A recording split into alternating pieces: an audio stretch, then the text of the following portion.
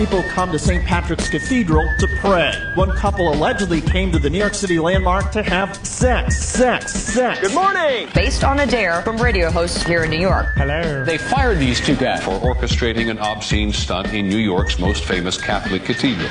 Shock jocks Opie and Anthony had encouraged the couple to have sex at locations where a producer was waiting to call in the play-by-play. Opie and Anthony were fired and their nationally syndicated show canceled. Did these shock jocks simply go too far? When they crossed the line. This is outrageous. Oh, dear. What are you, stupid? Huh?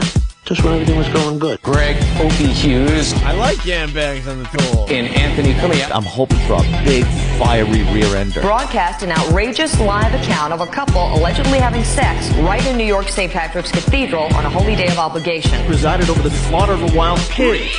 Closed down San Francisco's Bay Bridge. Encouraged teenage girls to run naked. And invited listeners to compare the taste of eggnog and urine. You're screwing everything up. Shock jocks. Not only does it involve obscenity in the most extreme form, the nerve of these people to actually have it as a setup. No crap, Sherlock. Die. The Opie and Anthony Show. Shit, piss, fuck, cunt, cocksucker, motherfucker, and tits.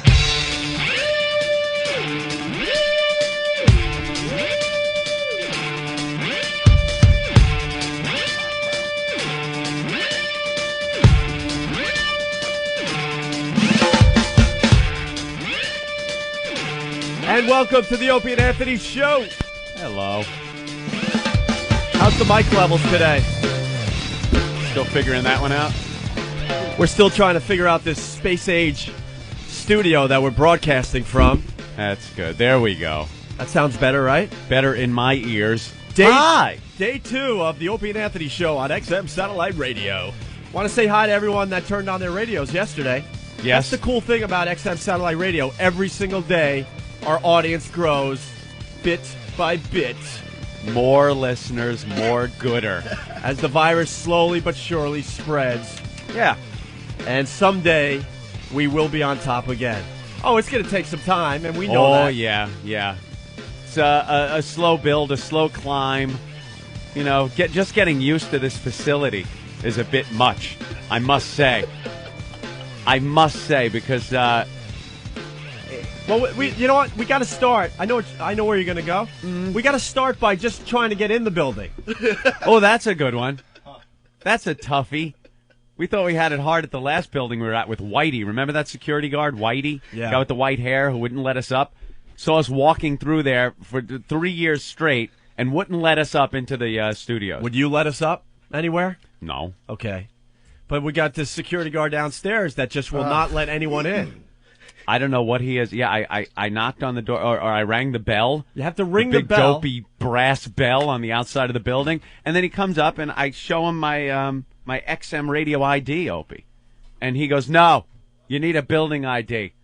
Call someone. And walked away. And just walks away. And he walks away. The funny thing is, he's sleeping somewhere because it takes him 20 minutes just to answer the door. Yeah, you got to ring the bell for a long time. And meanwhile, you know, we want to get up here.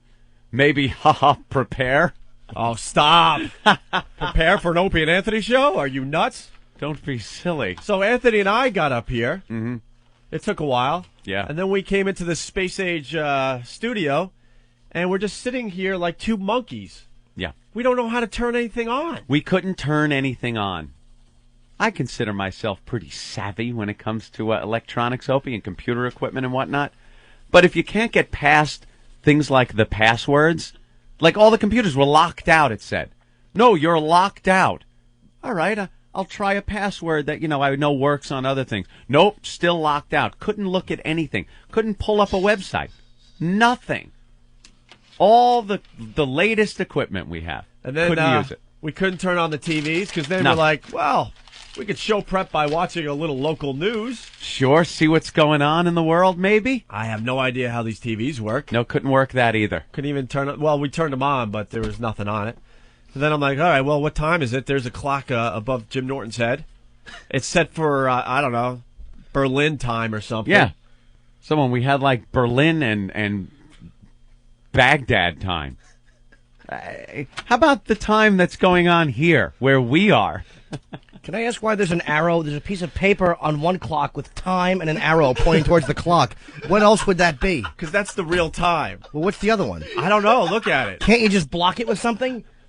Just in case you're looking at that for the time. Oh, wait, follow the arrow? Right. Oh, time, the thing with the hands moving. Now you know to follow the arrow and look at that clock. So, you know, it's day 2 as we try to figure out this place. Mm-hmm. At least we don't have TV cameras in here today. Yeah, I'm glad there are less people in here today because yesterday was a bit much. For our first show, you know, the excitement level was up. We wanted to put on a good show for our first show. We understand it's the first day we're back in 2 years and stuff. So, you know, there's a few things to overcome. One of them shouldn't have been having to do a show with a camera crew. Inches from our face. See, I'm already distracted because Ben. Jimmy's all I mad got Jimmy again. his breakfast and it didn't come out so good. I asked for an omelet, an egg white omelet, and it looks like somebody dropped little Connor Peterson into my stupid little breakfast thing. Look at this watery disaster. There's no what is fork. that? You know, I saw that An omelet. I saw that exact thing on the sidewalk. This is one of the homeless guys puked that up. I think someone just took a spatula and scooped it up for you know, you could say, oh, it looks like vomit as a joke or something, but that honestly does look like it does. A styrofoam container full of vomit. Well, can we have a fork with it at least so I can eat it? What is this? And no ketchups? No, I mean, I don't need a lot, but how about a fork? You want some condiments, too, It's Jimmy. so condiments would be nice. You need some condiments. And I also had the same problem with Liza Minnelli's father from Arthur. at the door today, that Oh, my sleeping God, that's drunkard. perfect. That's Like to perfect. spit in his face. And building IDs, because of the anal retentive building, you can only get between 2 and 2:30 today and Thursday. Yeah. Yeah, So they by expect you to go home and come back at 2 o'clock. Not happening. I plan on being asleep by 2 o'clock. We're all on edge as we try to readjust to this morning radio. One thing, I read a lot of the reviews of the radio show and stuff, and the one thing people hate already is Ben laughing in the background at everything. Ben cackling Ben. Well, if you shut off this mic once in a while, it wouldn't be a problem. I don't know how to. You kidding me? Look at this board. We don't know anything yet. No, We still probably should getting have done used to like this. a couple practice shows. You know, that might have been a good idea if they had a little lead time, Opie, on building our studio. But they didn't know we were going to broadcast from here until 4 months ago. Right. So, you know, it really wasn't enough lead time to build the studio. They knew in June, pretty much, that we were going to be broadcasting from this facility. And they started work on it when? Wednesday. Really? Wednesday. Wednesday.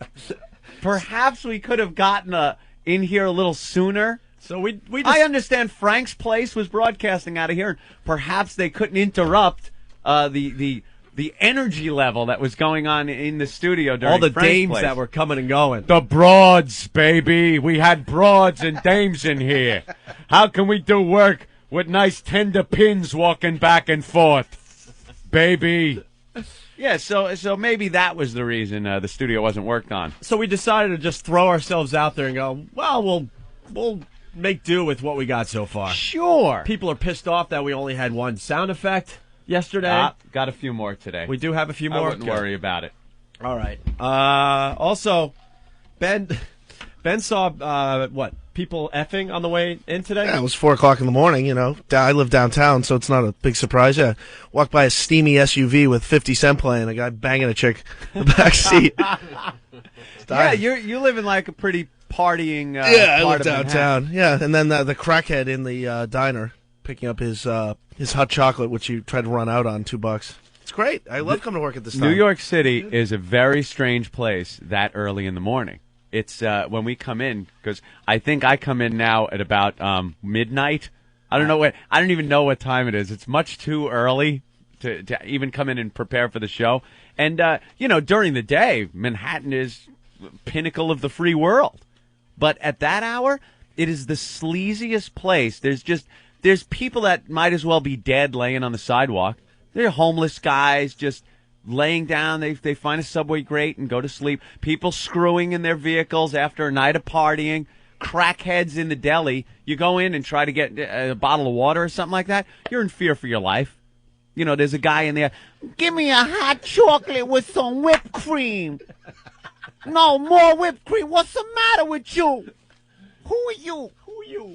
No, and then he grabs it, and what? He tried bolting out on it, Ben? Yeah. The guy's bolting out on what? $1.50 cup of hot chocolate. It gets even better because he kept looking at himself in the mirror, and the poor guy behind Yeah, the because deli. he thought it was someone else, all paranoid on crack. That guy looked like me. And he's like, put some more whipped cream. Put some more whipped cream. Then he takes the whipped cream and starts pouring in his mouth. I was like, Oh, that's good. That's classic. Yeah, that's wonderful. And then you got the puke cleanup crew. You notice that on the sidewalk? Oh, with the hoses and the bleach. All the restaurant guys just hosing down the front of their establishments. Yeah, anyone with Getting a rid of the puke. business in New York has to go out at that hour and hose down the night's horror show that has been just upchucked all over the sidewalk.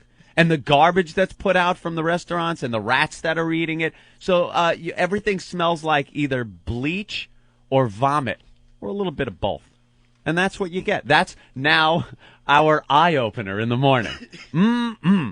Used to be coming in, it was afternoon, so you'd get hot chicks in their smart business suits going to work, hot chicks shopping, maybe the businessmen going to that business lunch. But now, I'm going to be manic depressed after doing this for a week, just looking at the horrors of our society walking the streets of New York City and laying in their own vomit and feces. Absolutely love it. This is all right around time for me. I'm always up at this hour. You are, yeah, because Yeah. you're a comic, so you're doing your gigs, and then after you're done, you find yourself a hooker. I'm always riding around, just pinching the shaft, looking for somebody. Believe me, you know how many hours I've spent riding around at this time? Where are the hook? You know something? I might sound naive, but I'm usually not up at that hour. I don't even know where hookers are in New York City. Usually in the 40s you can get them, but they're in cars, so you have to kind of be aware of that.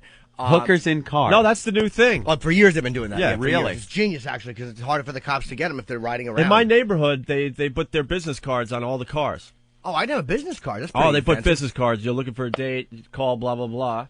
Oh, Yeah. like Vegas. And when you go to Vegas, they hand you these little business cards. But They really? roll But over, it's on yeah. your windshield. Then you call the number, and I guess what? They drive up, and you do your action in the limo or I something. can honestly say I've never paid for sex in my life. I swear, I never have. Anytime So you I have don't to hear a know woman any- talk after it, you've paid for sex. Very good. Awesome, man. I don't know. I'm so paranoid too. You know, I don't know how you do it. Like I would be scared of getting busted. I watch too many episodes of Cops. I love the show, and when they, the guy is coming into the hotel room, and the cops are waiting in the bathroom to come running out and throw him against the wall and make fun of him. It's frightening. Because he goes into the hotel room. I never do that. I either go on Craigslist and I have them come to me, or I pick them. I never go into a hotel room like that. No? Nah, rookie mistake. What, That's begging really? for a bust. Yeah. What are you doing in the car? You get in there and where Usually do you in my go? apartment. Where do you park? You will find a Oh, nice you take dark- them back to your place? when I can. I live right there, so I'll just go. Hey, it's a little bit safer to go to my place. And they're like, yeah, no, they don't I'd get busted. I'd be afraid that her pimps were going to come back and just roll my my apartment. Now I have a doorman building. I mean, it's a little bit harder to get up, and there's nothing in my. What are you going to take in my apartment? My signed Sabbath picture, the Your shot duvet? of exactly, yeah, which has candle wax, which looks like other stuff all over it. Awful. Does the doorman know what you're up to? Yeah, it's, his name is Teddy, and he's like a little Asian guy. And Look he's at Jim. What does the doorman think? He's picking up chicks every night? Oh, Jim. Yeah, he's a little creepy weirdo. He must have some line. Yeah, how much? Yeah, I bring a lot of them over, and the guys kind of know that I always have massage girls and stuff coming over. It's Yeah. just, I'm a filth bag. You really are. Dirty God, little I'd be boy. so paranoid though. Can we talk about that as I hold this up? The fact that there was a prostitute that lived down in the same hall as me, yeah. Get outta She lived here. like 5 doors down in my building, and yeah, she would come over. That's handy. Oh, it was fantastic. It really was, and she would just come over for $150, full service, everything. $150. Yeah, she wanted 400. This is how I caught her. I kind of suspected because she was really hot and she was talking to me, and I'm like, she's got to be a prostitute. So she gives me her number, and I Google it, and I see her under an escort ad. Oh, look how smart you are. Yeah, and I call her, and I'm like, so how you doing? And she's like, all right, baby, it's $400 for the hour. It's $200 if you want just head, blah, blah, blah, whatever she said. And I'm like, oh, this is Jim from down the hall. And she goes, oh, looks like I'm busted. Silly goose. She gave you a discount though. I live in the same hallway discount. Oh, dude, it was great. She'd come over drunk, $150 for everything. Probably the end of the night, she could just, it's either I'll go to bed and not make any money, or I could get $150 from Jimmy. I'd rather not look at it like end of the night, although you're probably right. But I was wondering when I put it in, like white stuff would come out of the corner of her mouth. It was awful. Oh, that's horrible. It was like a tube of toothpaste when you roll it. Yeah, you're right, though. God, I never thought of it that way. But Yeah, thanks for you're the bringing that last home. one of the night. I should have worn a bag. Hindsight is 20/20, folks. Live and learn. So is your T cell count 20. Oh, that's classic. Oh, I Poor forgot guy. about that. She left. She actually left the building. She still calls me. But I won't see her anymore because I think it's. I know I feel it's stupid, but she drinks so much, and it's like, I feel bad contributing. You to don't like her them being that drunk? No, I feel I know she's a mess, and when I know somebody's a mess, I can't contribute to their downfall like that. Like I like to have the illusion that they're putting themselves through school at age 40. Yeah, you're doing them a service. That's yeah, nice. I'll help you out with your books. Whatever gets you through it, Jimmy. Yeah, it's filthy. wow. That's is frightening. hilarious. So you were pretty tired on Tough Crowd last night, huh? Oh, what an ass! Oh my I was. God! I caught the tail end of Tough Crowd because it was my the third time I woke up during the night. I'd like to say something to my friends and family and whatnot. Could you not call me ever anymore? Especially during the time we're trying to get acclimated to this sleep schedule, which is ridiculous. I've never ever held these hours in my life, and I get home after almost falling asleep. on the way home. And I'm not kidding. I wasn't like, oh, I was so tired, I almost fell asleep. Literally, I was really having a problem staying awake for the drive home. 10:30 in the morning. 10:30 in the morning, and I'm falling asleep as my, 18-ton vehicle is just barreling down the Long Island Expressway. There's my navigation system talking to me. Make a left at this exit. Huh? What did she say? And I have no idea. She was keeping me awake. That probably saved your life. Yeah. Wake up, idiot. You're falling asleep. And I was falling asleep. Finally get home and just crap right out. And there's my phone ringing. Hey, good show, man. No, thank you. Could you not ever call me again? Had to turn the phone off. Missed a couple of messages from Opie. Yep. And don't call. Very, very hard time I'm having getting accustomed to this. But you schedule. saw Jim on Tough Crowd? Yeah, so I woke up. My third time up was like around midnight. I just about caught the end of Tough Crowd. And you were just a babbling idiot. I thought you were Colin for a second, the way you were a stuttering, mumbling buffoon. Oh, boy, was that dummy happy. I tripped on like 2 good ones, and I mean really fell on my dumb face. I heard at the end of the show now, Colin does his little little talking press conference at the end of his press conference, right, at the end of the show. And they were just ragging on you and how you were mumbling and stuttering through your jokes, and you screwed it up, and he just took such pleasure in ripping you apart. He even told the audience, like, while we were on a break, how happy he was that I had to get up now at like 5 o'clock in the morning. And I was just tripping, and there was one joke, it was about the Hiltons, like, because, Paris Hilton's is doing another porn video. So it was one of the topics we talked about was her new porn that's coming out with 2 guys. And the joke was supposed to be 2 guys. Yeah, which should be a all right. We're gonna on the rotisserie. We're gonna have to talk about. I don't know, to be honest with you. I haven't seen it yet, but I imagine. I mean, unless there's one. I love a porno with a chick on the rotisserie, man. It really is just completely right on the humiliating. Spit. Yeah. Right on the spit like a suckling pig. Don't you love it? Here's a little special barbecue sauce, honey. Ouch! Ooh, ouch! Ooh. Do you find her very hot? Paris Hilton? Yeah. Oh, without a doubt, yeah. Because some guys think she's too skinny. No, she's great. Yeah. She's fantastic. Too skinny. Yeah, that is pretty good. And she's doing another porno. It's exactly what she should be doing. That's exactly what she has to contribute. What can I do? Lay on your back, relax. There you go. Open those. Good girl. And she also said the N-word. Did she really? Yeah, that's the big story in the paper today. Nicole? Is it? Paris. No, I mean, what was the N-word that she said? I was making a little Nicole Richie joke. Maybe it's all that cold medication got you down. I know. You see this mess over here? I faked it pretty good yesterday, but I'm done today. Yeah. Opie's got a Dwayne Reed in front of him. Oh, it's revolting. Halls, a little yogurt, some chloroseptic. What is that? Dayquil? I got Dayquil. Lip balm? Lip balm because you get dehydrated from freaking sneezing so much. A lot of liquid in your snot. I got the Visine for the red eyes. I got the Tylenol for the freaking fever. I got the Dayquil that I was on all day yesterday. I got the the Halls for the throat, the chloroseptic. You were the one who gave me this crap. The chloroseptic? I was saying don't do the chloroseptic because it gives you like trench mouth. Yeah, it's disgusting. But it hurt. It helps to tickle in the back of the throat. Ah, and then another roll of toilet paper, which will be gone by 10 o'clock this morning. All you're missing from that little collection is tampons and AZT. I know, it's so pathetic. It really is nauseating. I really can't defend that at all, but... This is one of the worst colds going around, because I had it last week. When we were doing the promotional tour, Anthony was sick, Yep. and I was thinking to myself, oh, God, if he's sick... Because Anthony never gets sick. It's coming my way, I know it. Yeah. And sure enough, the worst timing ever. We start the 3rd stage of the Opie and Anthony show, and I am so out of it. It's not ill-fated. I know where I caught it from too. At Mohegan Sun, handling those disgusting chips from those old people there. Ugh, those disgusting old sniffling. Ugh, and they're holding the chips, and of course it's going from one person to another. One person loses $20. You won $20. The dealer doesn't put it back in their stack. They give you the old snotty chips from the person next to you, and then you got them in front of you. I never thought that. It's disgusting.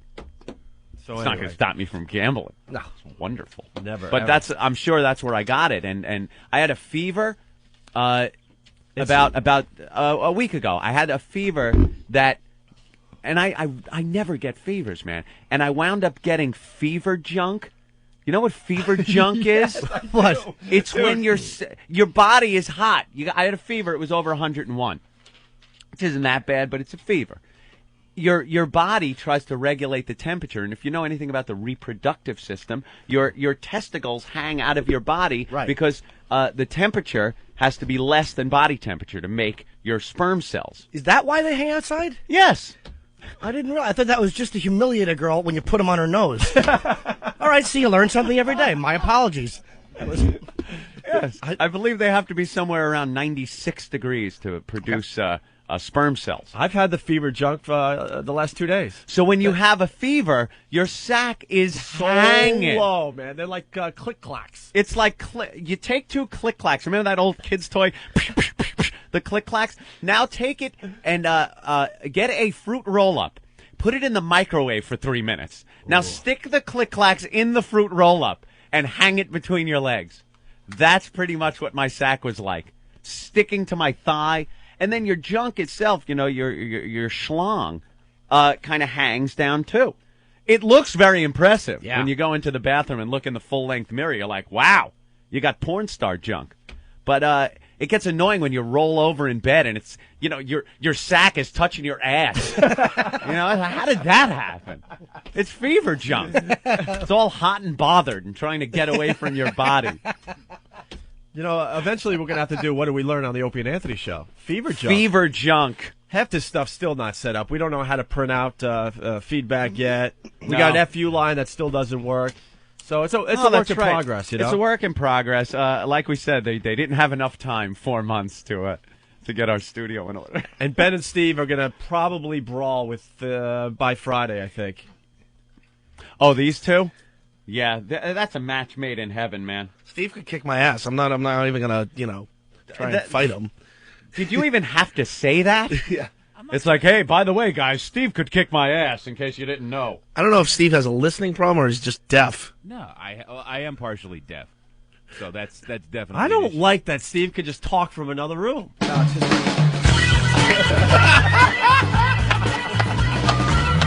Martini Steve. See, we have another sound clip today. Nice. I love it. It's a nice addition to the show, this Martini Steve music. We're coming back, yeah, see? That's wonderful. Thank you so much. No problem, Steve. Steve's dressed very appropriately for work today. Tattoos and... Who the fuck am I trying to impress? Wait, we can't hear you. Yes.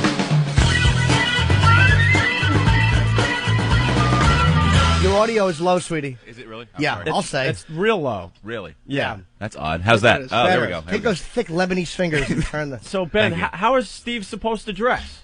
Oh, I don't know. It's Ben, who am I trying to impress at 6 o'clock in the goddamn morning? Ben looks a little nice. He's got his collared button-down shirt on. It's orange. Yeah. So?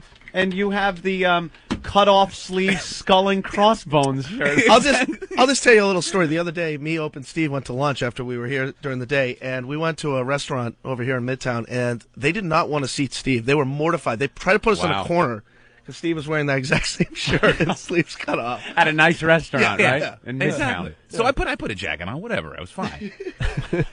Jesus. Yeah, these two are going to kill each other. Yeah. Oh, yeah. And it won't be long. I like Ben. It's just he's such an instigator sometimes. He knows he's doing it too. He is an expert in prodding and poking. He figures out what your buttons are, and then he just goes right for them, and he just doesn't stop until he gets blasted. You know what Club Soda Kenny said? What? He goes, Club Soda Kenny loves pulling gags on people all the time, on perfect strangers. You know, he'll be, excuse me, you dropped something. And then the person looks around like they dropped something, or just go, miss, and then not look at the person. The person thinks you were calling them. Those fun little gags. He can't do it in front of Ben. He said to me, I can't do it. I said, why?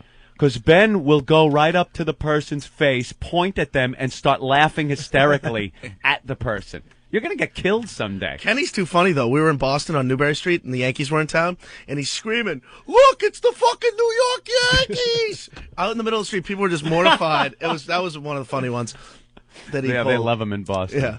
All right, I'd like to go to the phones, but...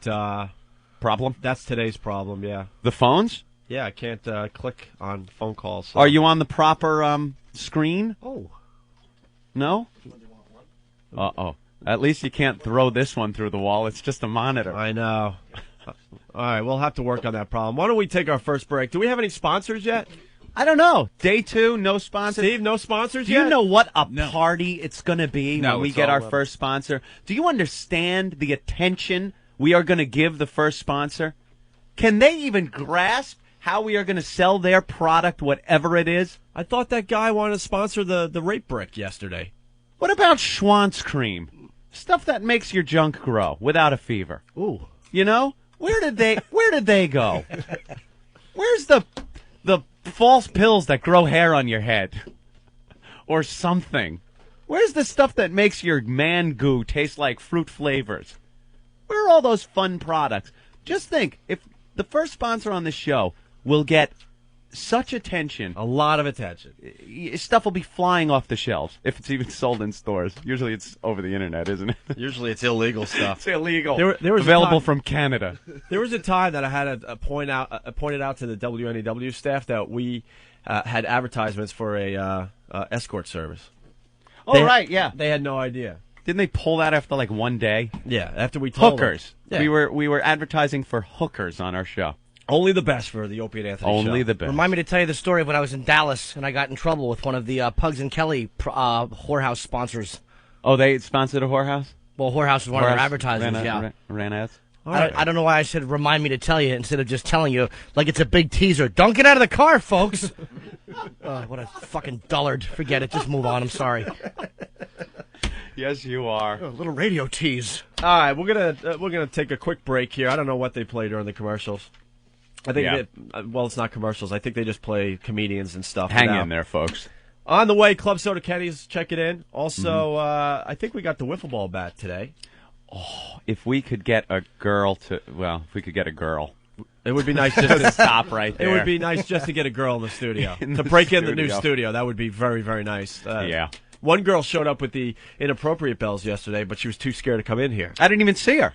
No, I know. I saw her. Where are the bells? I need at least one. Oh, there's one. Okay. All right, so we got that. Also, Anthony, we're gonna bring one of our bits back today. Which one, Opie? That was taken away from us. It was taken away before we even got fired. Yes. Yeah, I remember this. Well before we got fired, we were having such a good time with it. And, of course, we were having much too much fun. Our listeners were enjoying it much too much, so management had to take it away, of course. And that is What's in My Pants. I love What's in My Pants. Looking for the ladies to call to play What's in My Pants this morning. Okay? And when we come back, our first review of our new radio show. Yes. In the newspaper today, in the Daily News. In the Daily News, David Hinckley wrote about the Opie and Anthony return. XM rated is the headline. Oh, ho, ho. Kind of like X, but with an M. So we'll get into that next. Shut your mouth! I said shut your fucking mouth! I masturbated so hard, I almost broke my vagina. The Opie and Anthony Show. Here's another bunch of genetic defectives who've been turned loose on answering machines. These guys who cannot resist the urge to put music on their outgoing message. You know, some guy spends $8 at Radio Shack and suddenly he's a fucking record producer. And because he's busy in the basement jacking off his dog, I have to listen to substandard music. And it's always rotten music, you know? It's either new age, that pointless, meandering zombie noise played by pseudo-spiritual lunatics who think wind chimes are a musical instrument. Or else it's soft rock. Soft rock, that lame-ass, weak, non-threatening suburban white boy junk played by bands like Men Without Testicles. Oh, and folks, on these answering machines, do me a favor, would you please? When you record your outgoing message, don't bother telling me you can't come to the phone. I understand that. Apparently, that's why we have these machines. And don't tell me to leave my name and number. Somehow, I figured that out. And if you work in an office, never mind that stuff, I'm away from my desk. If you had to take a shit, say so. Just say, hi, this is Mary Louise. I had the Mexican jalapeno bean chili dip. And I washed it down with a gallon of gin. I'll be in and out all day.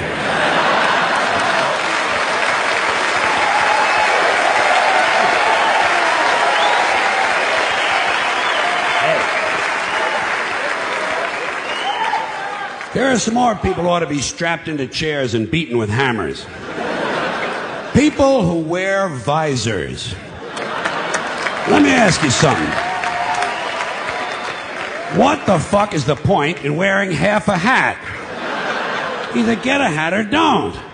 No one's interested in the top of your head. Go back to the store and tell them to give you the rest of the hat. They cheated you. Better still, get yourself one of them little Jewish hats and sew it to your visor. Then you got yourself a full-fledged fucking hat, my friend. Here are some more musical vermin whose mothers we wish had had medical plans that included abortion. These singers who think they're so special they only need one name. Bono, Sting, Jewel, Tiffany, Prince. What a crock of shit. Get a fucking last name, would you please? I got a nice two-word name for you. Pretentious cocksucker. How do you like that? Bono, Sting. It's not bad enough the music sucks, but with no last name, you can't find out where they live to throw a fucking bomb through their window. It's frustrating. Here are some more people who deserve an inoperable tumor at the base of their spines. These guys who fly around the world in a fucking balloon. You know?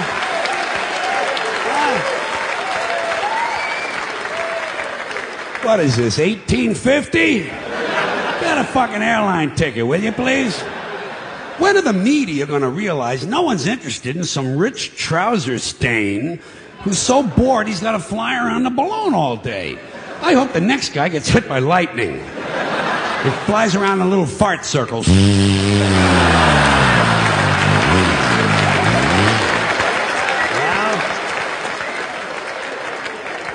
And lands in a sewage treatment pond and sinks with the rest of the turds.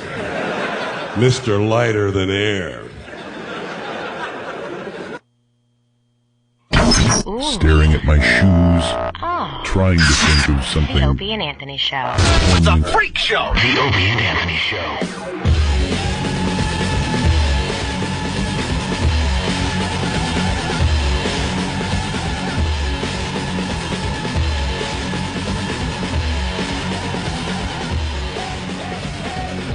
You're checking out the Opie and Anthony Show. We're back. All right, I got to choke down a banana and 1/4 of an onion bagel. I kind of missed those 20-minute commercial breaks where we could that you get on regular radio. Drink 2 full beers and play a game of foosball. Yeah, you could go in the back office and F a whore, and then come back and continue with the show. Now it's like, I just need to dump. I want to dump. I need to dump. Opie was filling us in on his dump schedule earlier and said that you hadn't in how long? I'm up to 2.5 days. I 2.5 days. I think it gets toxic. Third day. Wow, that's packing. You know what? That's gonna leave a dent coming out. Yeah, I don't care. I just need to blow it out. Hurt. Man. It's gonna be dark, like really dark, like just filled with blood, sick log. Oh! So if I run out of the studio, I'm gonna have to, just because I have to take care of this. Really? Why don't you just find a Sinatra album to take a shit on? I hear that guy's really happy with our presence. The Sinatra guy apparently hates our guts. How do you know that? I don't know. The word around town is he's not too happy with us. Word around town. Word on the street. Yeah. Oh, everyone's been just so nice here so far. I haven't experienced it. I'm just speculating. I hear he doesn't like us. Let's give it time. All right. I think we got the instant feedback working at. Yeah, Fast Freddy from Jamaica Station says, Aunt never paid for sex? What about the $15 million you paid to that fat F Dominic Barbara for the three-way? Ow. Fast Freddy. Ow. And Phil from New Orleans saying New York City at 4 a.m. Sounds like watching Disney workers after a ride disaster. Just hose it off and start again. Nice. All right, let's say hi to Club Soda Kenny. I think we got the phones working. Kenny! Good morning, sunshine. How are you, sir? How's everybody doing there? We're doing okay, Kenny. Very good. Let me tell you, it's so exciting that you guys are back.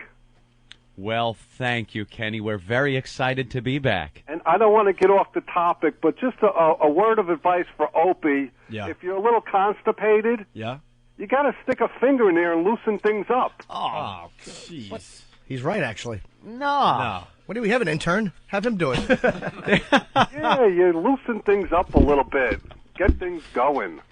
Thanks, Kenny, for that. Ugh. But No, listen. over-the-counter stuff. You need God some bless Metamucil. Anthony. I just God need to bless go, Anthony. man. Cute little Anthony. Thank you. Kenny, when are you coming in? I don't know. I'm talking to you now on the phone. I know, but I like to see you when I'm talking to you. Well, what are you doing Friday night? Albany, the Palace Theater. Funny you should ask, Ken. Oh, wow.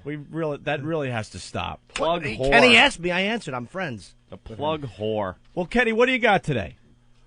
Well, I just wanted to welcome you guys back. And, you know, you can't even buy a radio in the store because you guys, all the radios are sold out. Yeah, we got to say hi to everyone that got their XM satellite radios turned on yesterday. Every day our audience builds slowly but We have surely. to say hi every day to people? Yeah, because they're... Is that it? Why not? They're here in the first show. Yeah, but you got to get those Delphi people to make some more radios. Yeah? They obviously move slow in that country. What country What is country that? do they make them in? Delphi. Delphi's a country? Well, isn't it? They make the radios there, those people. What is a Delphi? Is that a satellite radio? I wouldn't know. Sure. Oh, I've heard of them. Why wouldn't you know, Jimmy? Who knows? Because apparently, UPS must have lost that package again. I had to go down to Bob Kelly's apartment, who's becoming like a girlfriend, and I ate and listened to the show yesterday. While Bob sat there shirtless, looking like Dr. Evil, that shaved, awful, bald head of his. That creepy oddball. Jimmy doesn't have a radio yet. I don't have one. What's the problem? I wouldn't know.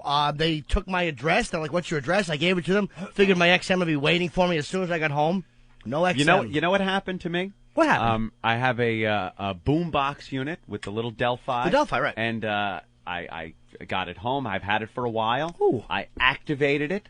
Activated the channel 202 for a $1.99 a month extra. First month free. but you know something? Because I am an employee, I got it for free. I got it for free. And I was feeling pretty good about that.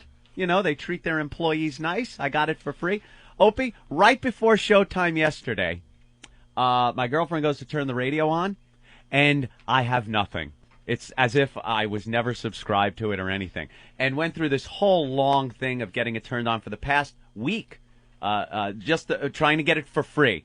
You know what I finally did? What? Went out, bought another boombox, bought a unit, got on the phone, didn't say who I was, signed up with a credit card. Now it works just fine. Perfect. And I'm paying for it. I have to pay to listen to the show. Jimmy. That's what XM does. You're going to have to just bite the bullet and buy your own stuff. They're like these. I had to do the same thing. Right. You had to buy one too? Yeah, I tried to work it out, and it didn't work out the way I wanted to work out. Now that shows me something. XM, very smart. Yeah. Very smart about the money coming into the company. They don't want to give away anything for free. They're like, all right, these narcissistic jizzbags definitely want to listen to themselves. So just hold out a little while. Hey, did you guys talk about all those appearances you had? Those appearances were off the hook, yo. Yeah, we had fun. They were terrific. I told Norton this story, but I didn't get a chance to tell you about the chick I picked up in Long Island the other night. Oh, right. Yes. You picked up a chick? Yeah, it's a cute story. You're really going to love it. Okay. She was a little older than me. She was about 50 years old. So we go back to her place, and I start fooling around with her, and we're, like, making out. And she told me she had, like, a fetish about her breasts or something, and she wanted me to, like, play around with her breasts. Ooh. So I'm, like, making out with her, and I started to, like, suck on her stupid tits, and fluid is coming out. Ooh. And I'm like, I don't know, she's a little old to have, like, Was she lactating? Stuff. And so I'm, like, making out with her, and she wants me to, like, play around with her tits. So I'm sucking on her stupid tits, and, like, fluid is coming out. And I'm thinking to myself, she's got to be too old to have, like, milk in her tits. So I finally couldn't take it anymore. So I asked her, I go, you know, what, aren't you too old to have, like, milk coming out of your breast? And she goes, yeah, but I'm not too old to have breast cancer. Oh, my. Oh, my God. Wow. That made me happy. My first apology. I'm sorry to anybody who had to hear that. I was sorry, too. That is not right. Thank you, Kenny. I couldn't help it. Do you have anything else today? Didn't you have a poem or something you wanted to do? Well, I got a musical tribute to welcome you back, but that's like the grand finale. I'm building up to it. Oh no, I think it's time for the grand finale. yeah, I think it is. No, one more thing I got to just discuss with you. Yeah. On Norton's blog spot, did you know he paid me a big compliment? Did I? What did I say? You wanted to rate my face in Boston. Oh, did I say that? Yeah. I'm sorry. No, I really, that's special. You don't say that to too many people. No, it was something about Ken's mustache and Yeah. He's sinking. Yeah, like he went to that strip club and it didn't work out because there was like the 2-foot rule. Oh wow, yeah. So he was thinking of raping my face, but you didn't knock on my door. Well. Yeah, we went to a strip club that has a 2-foot rule. You can't.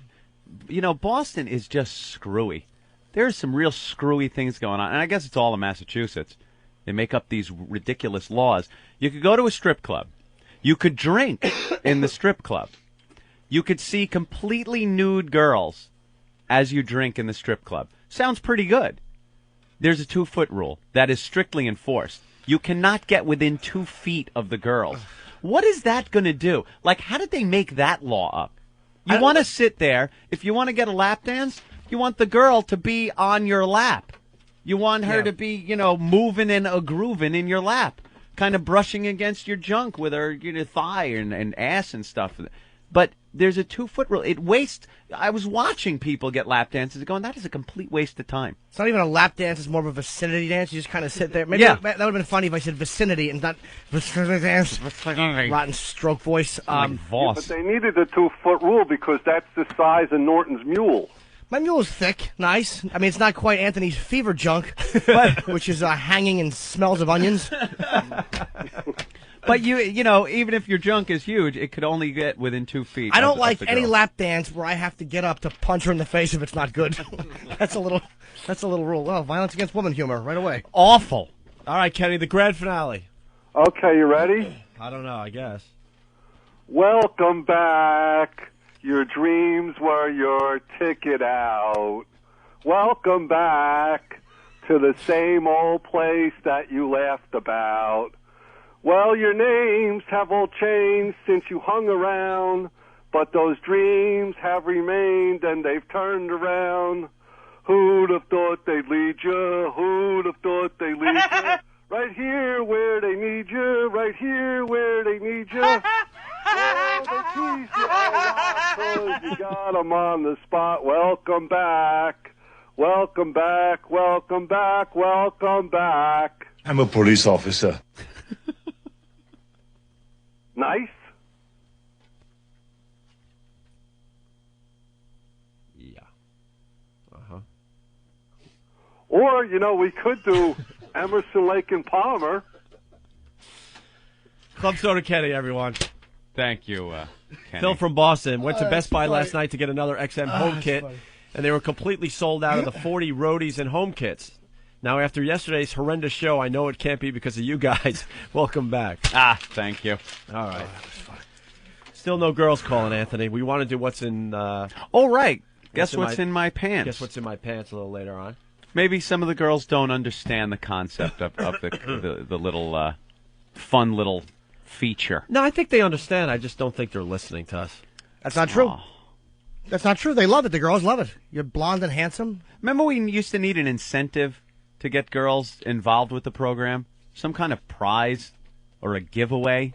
We don't have... Do we have giveaways? I don't think we have anything. And don't suggest satellite radios because if they're listening, they have one. Exactly. Yes, Steve? Oh. Yeah. I told you to remind you when your levels were low. People are calling in and saying they can't hear you. Hear who? What? Hear who? You. How are my levels? Yours are surprisingly good. You've paid attention to what I told you before. They were before. actually very low yesterday. Bob Kelly and I noticed as he was shirtless. How do you tuck in a shirtless... I'll tell you one thing. Steve is really loud. Yeah, like so loud that I can't even keep my headphones on. You're blowing out our on. eardrums. And the reason they can't hear me is because I haven't really talked today because I can't. He's not feeling well. Okay, I'm sorry. All right, go back to your Thank booth. you. Like that mic has to be turned down at every occasion. Steve. Well, which mic is that? It's that one right there. This one? No.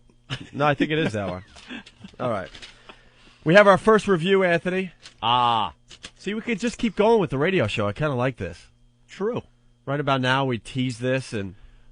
Hold on a minute. You don't have to tease. Oh. A little chloroseptic for you. Yeah, the first review of the new Opie and Anthony show. This was in the Daily News today here in New York City. Mm-hmm. And David Hinckley wrote this. I don't think David Hinckley has ever been a fan of our show. Really? I don't think so. He seemed very cordial at the Hard Rock when we announced we were coming to XM. I think he likes old school stuff, though. Well, that's obvious. I think he would like it if radio never changed. He's an old school stuff. He's pretty old, so he kind of likes the older stuff. You know, where they just play the same music over and over again and, you know, talk about the music. Yeah.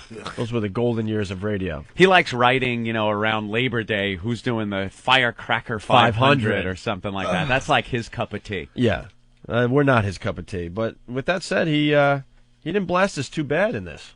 The headline is Opie and Anthony return, XM rated. Naughty Boys Opie and Anthony resurfaced yesterday. Are we naughty? You are. Fresh as paint. That word annoys me. Hold on a minute. Is Chip a girl's name? Look at the commercial on TV for the station we used to work at. Oh. They have $100,000 to give away, and RuPaul. Oh, speaking of what's in my pants, RuPaul, the new morning host over there. I played that game with a few RuPaul-esques young ladies. They only lost millions upon millions of dollars after they canceled our radio show over there because they had such a better idea with this Blink crap. Dude, it was so intriguing. They painted everything pink. You just had to know what it was about. We got to explain this to the rest of the country. We get canceled. We were kicking ass here in New York and many other cities. They get rid of us, and they come up with this concept called Blink 1027 or something like that. Had a pink logo, and it was supposed to be a channel dedicated to women, I guess. Dedicated to women. The logo looked like a tampon box. No joke. I'm being serious. It looked like a tampon box. It said Blink on it. And then they did like entertainment features and gossip features, but when they were gossiping, they weren't really gossiping because it all had to be nice and PC. And it was like a cross between Lifetime and the E! Channel. That's pretty much what they were going for. It was a complete disaster. Mm-hmm. And John Sykes continues to work for the company. Yeah, that was his brilliant idea. The View. After he decided to not stick up for us and then go into his office like a little coward. Yeah, that and was have a great the lawyers idea. fire us over the phone. Yeah, that's what you want from your executive, a guy that runs away when the going gets tough. But they lost millions and millions of dollars on that disaster. Ouch.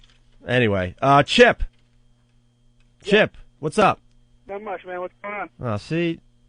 He wants to play What's in My Pants. We really need a girl to call. Need a girl. To break in our old feature that's going to be new again, What's in My Pants. 866-WOW-1-WOW. All right. So David Hinckley in the Daily News. Opie and Anthony return, XM rated.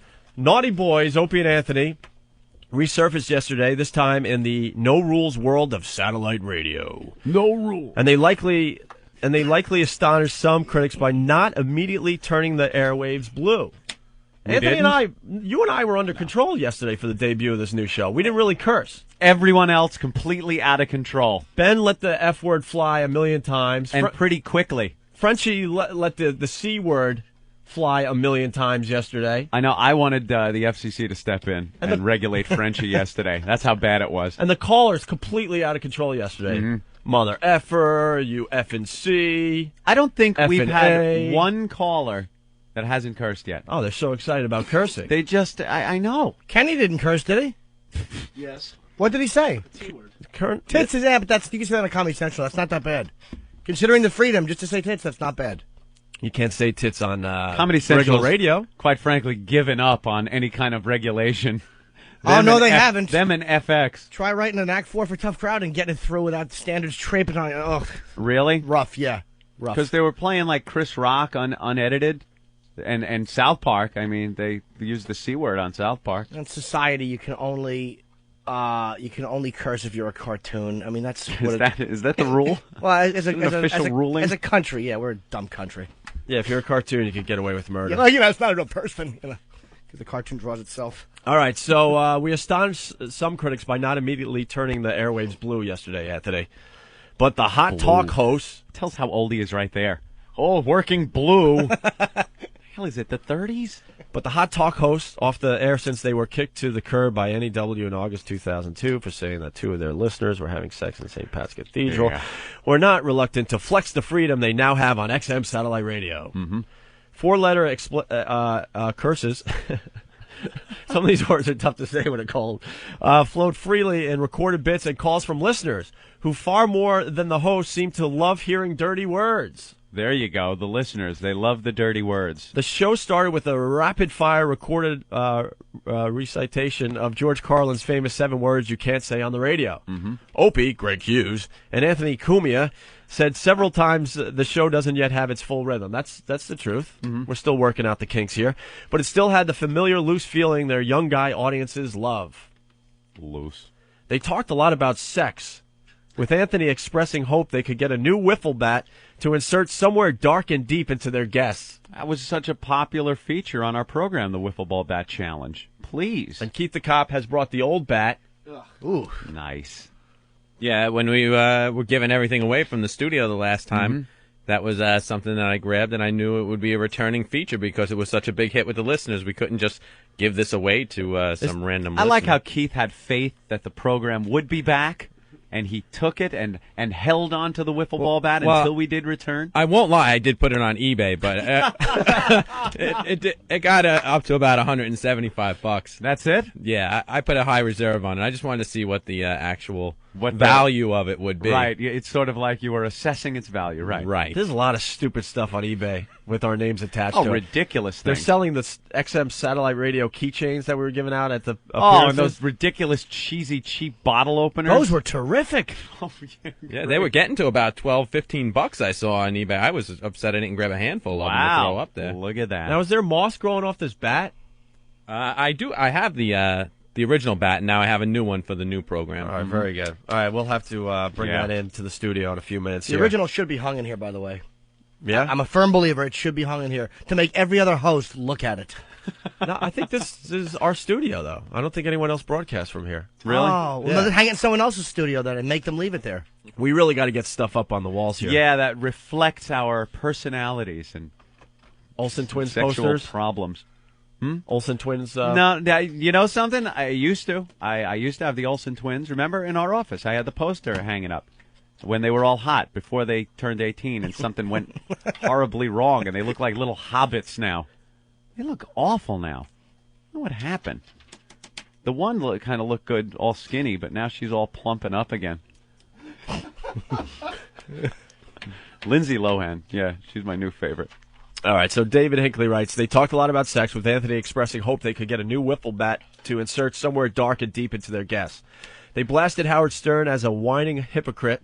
They said WNEW's parent, Infinity, once asked them to sign a contract that fined them $100,000 each for mentioning any other Infinity personality, including Stern. Payable to me, Robin. Imagine we had to write a check to him. Whining hypocrite. And if I'm not mistaken, wasn't that supposed to be for like the rest of our lives at one point? Yeah, like we could be in an old age home blasting Howard or the company, and a lawyer could just happen to be there and tell us that we owe him $100,000. Yeah, pretty much. I was going to buy my little rascal with that money. They also assessed the physical assets of Stern's daughter. Yes, we did that. And it says, I haven't seen a picture of his daughter. You haven't? No. She's got a big set of cans on her. I saw a picture, like there's one picture of them hanging out, both of his daughters hanging out at him with him at a bar or something. That's been making the rounds on the internet. And they're a little chunky. But the one has just got this great set of cans on her. You could just picture flopping it out and going to town between them. He didn't bring them to the Billy Joel well, wedding? I'm at the Billy Joel wedding. Perhaps a black guy's doing my daughter. Robin. Yeah, did you see that in the news? Used to be great news. Howard News used to be fun and, like, great, and you'd be like, wow, that was kind of cool and stuff. But these days, it's like Billy Joel, 55, married Kate Lee, 23. Nice! Nice one, Billy. You gotta like that. You gotta give that to Billy Joel. I'm sure it's because of his personality. Yeah, it's who he is and his looks, maybe. I think so. Maybe and his driving skills. Maybe she enjoys driving into houses. Well, they got married at his Center Island, Long Island estate. After dedicating Try a Little Tenderness to his bride, the Piano Man launched into a dozen Motown classics, backed up by young rascal Felix Cavalieri. Yeah. Getting Down. Now, Getting Down were... Does that mean dancing to this? They were getting down? They were boogieing in the night away. Was Alexa, his daughter, Christy Brinkley, his ex-wife. Yeah, he still hangs out with his ex. That's the weirdest thing, man. I could not imagine that one. Oof, oof, oof, oof. Howard and Beth Ostrowski, Paul Reiser, Don Henley, Jimmy Webb, Phil Ramone, and Andy Lack, all getting down at the wedding, at the Center Island, Long Island estate wedding of Billy Joel. Ugh. Give me a break. What happened to the old days? I'm staying in my basement and going through pornography. Now it's out to the Center Island for Billy Joel's wedding. Yeah, everyone's regular man with his model chick. What the hell went on there? God. But apparently he left his daughters home. No, it's not a male model. Stop it. All right, more of this review from David Hinckley in the Daily News. Mm-hmm. They reiterated that the Sex for Sam contest that got them booted from WNEW wasn't nearly the outrage it was portrayed to be. Then Anthony joked that on satellite they might expand the idea maybe into the Muslim world. We could do Sex for Allah, Anthony said. No, I didn't. I only have like 3 lines on this radio show. One of them is that we want to do a new contest called Sex for Allah. They always get our quotes wrong in these articles. Talking about the Mount St. Helens story. See, we did some local news. Local. Yeah. We did some news yesterday. Right. People were bitching. They didn't even talk about anything happening in the news yesterday. It's topical. Yeah, it was very topical. Talking about the Mount St. Helens story, Anthony suggested that, with all due respect, it would be justice if some of the volcano rubberneckers got covered with hot molten lava. Did I say with all due respect? I don't think so. I don't think my quote was with all due respect. I think I said, I hope they get covered in lava. I don't think any due respect was there. Yeah, I don't think you're some awful, like, extra from The Sopranos. You know, with all due respect. All due respect. You know. Well, Godfather, I hope they get covered in lava. This I cannot do. My daughter, those 2 men, I want them covered in lava. This I cannot do. Oh, you should see the volcano I built for you.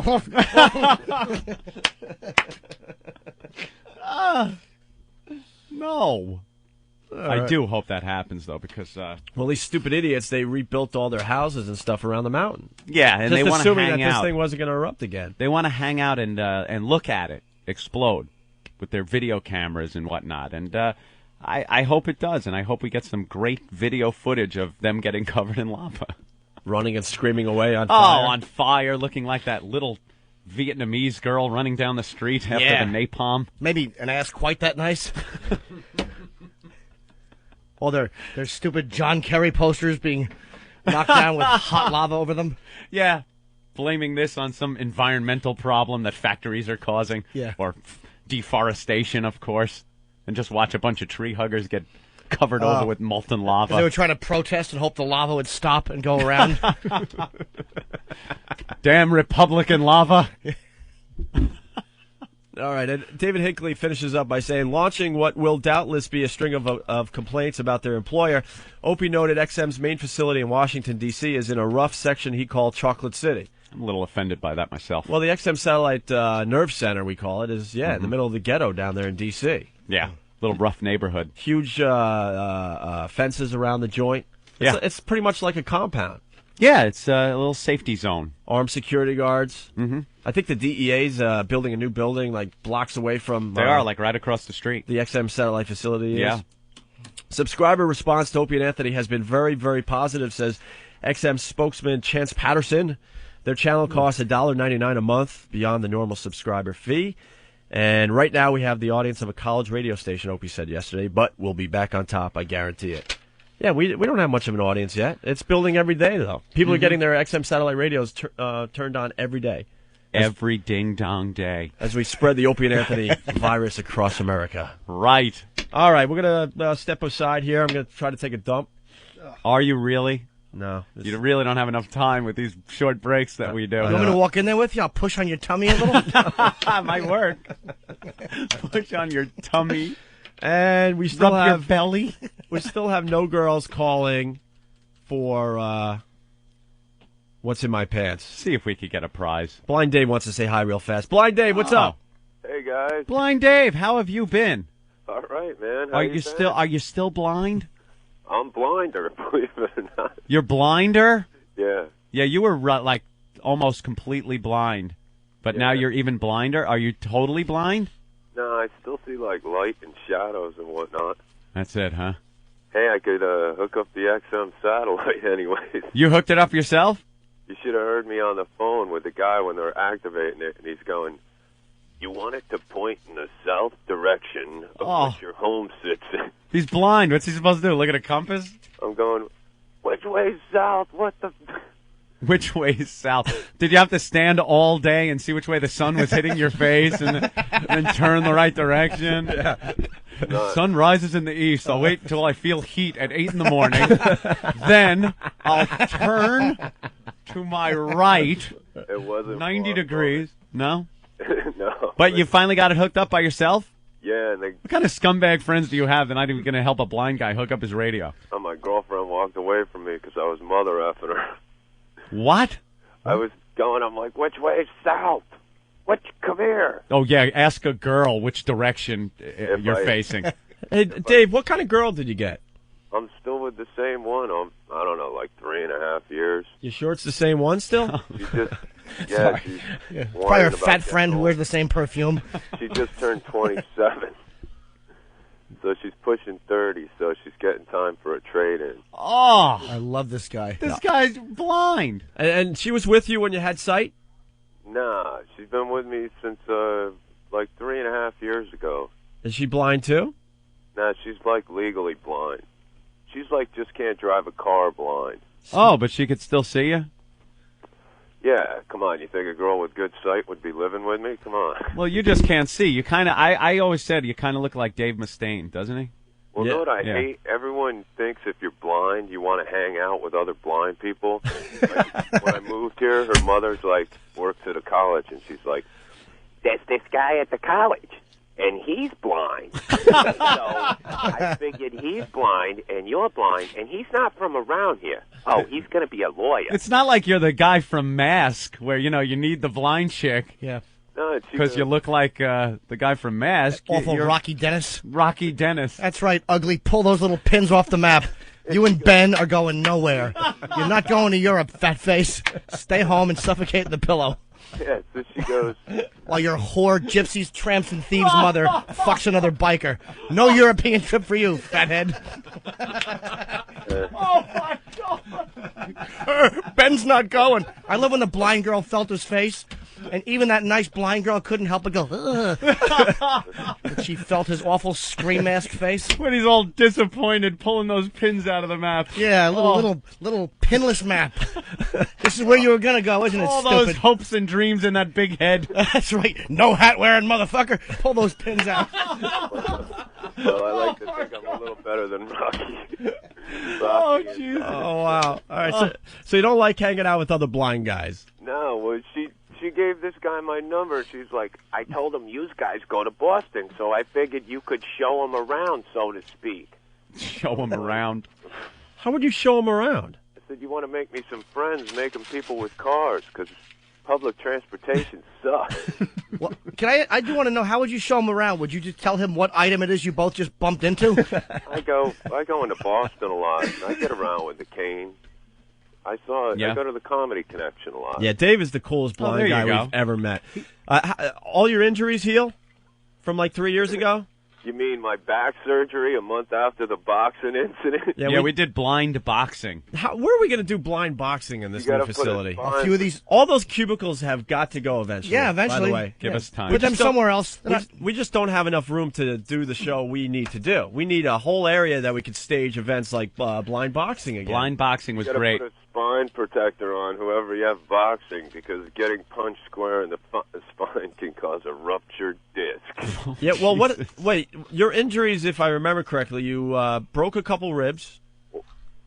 Yeah, but I didn't know my back was hurting for a while, and it got worse and worse. Yeah, ruptured disc. His spleen was messed up.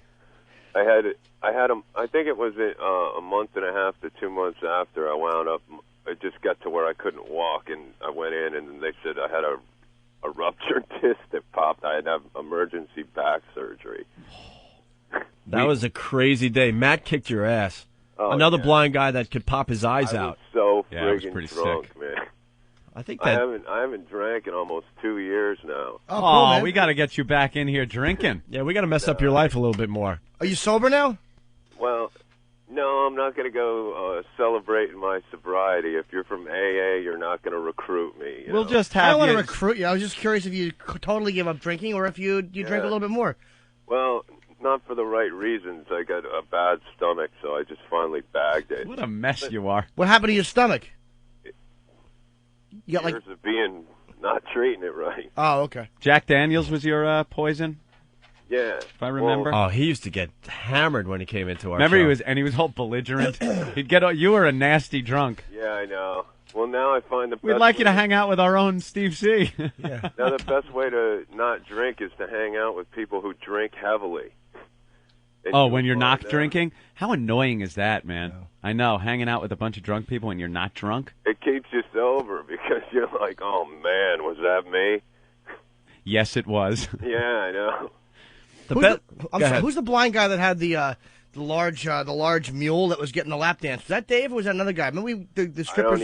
I think that was Matt, the guy that popped his eyes out. Yeah, no, I almost lost my girlfriend over that. I still don't remember what the hell happened. With the lap dances?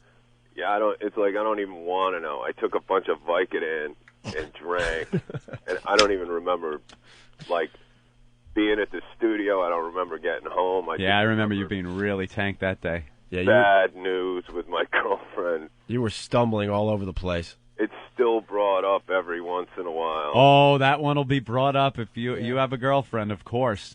Yeah. That'll come up every so often, every time she wants to jab you with something. And every friend I have is, like, married with kids, and all their wives, like, heard about it and talked about it, and that's what, like, they think your whole show is all just pornography, and they don't even want their husbands listening. Of course they don't. Those castrating, boring suburban whores with their rotten little puking rugrats.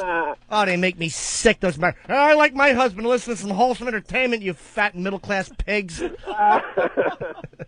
God Almighty, let the guy have a little bit of fun. You can't do anything. Can't go out to strip clubs anymore. You can't hang out with your friends. You know, you're absolutely right. I've seen so many married guys that just give it up. They give up on their manhood and pretty much castrated. No more fun, no more going out. And then it's almost like they try to say they don't want to do those things. Right. And they don't want to have fun anymore. No, let me tell you, my wife and kids are my life now, and this is what... You know something? You don't have to totally hand in your man card after that happens. They just don't want to have any fun anymore. Well, it's like, don't try to sell me on your great life when you're like, I tell you, the joys of childbirth. Really? Is that as good as getting blown with your bag tickled, stupid, at a bachelor party? No, it's not. The miracle of life. Shut your face. You were drunk and you forgot to pull out. IUD was in the drawer. The wives just, like, they jump right on the husband and just stop him from doing anything that he wants to do to have fun. Yeah. And they wonder why they get traded in. Because they want to have their dumb girlfriends over to have their stupid coffee chats and, my husband. They just sucks. And they wonder. Have a conversation with these people without it. Hold on. Put that down. No. How did you know someone had something? Excuse me? How did you know somebody was picking he was something doing an up? impression. He was doing a bit. Oh, I thought he was actually saying, hold on. No, and that then was put a blind down. Dave bit. He was like imitating like a wife being a nag. That was great. That was a good bit. I like that. Kids, like, put that down. Right. Try having phone sex with someone like that. You ever have phone sex with it's awful. You're just talking. You're like, all right, what are you going to do? Shh, quiet. These rotten little cock blockers running around in the back. I'm blind, but I haven't got that low yet, Norton. Well, I've done it many times. And not only do you have to hear the little rotten creep making noise, you have to realize how big her hole now is from that little blocker falling out 6 years ago. Be serious. That really kills the mood. Do you like the little life-giving area? Do you want to kiss that? Like, look, I gotta go. This is killing my vibe. Stupid. Hey, before we let Dave go, I gotta wait. No, I gotta bring up the best thing we did with you, and that was when you got your driver's license. Oh yeah, I got another year to go. Yeah, you still have a valid New Jersey driver's license. So he right? went in and got his driver's license renewed. Let's not say the state. Oh, right. Because I live in Massachusetts, but I still have that license. Yeah. So I don't want to, And how did you get past the eye test? I put a back brace on, and I got like a cripple cane, and I had this girl I know went with me, like helping me walk, and I told him I was in a car accident, and my glasses got broke. There's no eye test in that state. You just go in and get your picture taken. Brilliant. And you won't fess up to what state that is, right? Well, I'd rather not. Well, what state doesn't have an eye test for a goddamn driver's license? It's Connecticut. Oh, jeez. Where you going, Opie? All right, Opie's running out of the studio. Oh, I hope the door is locked. He just ran out with the look on his face, bent over, and with his hand over his ass. Oh, well, guess who's going to get the light shut off on him in the bathroom in about 1 minute? As soon as he's in mid-log flume, I'm shutting the lights off. Cut the lights on him. He has had... Four-wheelers, man. He's been very sick the past few days, and he hasn't taken a dump in about 2.5 days.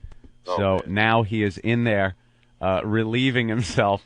Yeah. Now I'm not going to be able to use the bathroom. His colon right now looks like a nightclub that's on fire. Everything's just blocked up at the door, trying to get out. Trying to get out. The body count piling up in the sphincter. You know what the beautiful thing about this studio is the bathroom is a community bathroom out in the hallway. Yeah, I know. We don't even have our own bathroom. Right, so we used to have that no crunch rule in the studio one. Right. Now I think this is going to be really a lot of fun, like, to crunch when, like, you got the people as somebody from a law firm down the hallway exactly comes in and goes into the bathroom. Because, what... There goes Jimmy. He's going to go out now and shut the lights out on Opie, who's taking his first dump in 2.5 days. God, I'm not going to go in that bathroom now. What if I got to... I could use... Maybe we got to send... like a remote in there or something, and we'll have to have somebody sit in there and wait for somebody from the law firm or something to come in and do like one of those real heavy blast out of your ass dumps and try and get the reaction of like the people from. See, I cannot take that. I cannot take being in the bathroom when somebody's letting loose a number deuce. Oh, I love to do that to people. I can't. I absolutely cannot do that. I even if I'm at the urinal, I can't listen to it. I can't be in there trying to do the deuce when somebody else is in there. It's just, I don't want to make those sounds. I don't want to hear those sounds. I don't want to be any part of it. Oh, you mean when you're in an airport? Yeah. Look at the guy's legs next to you. Oh, God. Yeah, you got to look at the guy's shoes as he's tapping to a little tune in his head, tapping a foot. And you see the luggage, like the carry-on luggage in front, or hopefully it's not... Oh, wait a minute, Dave's stepping all over over Jimmy's lines. Dave was talking. It's all right. Yes, Dave, before you go? Because I got to get going. Before I go, I just want to say my band, Pulse, will be playing out probably around Christmas in the Chelmsford, Lowell, Dracut area. That was a great plug. My band is playing probably around Christmas. I know you can't see the calendar, but you do know it's October 5th, don't you? It's a new band, Norton. It's a new band. All right, Blind Dave, thank you. Hope he's back. See you, Dave. All right. Congrats, man. All right. Later. Did you evacuate, or did you just... No, a nugget popped out. That's it. Oh, milk dud? That's you lost the dud? Pluk. And a lot of air. False alarm. All right. Sorry about the lights. I think we got a girl on the line that wants to play Guess What's in My Pants. Oh. Let me just check. Make we sure can do this she right. stays there. Katie, what's up? Hi. You want to play Guess What's in My Pants? Yes. All right, cool. Oh, great. This isn't a tease. We really do have to take a quick break just because we don't have to tease on satellite radio anymore. Can you hang on the line? Yeah, sure. All right. It's only going to be like 3 minutes, so stay right there, okay? Okay. We'll talk to Katie next. On the Opie and Anthony Show, we're going to make fun of people with Down syndrome. I just didn't want to be in the middle of the flight and have him yank that handle hoping candy comes out and blow the door off the plane. We all get sucked out except for him because his head gets stuck. The Opie and Anthony Show.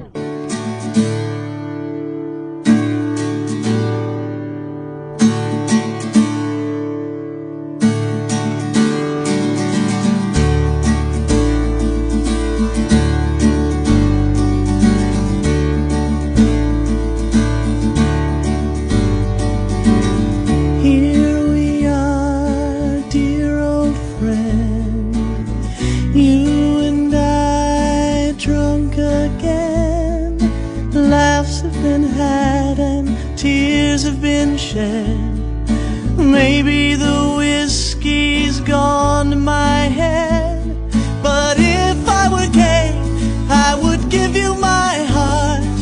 And if I were gay, you'd be my work of art. And if I were gay, we would swim in romance. But I'm not gay, so get your hand out of my pants.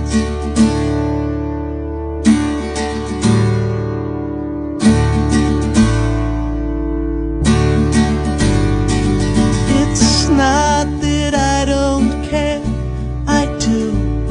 I just don't see myself in you.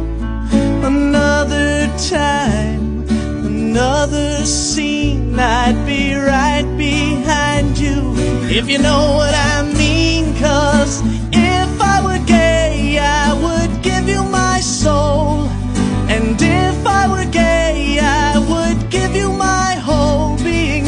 And if I were gay, we would tear down the walls. But I'm not gay, so won't you stop cupping my hand?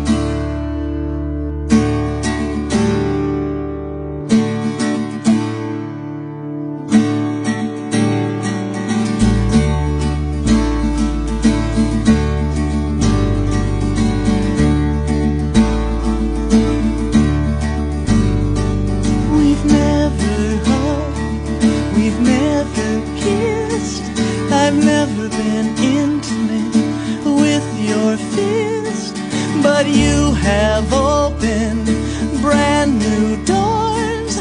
Get over here and drop your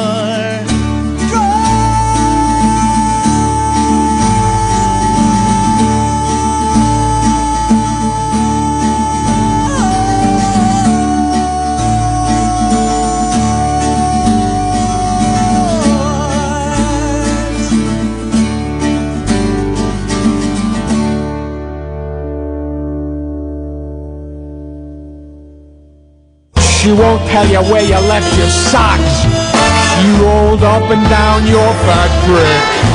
But it was me who took her to the Meg Ryan flick. She's got a face full of nuts and a mouth full of cock. She's done see Larry King, 4 new kids on the block. She blew to Winnipeg Jets right after a game, but they never got to know her actual name. On your face she will piss, on your chest she might poop, but she won't prepare her famous vegetable soup. That's simply reason. Oh, she'll bite you, she'll spank you, but she'll never thank you for free. 'Cause baby, comes on to me.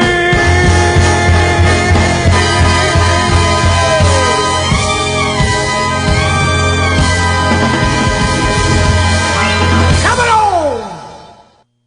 100 channels of crystal clear digital audio, XM satellite radio. Radio to the power of X.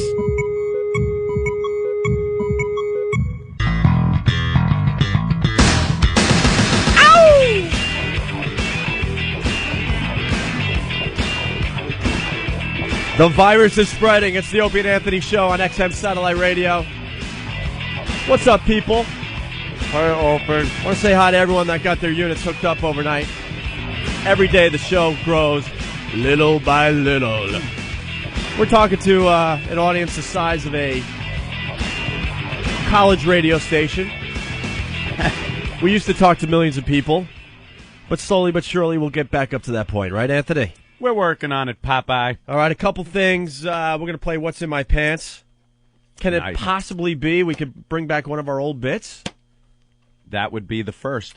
And really fast. Well, I got to adjust my volume here. A pain in the neck. Yeah, we got another review, I forgot to tell you. We just read the review from David Hinckley in the Daily News. We got a review from our agent, Anthony. Our agent? Super agent, Bob Eatman. Bob Eatman, who has been our agent for, when did we say the mayor died in a fiery car wreck? 6 years ago? So I guess about 6 years, right? But he's never been able to hear the show because we were never syndicated to L.A., but with this XM satellite thing, he can now hear us in L.A. Which isn't a good thing. I don't think he wants to represent us anymore. He had no idea what we did, I don't think. He really didn't. He knew we were successful and doing great with men 18 to 49, but he never really heard the show. No clue what our show was. He read the magazine articles and the newspaper articles and this and that. And when he came to New York to take us out for one of those boring meals, he would maybe hear a break or two before he left his hotel. Yeah. But now he gets to hear it every day, and he's really excited. Listens in the office, listens on the way to work. Excited to critique us? Is that what he's excited about? Yeah, he kind of liked yesterday's show. Kinda.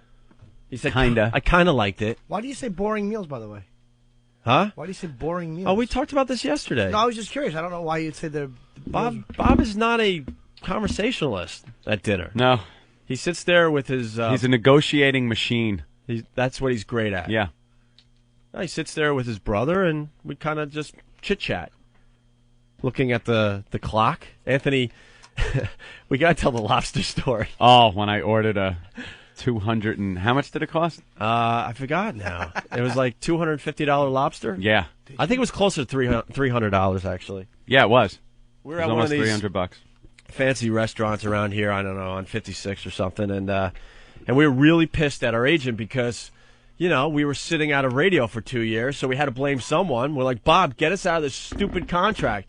But to this day, I'm convinced he didn't work as hard as he probably should have, because if we got out of the contract, he gets out of his 10%. Yeah, and 10% from Anthony and 10% from me, that's a lot of money to just give up because we want our creative freedom back. Right. So he's not going to be running to the phones and doing the right thing for us as far as our creativity goes. Would have cut his share of the money out. And we're saying the whole time, look, you know, there's the Clear Channel and everybody pretty much wanted us at the time. We'll make up most of the money, Bob. Just get us out of this stupid deal. And then it got to the point, we talked about it yesterday, where Infinity finally said, no, tough shit. You're going to just sit home and collect our money and not work. So Bob would come into the city, I don't know, every 3 or 4 months to take us out to dinner. And we would talk about nothing because nothing was new. Yeah, nothing was going on. We'd be counting down to the end of our contracts. It was like 480 days. Then he would come back. It was like 370 days. It was like, we're sitting there. Bob, are you doing anything? We're getting older. People are forgetting about us. There's got to be something we could do out there. Well, I'm working on it. So we go to this restaurant, and I could tell Anthony was just not in a good mood.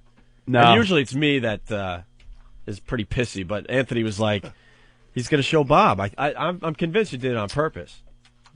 They basically were ordering, and Anthony's like, I want the lobster, the half pound. No, the pound lobster, I guess. Yeah. They're like, we're out of the pound lobster. But we still have the 5 pound lobster. 5 pound in Manhattan. At like $40-something a pound. Yeah. So Bob, so Anthony goes, I'll have the 5 pound lobster. The look on Bob's face. Oh, I know. He was horrified. This is a guy, you know, he's pretty thrifty, let's just say. Pretty thrifty. He gets receipts for like a 35-cent toll. Well, I drove around in California with him. That is the truth. Like 75-cent toll, he gets the receipt. He's one of those guys. Receipts for everything. Gets pissed at Ant and I because we don't mail him enough receipts. Don't mail him enough receipts. So Ant's like, no, I'll have the 5 pound lobster. And the look on his face. Oh, the bill was ridiculous. It did cost about $300. Yeah. I took it, like all of it, in a doggy bag. And then I think right when I said take it easy, I threw it in one of the roadside garbages. Yeah. Yeah, we were not happy. But anyway, so Bob, I was getting somewhere. So he says, yeah, the show was pretty good or whatever. But he didn't like one part of the show yesterday. What part? He hates Frenchie. Who was that Frenchie character? He doesn't like Frenchie? And he's like, I think you guys need to get rid of Frenchie. Wow. I'm like, Bob, I'm not listening to you critique our radio show. Pick and choose what should be on the show? I think we have been pretty successful with our radio show to this point. Mm-hmm. Except for a stupid little thing we did with St. Pat's. Maybe you should have suggested that we don't do that, Bob. But he doesn't like Frenchie. Wow, well, nobody likes Frenchie, really. He didn't really like the fact that Frenchie was using the C word on the show. Well, I don't think anybody here was really happy with that one. I enjoyed it. I got to be honest. You like the Frenchie? Yeah, I actually do like Frenchie. He's funny. I like the fact that he used the C word. It made me happy. It's always appropriate. I did think he was funny. But yesterday. Bob was very, very concerned. Got me laughing. Bob was concerned the show was heading in a direction that he felt very uncomfortable about. Mm-hmm. And I'm saying, Bob, but you've never heard the radio show on a regular basis. So I don't think he should listen. No, I don't like the fact that he can listen. Yeah. Not at all. Can we have his subscription canceled? Yeah, I think we could do that. Maybe we could do that. Yeah, Frenchie is getting an ego. Is he getting an ego now? Yeah, he called me. He's like, how great was I on the air? And then By the way, he's one of them that called me yesterday after the show. One that woke me up. I'm trying to sleep and get accustomed to this ridiculous morning radio schedule. And he was one of the phone calls. Wanted to know how he did. He wants input on his appearances. Yeah. Try pulling Voss out of a manic depression last night. I was just tired. Voss is the worst. Voss was awful yesterday. We all get those phone calls. After Voss is on the Opie and Anthony show, he always calls because he gets so depressed that his appearance wasn't that good. He woke up and went into a bathroom. How is he supposed to be funny or good? Yeah. He was awful yesterday. He really was. And we really needed him yesterday. Yeah. He was our big guest yesterday. First show. He was our star guest. The Opie and Anthony show featuring Rich Voss. Right. But he always calls up, so how did I do? How was I? But I was tired. And then he has a million excuses. Bonnie was sleeping. I didn't want to wake her up. How could he be tired with that spray of saliva hitting his face all the time? It's like someone throwing water at him. Dude, we shared a room in South Beach. We played the Doral during the hiatus. Play the Doral. Spalding. You're playing golf with Rich Voss today. Okay. Voss snores and then stops snoring like you think he just died. He's the worst. It is the scariest freaking thing to hear. Rich, did you hear the one about the colored boy? Yeah. But all of a sudden he starts choking in his sleep. Yeah, that's it right there. Die already, you awful Jew. All right. Let's get something a little more interesting on the show here. I think Katie's still on hold. Yeah, I hope so. Hey, Katie. Hi. All right. Hi. This worked. Nice. Katie's calling from Valley Street. Yep. Home of Jim Brewer. Yeah. Oh. I was actually, you know the story he tells where the mall got evacuated because he said there was a bomb threat or something? Yeah. Yeah. I was in the mall that day. I was like 9 years old. Oh, really? Evacuated, yeah. That's one of Brewer's classic stories. He was working at Sears and he called in a bomb threat so he could have the day off or something like that. Right on. All right, so you want to play Guess What's in My Pants? Yes, I do. Can you describe yourself a little bit to our audience? Okay. Only if it's good, and if it isn't, lie. Oh, no, I'm really hot. Oh. How old are you? 22. I was hoping for a teen, but all right, 22 will do. Sorry. I'm about 5'5". Mm-hmm. I have long, dark hair, blue eyes, about 115 pounds. Wait, I got to get my scale out. Oh, get the graph. Are you going to the graph or the pie chart? Oh, no, she's well within range. Very nice. Go ahead. Hello? I think she was done describing herself. Oh, that was it? I don't know. What do you want to know? What are your measurements, if I could ask? Not to be tasteless, but just to give people a visual picture of what you might look like. Yeah, because it's radio, and we got to paint the picture. Paint a picture. That's what you learn in broadcasting school. You got to paint the picture for the listener. My bra size is 34C. Ooh. I don't know the rest of the measurements, so I never measured. You a hippie girl, are you? You have big hips or nice small ones? No, she's pretty small, it looks like. Yeah, definitely. I think she said she was hot, and I think she's hot. All right. At this point, we would play the Guess What's in My Pants theme music. Oh, the theme music. But Infinity Broadcasting owns the rights to that song. That No we did. way. Hell yeah! Anything we did at Infinity What if Broadcasting. we re-record it? We could probably do The that. song itself, yes. Record it. So we got to come up with all our theme music again. Just Yeah. another thing to do as this show slowly grows over the next few Very weeks. good. But just picture the song in your head. It's time to play. It's time to play. It's time to play. Hey, guess what's in my pants? Right? We need the theme song. Do do do do. Dee dee dee dee.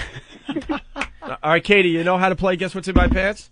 Yes, I do. All right. You know, we haven't played in so long. I forgot the choices. My goodness! What are the choices? Let me write them down. It's there's the There wood, was the wood floor. Earth Mama Muff. 70 Well, start from the top, which is the 70s Earth Mama Muff. All right, 70s Earth Mama Muff. Well, but we've had other words for that too. Did you explain what it is that what she's doing? Yeah, No, she's we going to haven't take the even- phone and rub it against her. Her. I was trying to think. I was going to go say most intimate area. See, I was going to go right for it, but Yeah. I'm just going to rub it up against her. Say it. Her. Her only reason men talk to her. There you go. All right. And then just by the sound that her hair makes. Oh, can I go back? Oh, sure. We always go backwards in the show. Sure. The other thing Bob said is, I really like the fact that you and Anthony are not cursing on XM satellite radio. You know, that's ridiculous. He goes, I think it's just too easy to just go on there and curse. And if you did do that, I don't think we'd be able to syndicate you back to regular radio. It comes back to the money he could make if we're syndicated to regular back radio. to commercial radio. So he's like, Yeah. I think you guys should continue not cursing on XM satellite radio. Very good. Thank you, Bob. All right, so there's the 70s Earth Mama Muff. Yeah, she will rub the phone on her area down there, Right. And but we can attempt to guess what type of hairstyle she has just by the sound it makes, just by the sound, that type of sound. Right. I'm so out of practice on this, but I'm very excited to give it another whirl. 70s Earth Mama Muff. That's at the bottom, and at the top yeah. is the wood floor. Or Yeah. the Jean-Benet Ramsey. That's also that's called. right. Okay, Jean-Benet Ramsey. Yeah. Isn't that Way only... to go with a current reference. I like Well, that. we should update that one. What is this, 1992? Wait a minute. Let's think if there's been another awful tragedy. Ramsey. Okay. What else? I know there was the landing strip. Was landing strip one of them? Yep. Right? Yes, Yeah. it was. That landing strip is that thin line that is shaved that is as long as the regular hair would be. It's just shaved in on the sides. It's not shaved height-wise. Then there's the Hitler mustache, which is also shaved in on the side, but they shave it down height-wise. So all that's left is the lip of the Fuhrer, that little mustache over his little evil lip. Aren't those, they're not the same, the landing strip and the Hitler mustache? No, landing strip is longer. It's All very right. long. The Hitler mustache is shaved on the sides like a landing strip, but then shaved down. No, I don't even want to call it the Lady Di. Ugh. Wait, the 70s Earth Mama Muff was also called the pool rack filled with afro hair. Yeah. It looks like a pool, you know, when you rack up the balls on a pool table. Pool rack with afro hair. You take the rack, you fill it up with afro hair, and put it in your lap. We're forgetting a couple, man. We haven't That done this in big- like 3 years. I don't think you are. I think There's landing one strip, more. Hitler mustache, Wood floor. That Earth big Mama wood girl floor. getting out of the tub in The Shining muff. You know that? Yeah.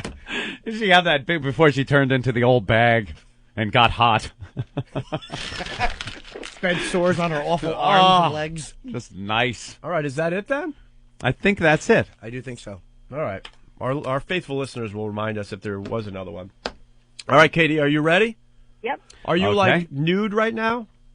No, I'm actually pulled over in the parking lot. Oh, My you're shirt in pulled the down a little parking bit. lot. What you're going to have to do, though, it's very hard if you try to shove the phone down your pants. So you're going to have to unbutton your pants and zip them, unless you're wearing a skirt. Are you wearing a skirt? No, I'm wearing a skirt. I have it pulled down a little, so. Wonderful. We'll just hike it up and open those legs. And your little panties are pulled down? I don't have any on.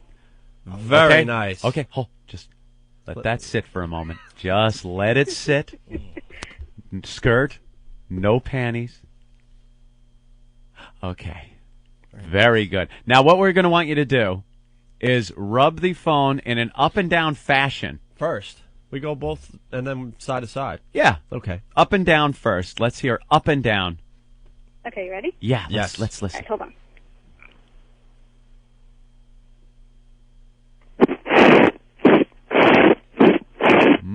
Very telling. Very telling. Very telling. Oh, that's nice. Very telling. All right, so that's up and down. Good. Up and down. Now let's get the side to side motion. Okay. All right, side to side.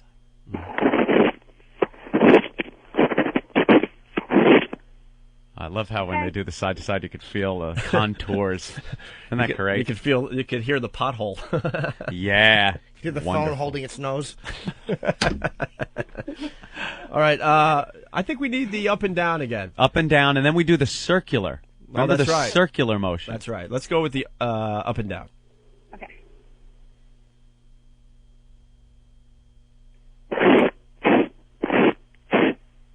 That's good. Okay. Yeah, there's something going on there. Okay. All right, now the circular motion.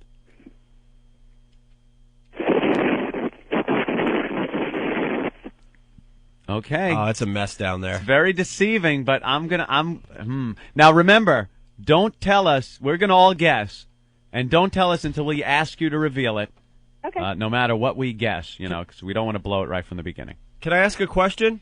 Oh, Yeah. a question. Are you giving birth to an ABA player? What? I take that as a no, Opie. No. It's a good Jim Norton line. All right. That's nice. All she needs is the whiskey breath, and it would be an uncle.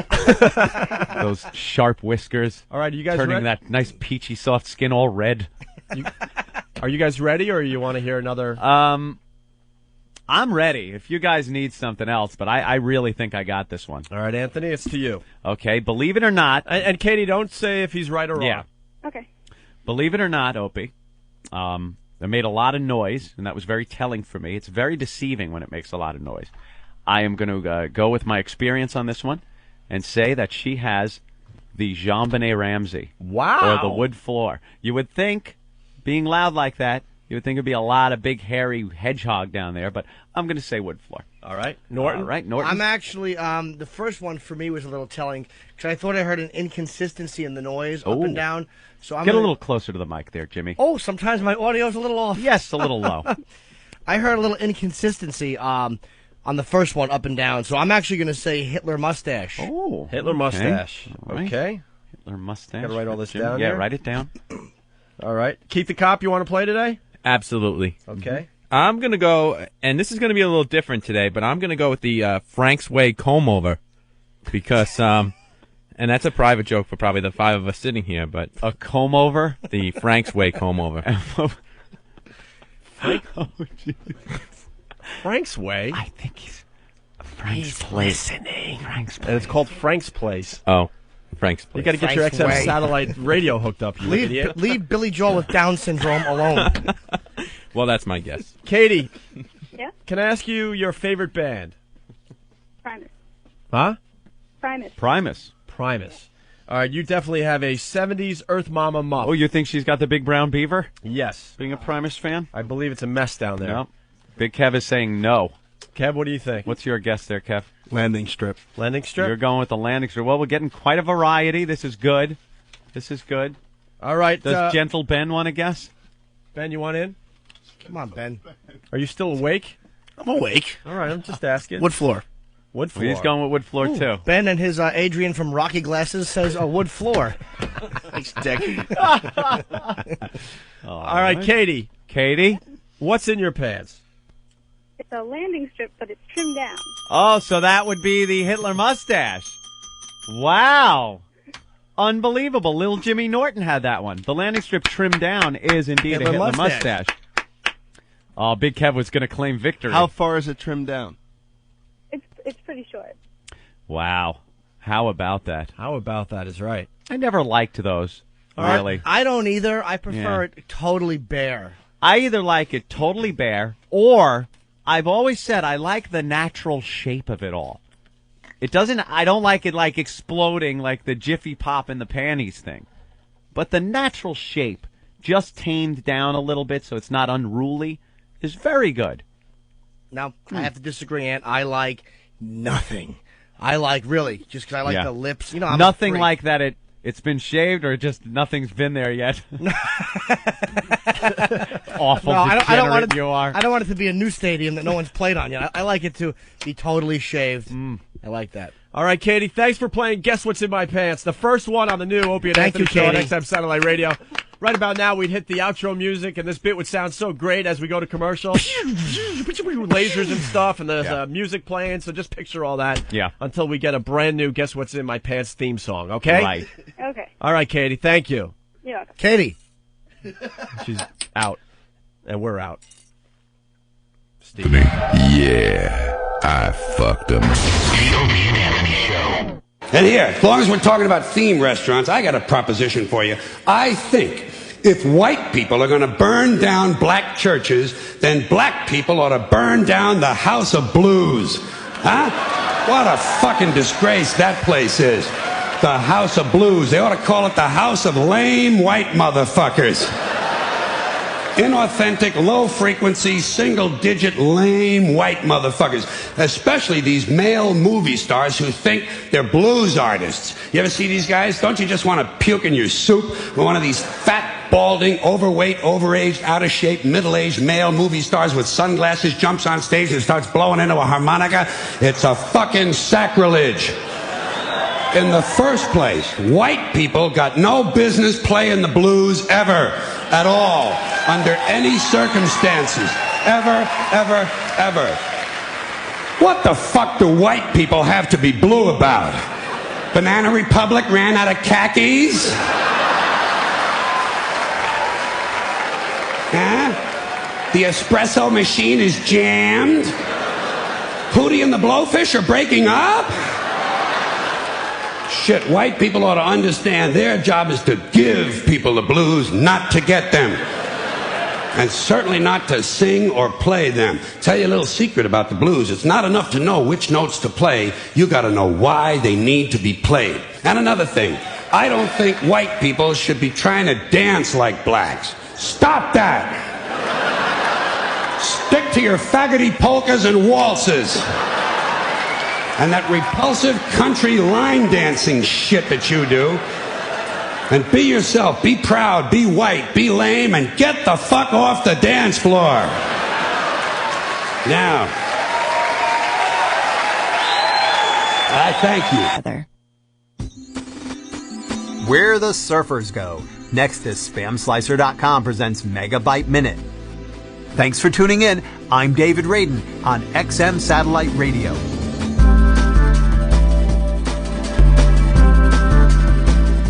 Many people want to know where internet users most often surf.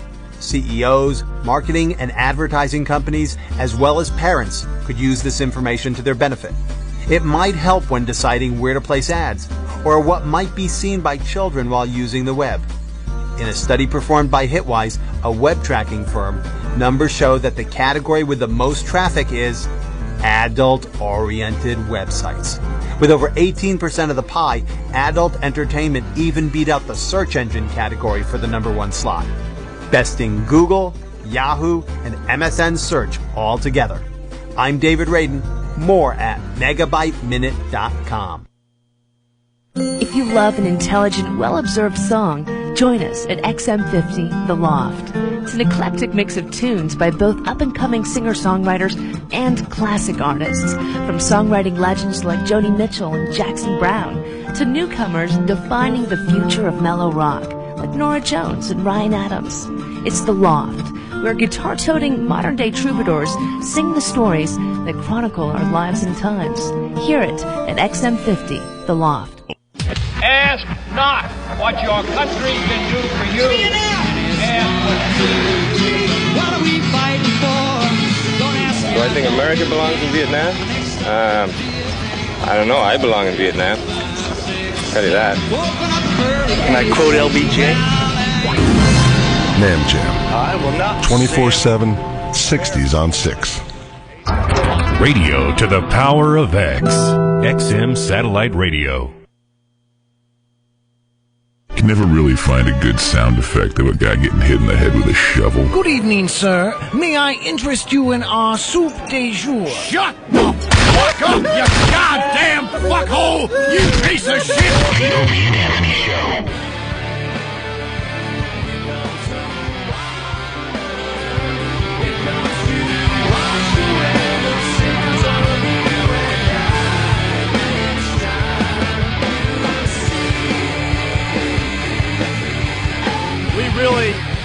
we really have to work on the levels, man. I know. That just blew out my eardrums. Yeah, here's what happens. I need to control the levels in here. I've just decided because it's all over the ball field.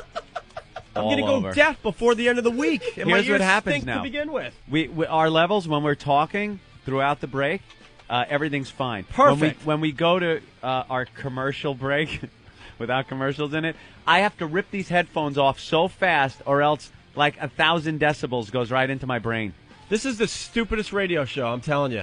Any other radio show in this high-profile position, they would have taken a week to make sure everything was set and ready to go. No, we just go, we'll figure it out as we go here. Nah. But I'm going to go deaf. I know. Steve, what's going on in there? I think what's going on is you've got your headphones jacked all the way up because the No.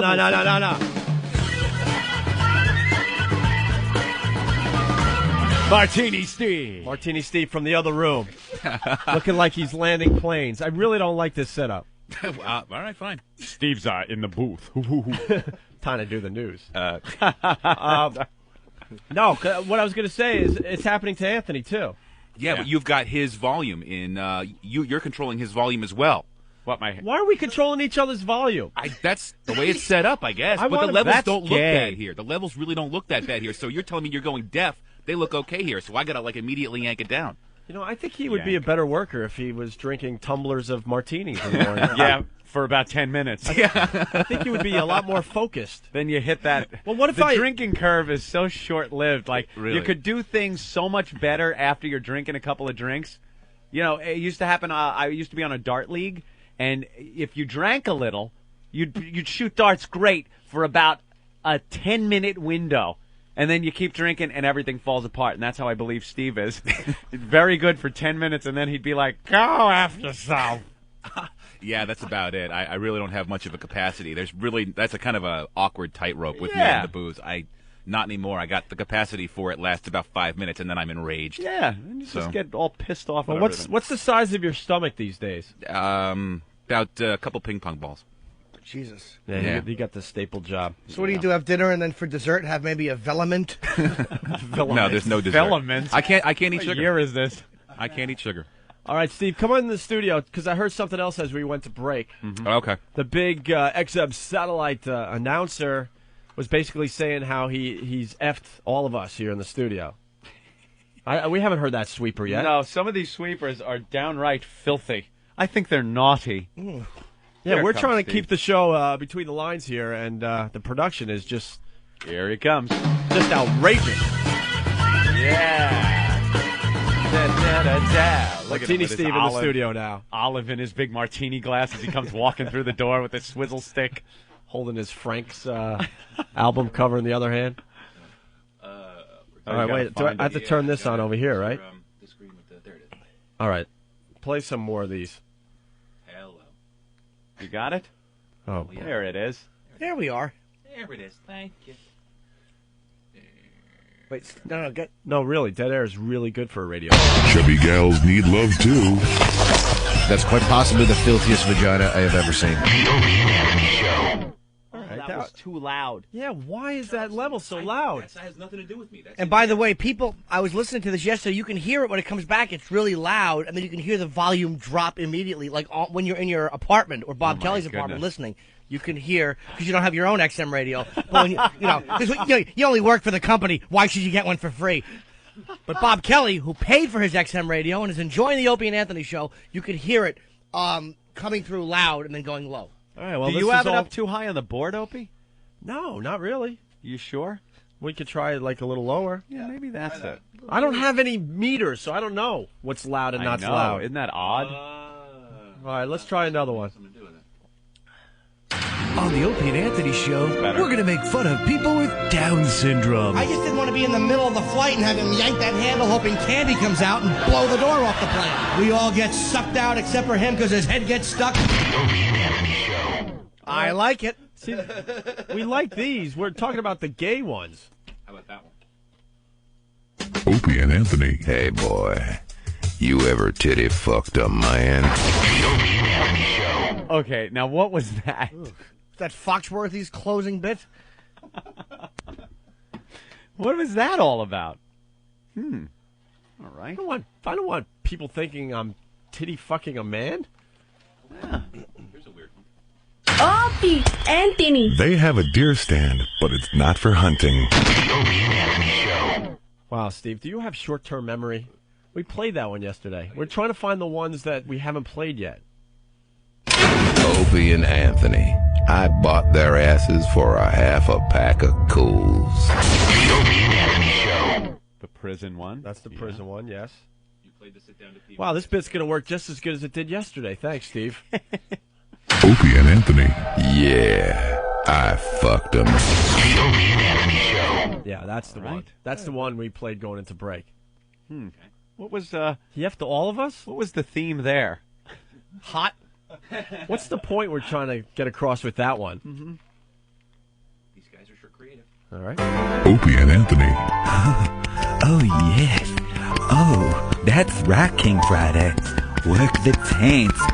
Ooh, Mr. Rogers is about to come in your fist hole. The Opie and Anthony Show. Oh, my God. That's really, that's great. How long has Fred Rogers been dead now? A long time. All right. Opie and Anthony. That's right, boy. Take those britches down. I want to feel me deep inside of you. The Opie and Anthony Show. Yeah, we're having sex with men. But it's not even willingly. It's not like we're enjoying it. It's our britches are being pulled down, right? And large black things are being put into our heinies while we struggle and fight, and then finally give up and just take it like men. We're being forced to have sex with men. Yeah, big men. Why can't we get some sexy women doing these? There you go. Sweepers? Well, there are women, but they're all making fun of Anthony. Oh, that's right. The small. Yeah, you got the small penis, one. and then you had to defend yourself yesterday and tell that wonderful story. My junk story, yeah. Yeah. How about one more? There aren't that many gay ones left. There's just a bunch of weird ones. The ones that you're talking about. Well, how about another gay one with a guy who sounds like Marcellus Wallace? Can we pull that off? All right. Nah, man. I'm pretty fucking far from okay. All right, Steve. Thank you. Go back into go have a martini, then get medieval with someone's ass. There he goes.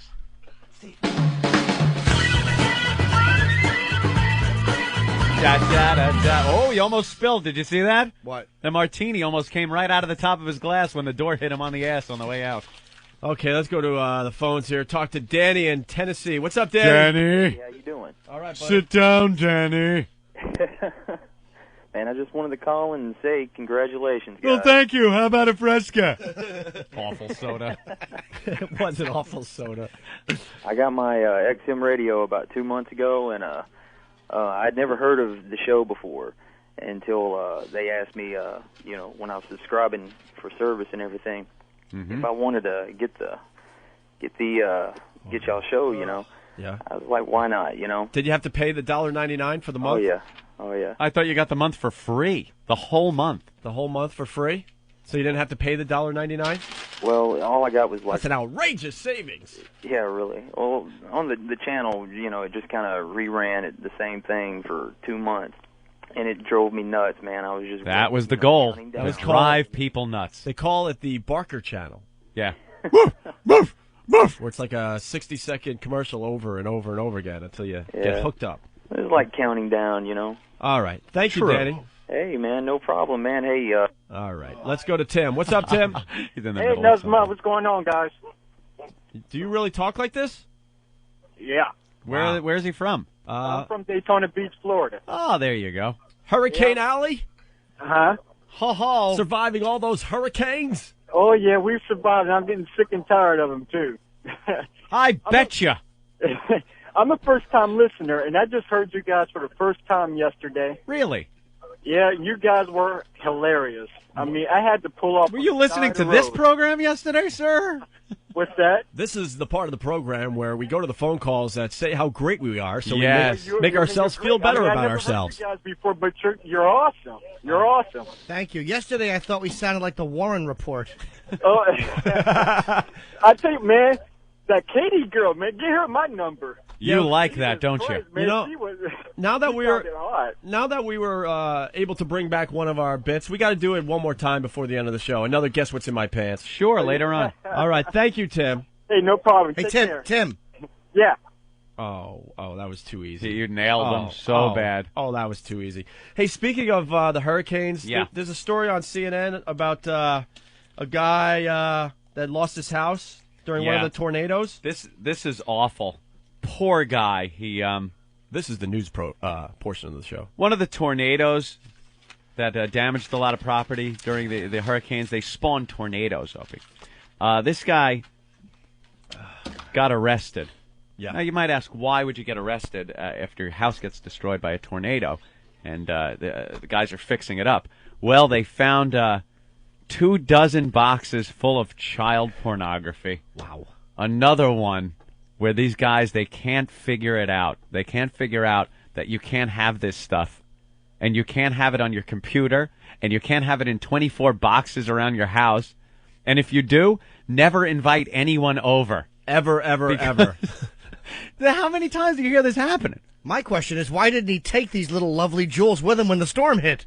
Why would you take a risk on those being spoiled? Oh. What? Inappropriate, Bell. Oh, no, I was just saying he should have taken it with him. Of course. 24 boxes. He's quite a collector. Now, that was, what's his name? Who was that guy in England? Gary Glitter. Gary Glitter. What a great story. Gary Glitter. Rock and Roll Part 1. Yeah. Hey! And his computer broke, so he takes it to a computer repair shop there in England, and they find just hundreds upon hundreds of pictures of kiddie porn. Little boys, oh dear! Wow! Wonderful Gary Glitter, yes! Young William, hairless young boys where it just looks like a little clamshell down there. Oh, dear. Spare me the manly bodies. I like 'em hairless, yes, indeed. Whoa! The police! Protect me, robot! You clattering clunk of collisionist junk! They've got my kiddie porn! Oh, dear! Whoa! I've got to take new pictures of William. I'll take him out by the hydroponic garden, yes. Dr. Smith, don't you like Judy? Who? Judy? Who is she? Judy? Oh, dear, no. No? But there were girls on the vessel? Yes. I don't remember seeing girls. I was hypnotized by the young hairless boy, Will Robinson. Woo! Lovely. Had an ass like a 10-year-old boy, 'cause he was. Wonderful, yes. Oh, on board the Jupiter, too. Creeping into his little room at night, with the sliding doors on a spaceship. How stupid was that? We could have played the Lost in Space music right there. Young little tears floating in weightless space. Glittering in the unfiltered light of the sun, yes.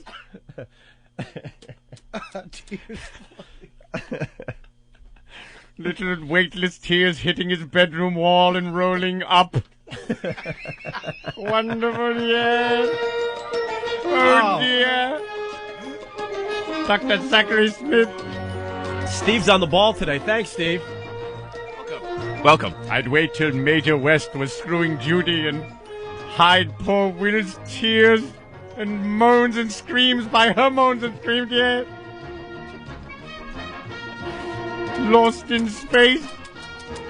I'd play a game with young William called It's Lost in His Face. Yes. Oh, dear.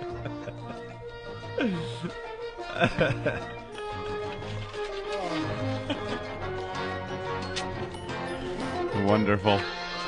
Yeah, hide your kiddie porn, people. Tears floating up. Oh, my God. You want to do one more news story? If you're wondering why Tiger Woods isn't that good at golf anymore, he's now second in the world to Vijay Singh. Yeah. Go to page 3 of the New York Post if you get the New York Post. That's why he's not good at golf anymore. He's not practicing anymore.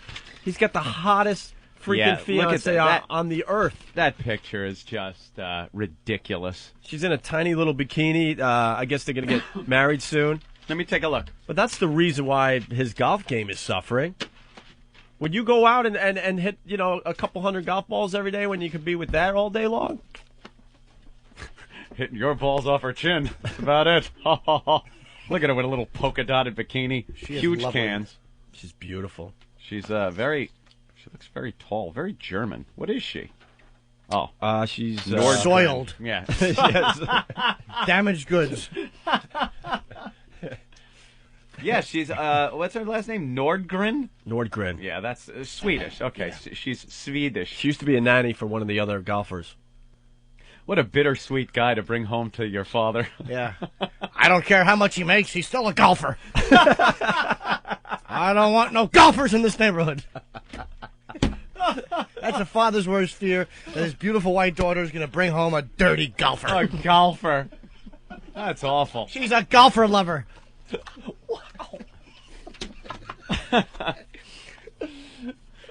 Got to walk around with a golfer on her arm.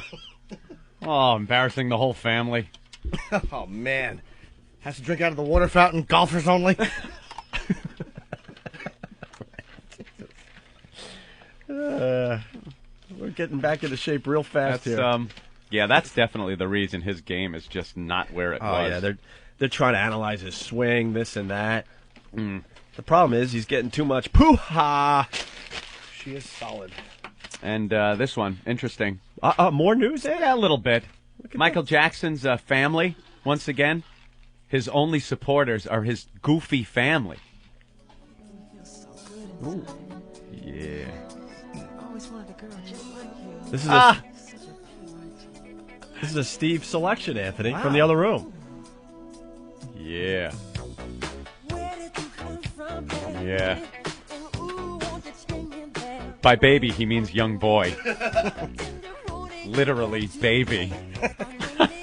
Well, it turns out that his nieces and nephews are going to appear on TV to defend him against these horrible child molestation charges. The Jackson nieces and nephews? Your Majesty, 4. Jafar, 8.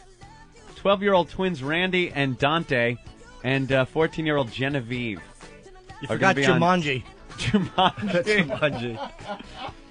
They're going to come out and say that he's a regular guy, and the Jackson family, not weird. No, Jermaine Jackson says he hopes the kids are going to help the family's image. We're just like any other family. We're just like the Brady Bunch, but we're the Jackson Bunch. And they are, if you think about it. They're just like the Brady Bunch. If Greg was fucking Bobby. And how much of a real difference is that? And if Joe had AIDS? Michael Jackson is accused of molesting a 13-year-old cancer patient and conspiring to hold the boy and his family hostage at his Neverland Ranch in California. He, of course, and his wacky, kooky family deny the charges. But I love that Jermaine is thinking they're just like the Brady Bunch. I just like the fact that Michael went for the ultimate in hairless, which was a cancer patient.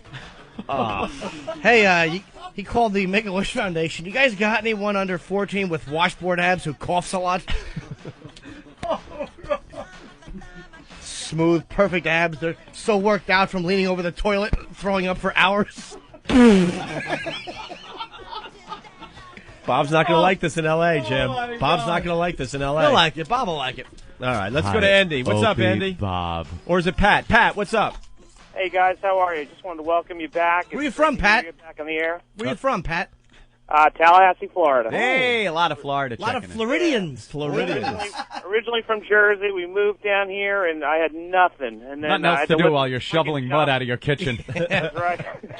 We didn't get hit by anything. But by the way, you didn't have any photos of 9-year-olds blow by you, did you? No, I didn't. But I had to sit here and listen to friggin' John Boy and Billy, and now I got you guys, and thank God. Yee-hoo! All right, they could have their commercial radio. We'll be just fine here on the satellite. Well, welcome back, guys. Thank you, Pat. Goodbye, mister. One more call, and Sir.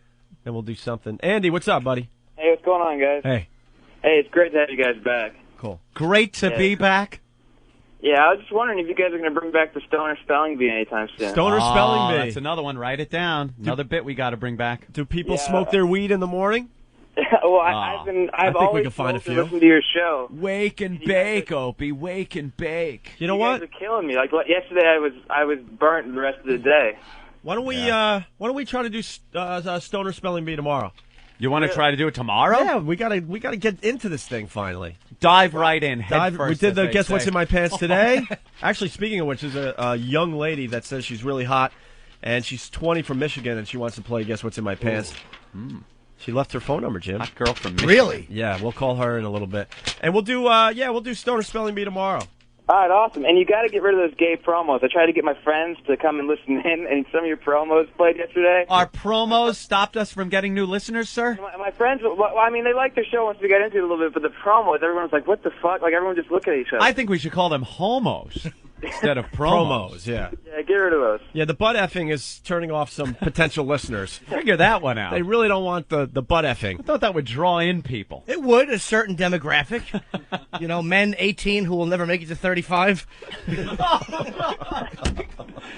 awful. You guys are definitely staying in New York, right? You're not going to D.C.? No. We kind of made them build this whole facility here in New York, and that's why Awesome, 'cause that's why the growing pains, because we're still trying to figure out this place. Yeah, I got pissed when I listened to that your ungag thing. You guys said they made it seem like you guys were going to be in D.C. No, D.C. is a really cool facility. There's a lot of great guys down there, and we'll do some shows from down there. Yeah, but we don't work well around upper management either. No. And I don't want to be down there because I just know it's meetings.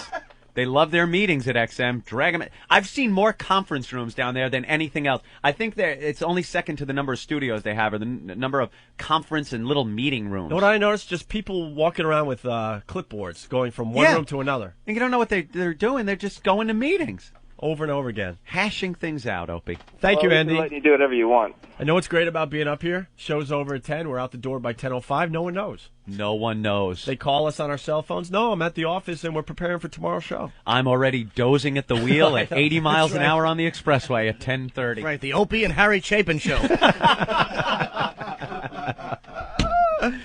All right. We got to promote the FU line as well. That's not working yet.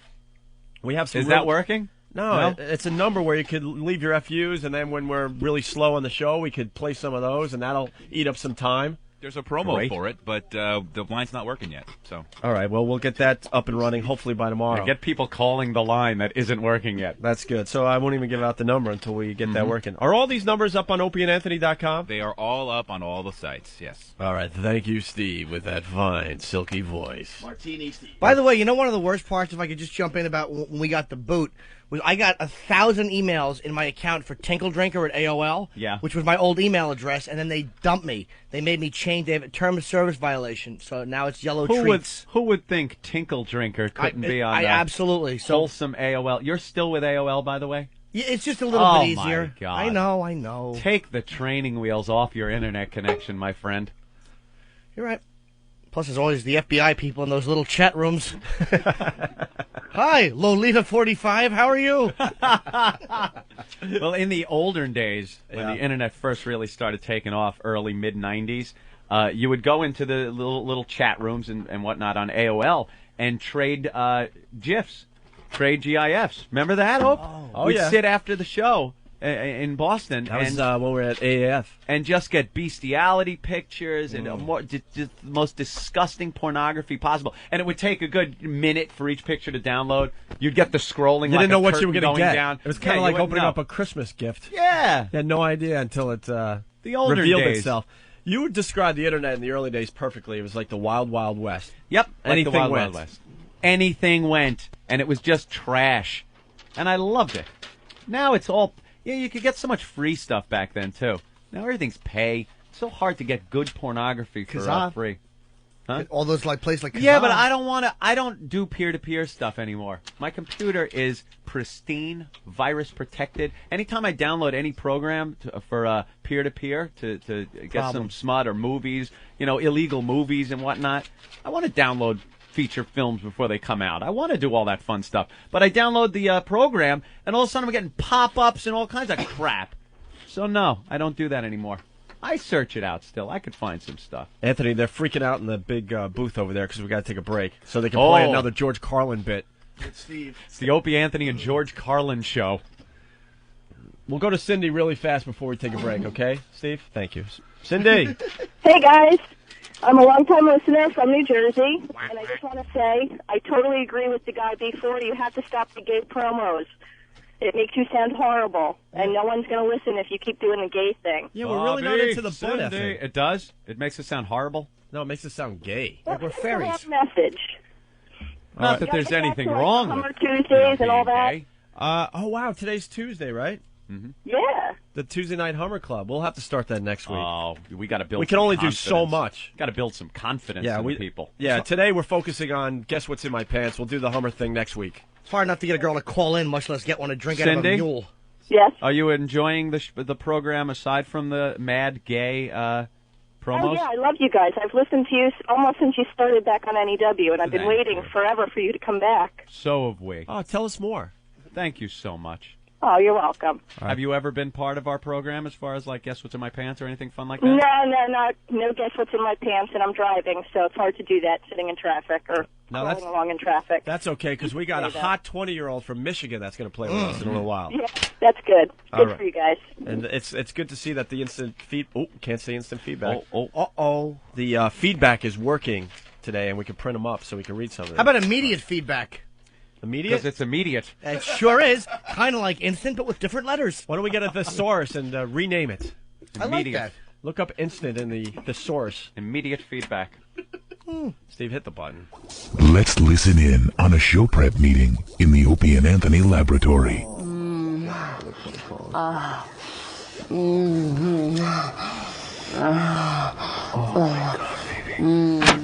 Hey guys, anyone want a bagel? No! Stop ruining the show, Eric. The Opie and Anthony Show. Feel the love. Yeah, you need a driver there, buddy. Who's this? This is Jake calling about the job driving. I saw it in the paper. Yes. Yeah, well, you still need a driver or what? Did you fill an application with us, Jake? Pardon me? Huh? Speak up there. What did you say? You filled an application with us? No. Look, I saw the ad in the paper, and I'm calling you, fruitcake. I'm looking for a job driving a truck. We're looking for movers. Yeah, well, that's what I do. What class driver's license do you have? I got 5, 1, 2, 3, 4. I got them all. You're class 1? Yeah, I drive buses, trucks. I'll back a truck through the fucking two-family house garage. One of those big 2-ton trucks. When was the last time you drove a tractor trailer? Oh, jeez, what the fuck? I'd say about 2 weeks ago, I robbed one down in Jersey, and I drove it up here to New York. Fucking flying. Drove it through the tolls, no stopping, no nothing. I'm good. I see. Why don't you call back on Monday? Hey, I'll tell you what. I come in, I'll take you for a test spin. How's that? We go out and we take the truck around the fucking block. I speed, I pop wheelies, I'm good, baby. Call back on Monday around 10 o'clock. All right, can I get you? I want you. You sound good. You and me, we make a team. You drive with me. All right? What's your name again? Jake. Jake. Who did you work for, Jake? Oh, geez, I work for Moish. I work for Mayflower. You know? Oh, yeah. Hey, I was good with them, too. You worked with Moishes? Yeah, that's right. When? About, 2 years ago? See, what I got a problem there, they get fucking scared when I pop the wheelies and all that shit. You know, I pop a lot of wheelies. I'm good with that shit. You know, I don't break no merchandise either. I get it there 2 hours ahead of time, all the time. What do you say? Say, if you pop any woodies there, I'm not even going to put in your application. Listen to me. I don't break nothing, sizzle chest. I'm good. Okay, call Monday. We'll set up an interview. Okay? All right, I'll do that there, Rubberneck. I'll call you Monday. Okay. All right, fruitcake. See you later. A Bride for Billy. I'm Margie Zarletta with the music report. You made it right. Billy Joel's new wife was born the year after that song came out. Joel, who's 55, married 23-year-old Kate Lee at his mansion on Long Island in a sunset ceremony on Saturday. They began dating last year. Someday. Sugar Ray singer Mark McGrath is now a co-host on the TV show Extra, and that's forcing him to rethink his lifestyle. He's got an office and a commute now. He never had that. He says he's had to make some adjustments. The little mundane things in life, you know, showing up every day. You know, there's no beer in my fridge backstage anymore. You know, and sometimes a hot intern is just a hot intern. I'm just waiting on a friend. Rolling Stones drummer Charlie Watts is beating cancer. Mick Jagger tells London's Daily Mirror Watts has had all his treatments for throat cancer and he's free of all illness. The treatments have left Watts weak, so he'll rest at home before returning to work. I'm Margie Zarletta. 100 channels of crystal clear digital audio. XM satellite radio. Radio to the power of X. Opie, Anthony, Dance Party Weekend. Wait. Nah. The Opie and Anthony Show. Comedy gone too far.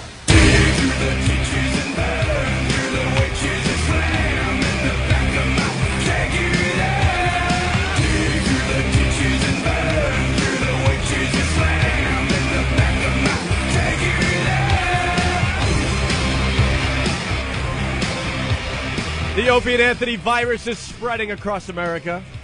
Yeah. Tell your friends about Opie and Anthony on XM satellite radio. That would be a big help, considering at this point we're talking to an audience the size of a college radio station. That'll grow. I'm adjusting my headphones again here. Me too. They'll figure all that out. All of a sudden the volume is up full. Another nugget popped out. Did it? When does this start becoming toxic? 3 days? You're fine. I'd like to know when do we not have to wait for Opie to come out of the bathroom so we can go in because there's only one key for 40 people up there. I can't get my building ID because they want you to do it on Tuesdays and Thursdays between 2 and 2:30. Only! It's the only time you can get your ID. Scumbag building people. It's kind of fun to try to figure all this crap out. Yes, Ed? There we go. What happened? Now my headphones are up full blast, and I can barely hear me. Steve. Yeah. I don't It has know what nothing happened. to do with me. I'm not doing it. What is Mike Piazza face in there doing? It's up full blast, but I can't have it up full blast because it's going to kick in and my head's going to explode. Ope's board is running your levels right now. Can you? What am I? Should you turn me up a little? Oh, move that one right there. The thing. No, Ben. This. Can you hear?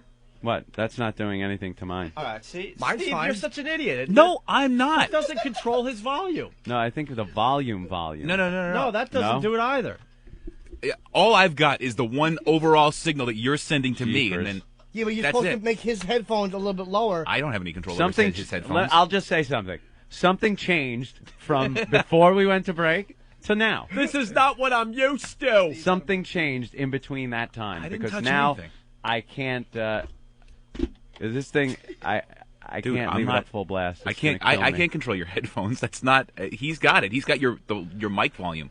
I don't think All he's right. got any volume meters in there, so he can't tell how loud everything is. I don't like Steve behind the big board. Oh my God! I think he went over to Shelley's during the break. All Little right. martini, Steve. Hey, Rich, what's going on? Nothing much, man. I just want to make a comment on your gay promos. Yeah. I live down here in the Bible Belt in North Carolina, and that shit is funny. It's refreshing. He finds it funny. Yeah, man, it's hilarious. I don't know what the people are complaining about. That Wow. shit is just funny. Steve, quick on the button this time around. right. We're gonna have to wait 4 minutes for some music. Yeah. What you do down there? I work for Timco Aviation. Work on airplanes. You do you? I'm never flying again. Wonderful.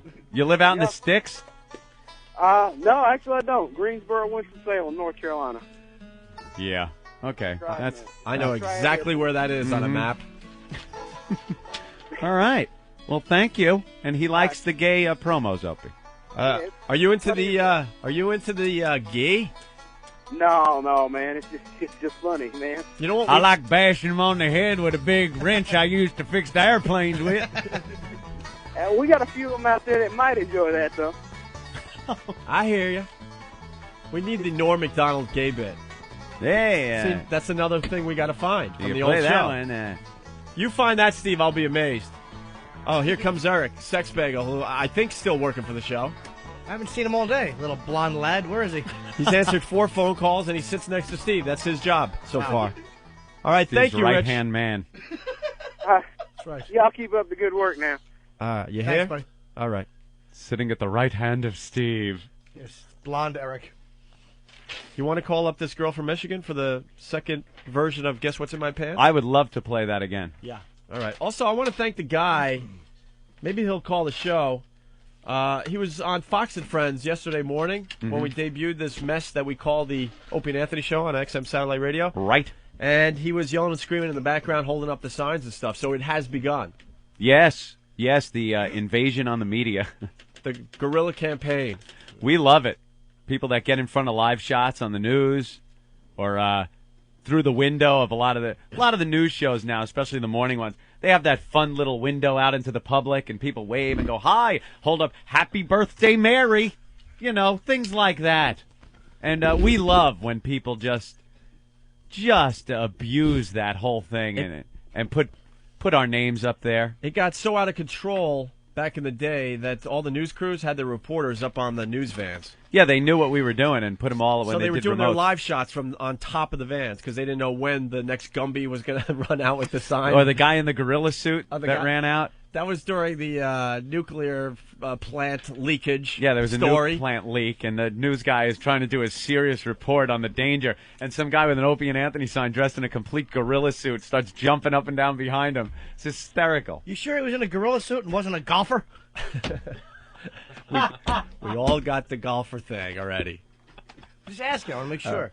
Yeah. Well, we had two famous ones. We had the girl that was topless on the Today Show. Yeah. That'll never happen again because now when you see those live shots outside the Today Show studios. Not quite live. That's all, it's on a delay because of us. And then we reened it.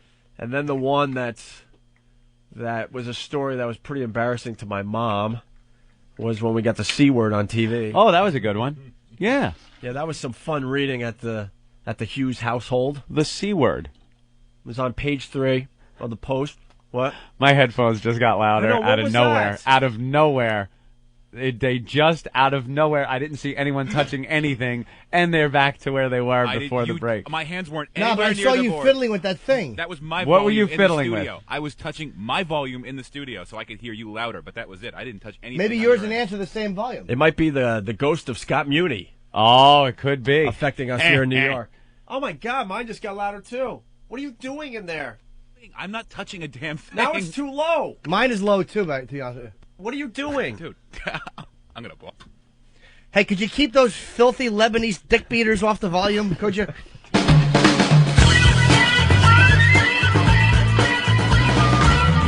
that is now way too and loud. that's really loud. That's oh, not my me. God. They're going to have to totally revamp everything. Look, I could solve the problem. Just give me a master volume switch right here. I agree. I could take care of all of that. Maybe they could get Eric Estrada in here and he could fix it. Eric Estrada. That fantastic smile that guy has, whoever he is. Anyway, so we got the C word on. Yeah, a sign with the C word being held up. That was a biggie. We thought we were going to get the boot from that one, too. So whoever started it on Fox and Friends yesterday morning, thank you. It has begun. It has begun. I think the video will be up on foundyourmusic.com or opieandanthony.com later on today when Steve updates his website. Hey, Dylan, what's up? Hey, who am I talking to right here? O&A. Hey, man, listen. And Jay. I'll tell you what's up, man. I saw you guys' article on USA Today. Dylan! Yeah. And I thought, for radio personalities, you guys are pretty hot. I thought, well, I'm going to go ahead and give them a try and listen to them. So I've been listening to you off and on the last couple of days. And I need to know, with all this gay talk and shit like that, are you guys, for us? Are you against us? Do you want us listening? Do you want us thinking about you? We love the homosexuals. We love the gay. Whatever it takes to get listeners. You know, it's not my cup of tea. So, but it's... But, if you want to do it, hey, we don't care. I'm not going to stop you. Hey, man, you know what they say the difference between a gay guy and a straight guy is? 6-pack of beer. Yeah, something like That's it, buddy. Nobody minds. I've drank plenty of 6-packs in my day, and it hasn't ended with a dick chaser.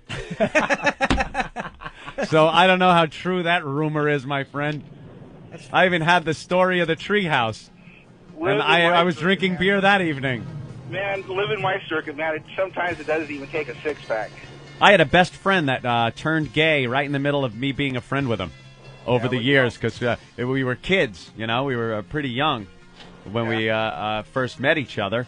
And then, I guess, going through puberty and whatnot, he took a little different direction than me. Is this the Treefort story? Treefort with Richard. The Richard Treefort story. It was out in California. And, he'd been my friend. We used to go fishing together. We'd get our little fishing poles and our bicycles and drive down to, or ride down to Dana Point in California and go fishing.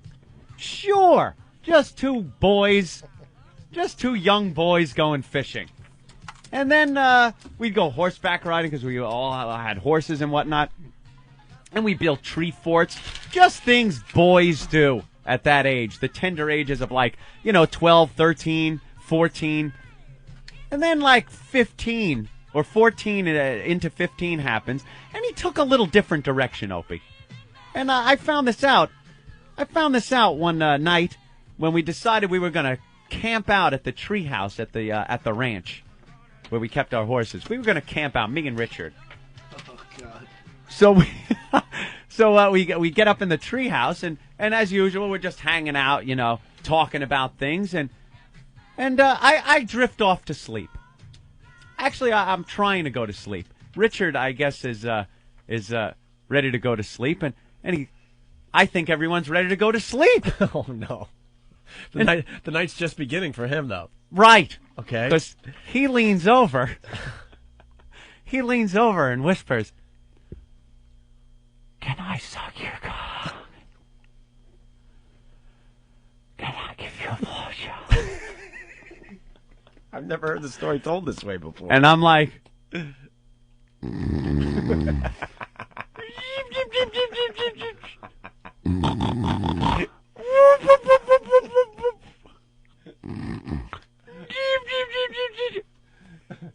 Are you asleep?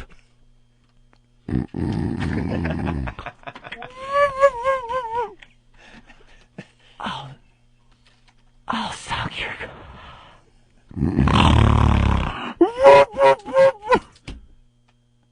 Right out of nowhere. We went from fishing and hanging out and just like two boys to all of a sudden him wanting to give me the oral favors.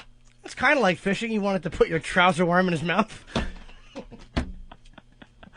Hook him. Yeah.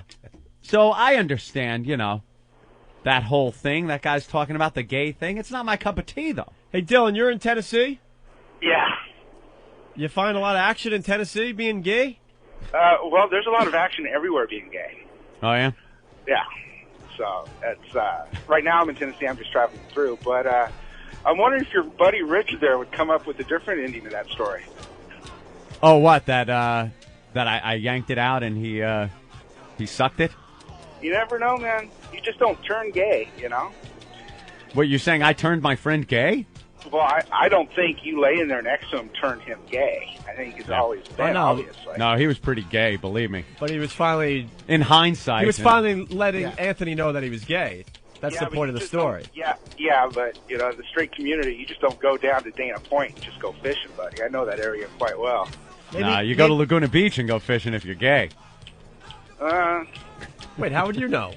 Because that's where all the gay guys were. All right. Maybe Anthony was sick and that fever junk was bulging through his his young pants. Oh, yeah. All right, thank you, Dylan. Thanks for listening. You guys take care. All right, cool. The music stops the second the phone hangs up. Good timing, Steve. Thanks. All right, we got Jen on hold. We got to catch up with our comedy breaks. What? Oh, Frenchie wants to say something really fast? Oh, Frenchie. Bob's not going to like Potty this. mouth Frenchie. I don't know. Bob's against it. Our agent doesn't like Frenchie. How are you? Frenchie, our agent really didn't like your appearance on our program yesterday. You were the only thing he did not like about the show yesterday. Okay, well, you can go F himself. I don't care. Anyway, Billy Mack is the one who called me, not even 20 minutes ago. He said, hey, Frenchie, this guy, the agent from Opie and Anthony, he said he was bashing you on the radio. He says, okay, why don't we go out there and get him? I said, yeah, why not? No problem. As long as I have him next to me, there's no problem. So we're going to go and take care of that. I have a question, though. Who's Billy Mack? Billy Mack, it's going to be... Billy Mack. How do you spell Billy? Yeah, Billy. You remember Billy? Thanks for all that UN support. That went well. Yeah, I can do something about it, huh? I'm talking about your people as a whole. What do you want to do? There's nothing to do with those guys. Hey, Frenchie, what's wrong today? I just woke up, man. Oh, yeah, I keep forgetting we're doing morning radio. After a while, you feel like you're still in afternoon. Yeah. Doing the afternoon show. Just woke up. He's got to surrender. Yeah. Maybe take a little nap. Cook some cook some French bread, and then surrender some more. Is it hard sleeping when your white pillowcases are all on sticks? No, you have a not at all. What do you think? You son of a bitch. You son of a bitch. You all right. goddamn pussy. Cook some strudel for some Nazis. Keep them nice and strong. Go F yourself. And I'm sorry, I was actually cursing a little too much yesterday. Yeah, you were saying the C word a lot yesterday. Yeah. I know, yeah. That's like the atom bomb to the chicks out there. That's what they deserve, so what do you want to do? All right, Frenchie, you have nothing today. Thank you. Yeah, well, I'm tired, and I just got up. All right. Well, could you give it a few minutes before? What's that? Suck it and die. It doesn't even. It's not. There's got no anger behind it. He's the mellow Frenchie. You're too mellow. You just woke up. You got to give it some time. Yeah, well, I have to just take a cup of coffee, and after that, I'll be fine. Maybe allow another European to walk into your home and just take it over.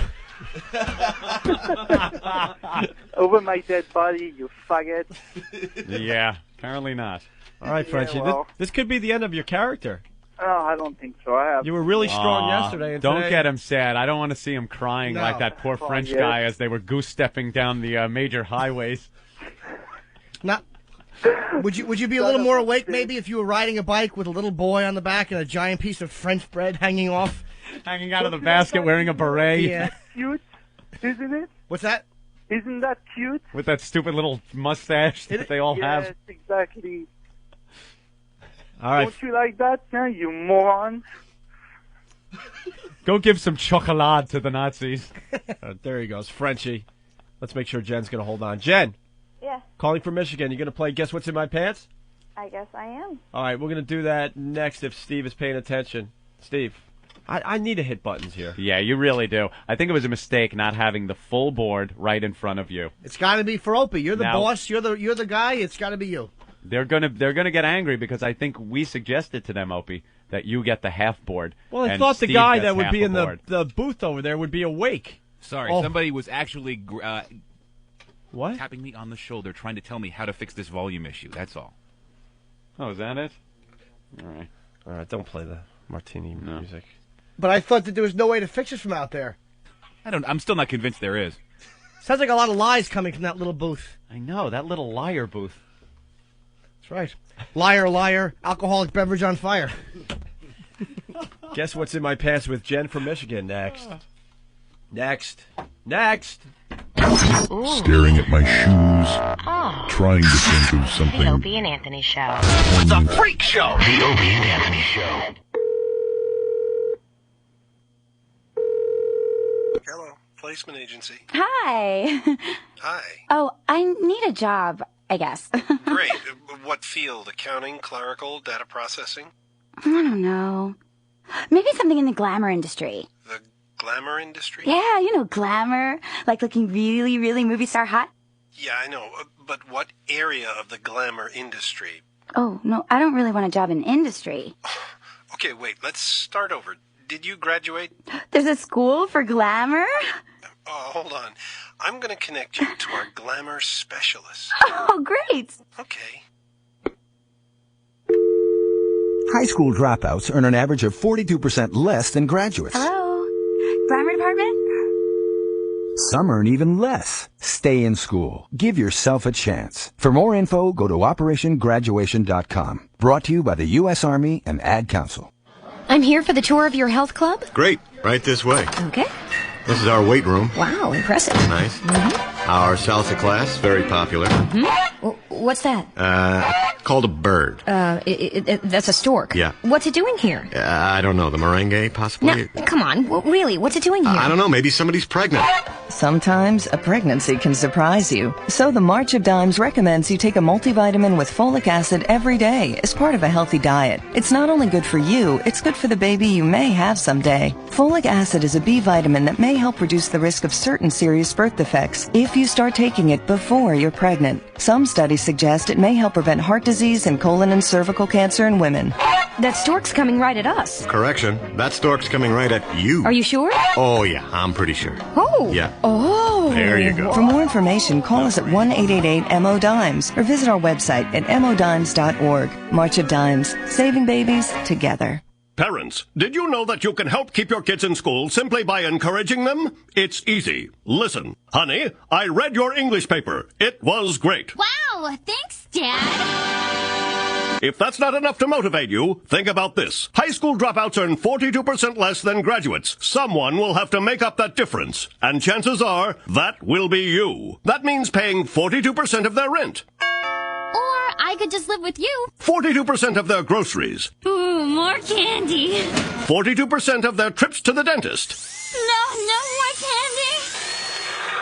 And 42% of the therapy sessions where they will discuss you. It's all my dad's fault.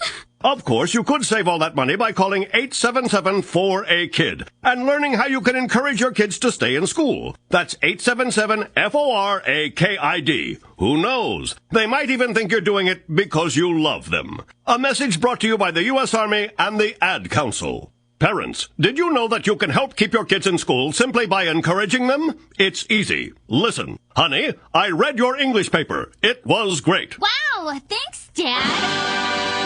If that's not enough to motivate you, think about this. High school dropouts earn 42% less than graduates. Someone will have to make up that difference. And chances are, that will be you. That means paying 42% of their rent. Or I could just live with you. 42% of their groceries. Ooh, more candy. 42% of their trips to the dentist.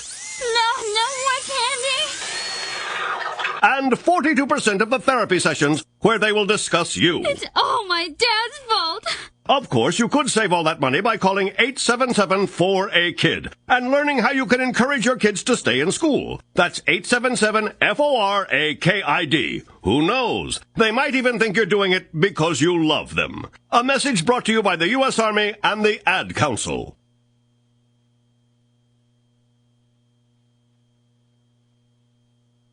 The Opie and Anthony Show. It's fucking stupid. The Opie and Anthony Show.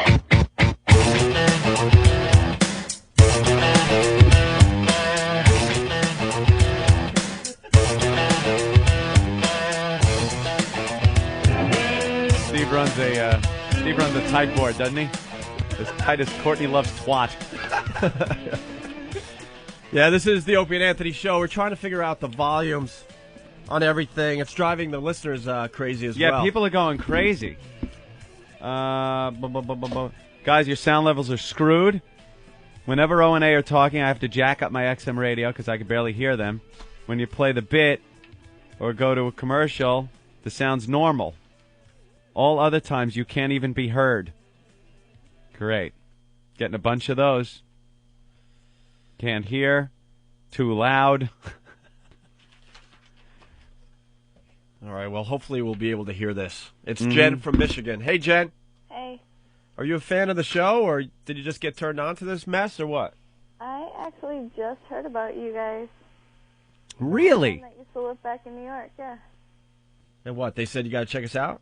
Yeah, pretty much. He was listening to it on his CDs, and he was listening to an old show, and I just was like, who's this? And he's like, oh, it's Opie and Anthony. You got to check him out. Yeah, our stuff is being traded all over the world at this point. So. Yeah, he got it over the internet, I believe. There's a great website, oavirus.com, that has a lot of our stuff. Yep, that was exactly the one. Oh, very cool. So you want to play Guess What's in My Pants? Yeah. Yeah, we brought this bit back today. Slowly but surely, we're going to bring back all our bits. That's what's exciting about the satellite radio. And this is how the show's going to spread. It's like a virus, and it spreads from one person to the other. Okay. Do you know how to play Guess What's in My Pants? No, I don't. Still don't have the theme music that kind of explains it, and it's a fun little ditty that gets everyone excited for the bit. Eventually, we'll have that, too. If she doesn't know how to play, what are the odds she's not going to do it, Opie? You'd be surprised. Oh, okay. She'll do it. All right, what do you look like? Pleasantly surprised. I'm 5'6", really cute. Uh-oh. Red hair. Uh-oh. Well, they say really cute. There's always something going on. What's the problem? Big hips? What's the problem? Little belly? How much you weigh? No, I weigh like 150. Oh, okay. That's nice. Very nice. Nice figure? Nice boobies? I even got pictures. No boobies. That's the downfall. You got pictures? Yeah. On a website? Yeah, actually. Oh, really? Yeah. All right, maybe we should take a look. Take her off the air for a second to get the website so we can take a look without our listeners pounding it. All right. Hold on, Jen. Is this a website that's all about you? It's like a Yahoo group page, more. Ooh. More so. Okay. All right. Hold on a second. And then someone get that web.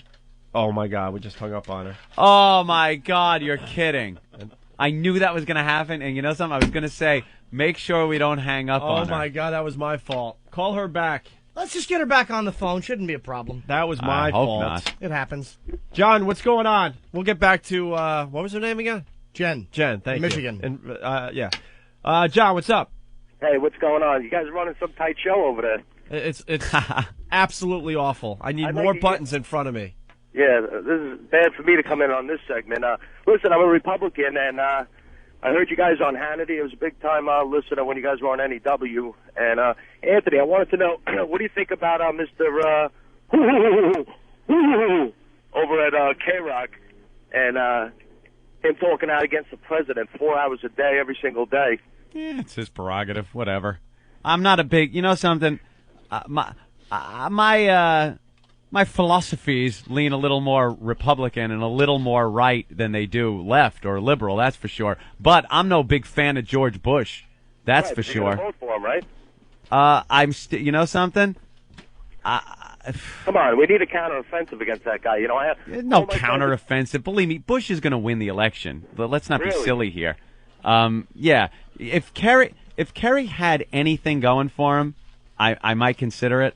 You know, it was one of those things where I'm so sick of Bush and his religion and his bullshit that, you know, I was looking for any other option.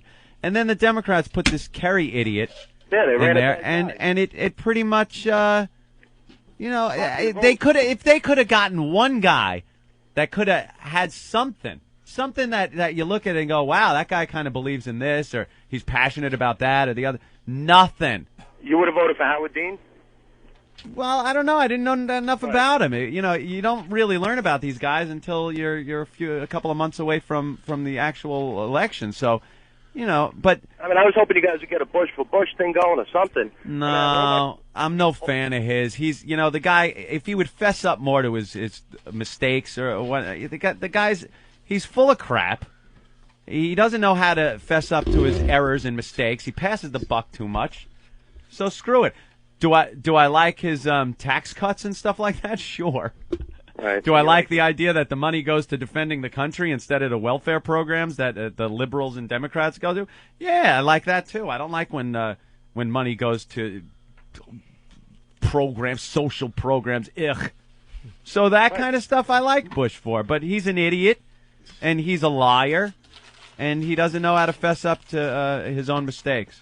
Yeah, that's great. As long as you vote for him, that's the important thing. I didn't say I was gonna. I would love you to. I mean, all my friends are cops, firemen, construction workers. You know, middle class guys, and you know they're getting brainwashed by that guy over there. Believe me, no one's getting brainwashed by Kerry or the Democrats either.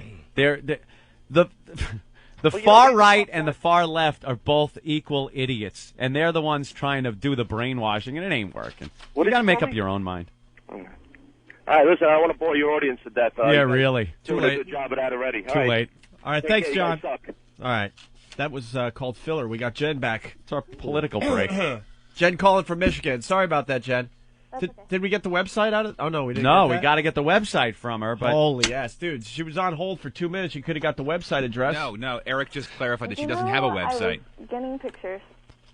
Oh, you're just gonna mail the pictures? Yep, I'm sending the pictures. Oh, she's sending them now? To yellowtreats@AOL.com? No. Oh, I don't know. I'm just checking. All right, Jen. Well, we'll explain Guess What's in My Pants as you email some pictures over to us, okay? Yes. Basically, are you in your little room? Yeah. How old are you? How old am I? I just turned 20. Just almost missed the first teen. Just missed the first teen on the Opie and Anthony show. Almost teen. When did you turn 20? August 2nd. Okay. Wow, that is close. Everything Opie better with the word teen in front of it. Try it at home. Anything even as simple as a blender. Blender's just a blender, but teen blender all of a sudden sounds hot. What about puke? Teen puke. Teen puke isn't as bad as regular puke, is it? Nope. Smells like Kool-Aid. Nice. Smells like hubba bubba bubble gum. Jen. Yes. You live with mom and dad? Baby shampoo and cotton candy. What? I live on my own. You live on your own, okay. All right, you don't know how to play. Basically, you got to get naked for this. Oh, okay. So, what are you wearing? Pictures are sent. The pictures are sent. We don't Yep. even know where she sent them. Wearing a pair of jeans. Okay. Black thong underwear. All right, you're going to have to lose that. Do they stick out the top of your jeans No. when you bend over?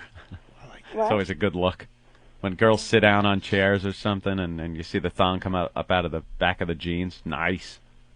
All right, take the jeans off and the black thong. Okay. All right, and what we're going to ask you to do is rub your phone down there. Okay. Right in your lap, right on your hair. Okay. And we're going to guess what kind of hairstyle What you kind of got. hairstyle you have. Don't reveal what type of hairstyle you have under any circumstances, okay? All right. All right. Are you naked? Yes, I'm lower half. Yes. Okay, good. Ugh. Okay. Ready? What'd you do, Opie? All right. Hold on. I got to Making clean a up. mess. What are you doing? I don't know, man. He's making a mess in front of him. All right. Cleaning up with tissues. Well, I was going to explain to the people at home, they can play along. They get to guess as well. And Yes. the guesses are the 70s Earth Mama muff, better known as the pool rack with afro hair. Uh-huh. Also the landing strip, Anthony. That was called a mohawk, I was informed. Oh, that's Remember, right. we called it the mohawk. That is where a girl shaves the sides of her natural triangle into a mohawk. It's a strip. Okay, so the mohawk. And then the Hitler mustache, which is a modified mohawk. It's the same as the mohawk, only you're cutting the hair downward from the belly button down toward the hot spot. I see. And then the final choice would be the wood floor. The wood floor, which is clean-shaven like Jean-Benet Ramsey. All right, we're ready to play Guess What's in My Pants, or Guess What's in Jen's Pants. All right, Jen, if you will, up and down with the phone. Okay.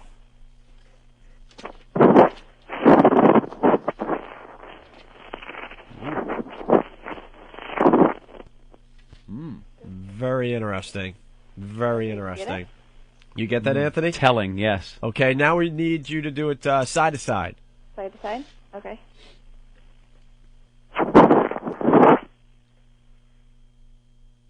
Again? Again? Interesting. Very interesting. Yes. We're going to do the circular motion, too? Mm-hmm. All right, the circular motion. Okay.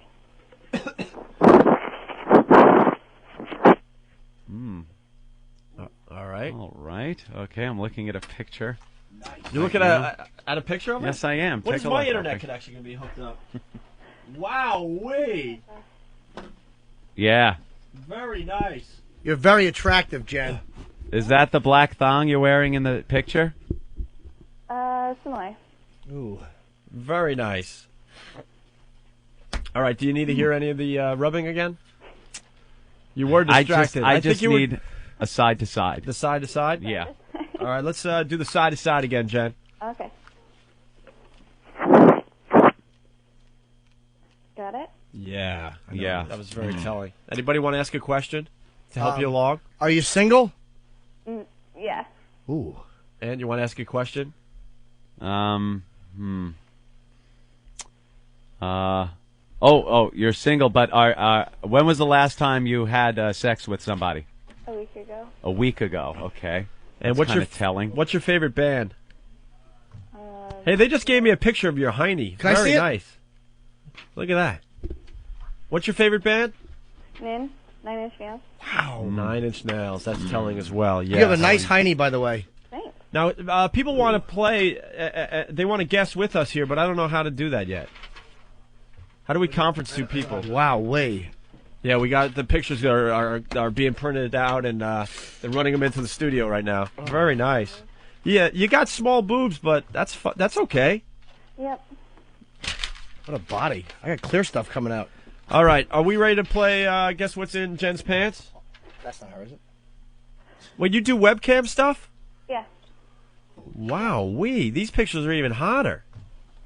Can we put this up on our website? Huh? Can we put this up on our website? Yeah, sure. Which one is she? Here, look at this. Which one is she? I don't think she's in any of these. She does do webcam stuff. Oh. Do you have sex on the webcam? Yep. You do? Yep. With who? With a few other girls that are in that picture in the. Oh, girl-on-girl action? No, I actually don't do any girl on girl. But you have guys come in there and have Norton. sex with you, and it's stop on the webcam? grabbing your ass. Yeah, friends.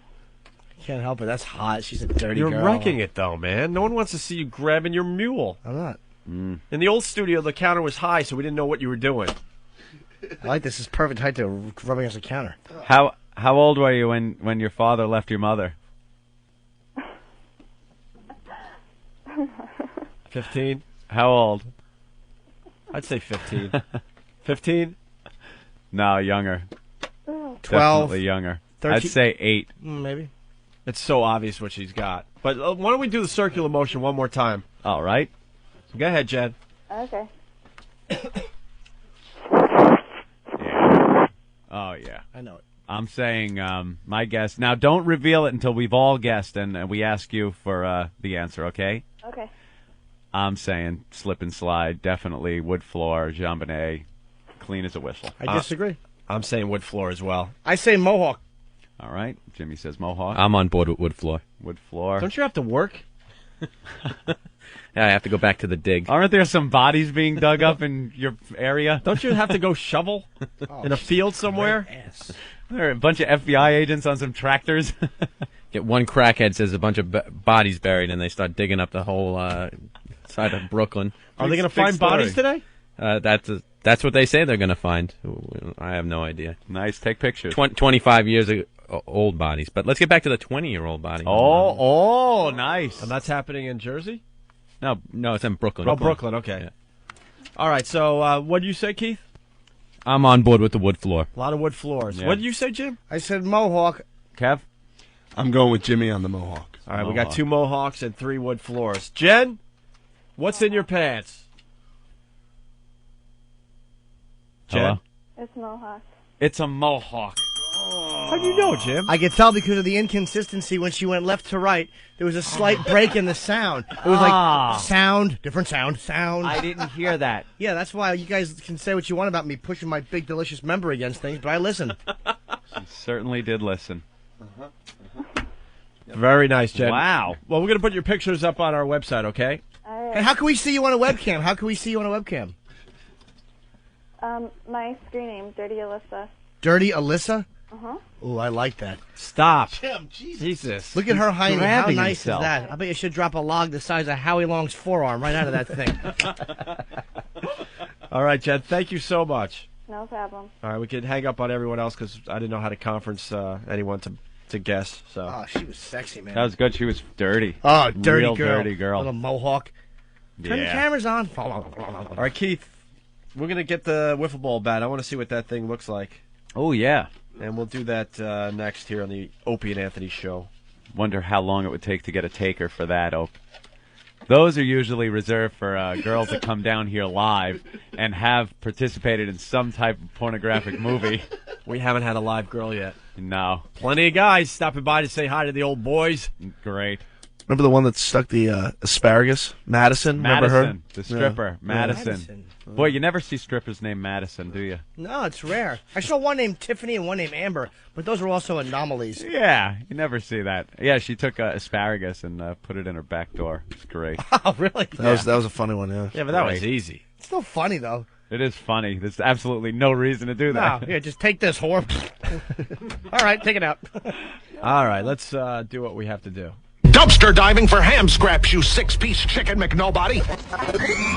An open letter to Opie and Anthony. Anthony, if your penis wasn't so small, I'd let you shove it in between my big tits. The Freak Show. The Opie and Anthony Show. You know, honey, I knew it was hot and sunny before I even got out of bed today. Ask me why. Say it. Say why. Repeat after me. Why? Because my balls were hanging low. Let's say that real tight. We're talking rainstorm. Half mask, cloudy with a chance of showers. That's right, honey. The penis thinks for itself. It's got its own brain. Why do you think the head's bigger than the rest? I could prove it's got a mind of its own. You ever get up in the morning and he's already awake? He's dressed, he's ready to go, right? He's in the kitchen making fucking flapjacks. You're in bed going, come on, Joey, 5 more minutes. Your penis is going, take me shopping. I need a new hat. But you remember when they first came out with the hard-on, huh? 3rd, 4th grade, you're leaning over like the hunchback of Notre Dame. Teacher calls you up to the board and you're like, I don't think so, honey. You're the teacher, you figure it out, all right? I got some kind of ligament over here, I don't know what's going on.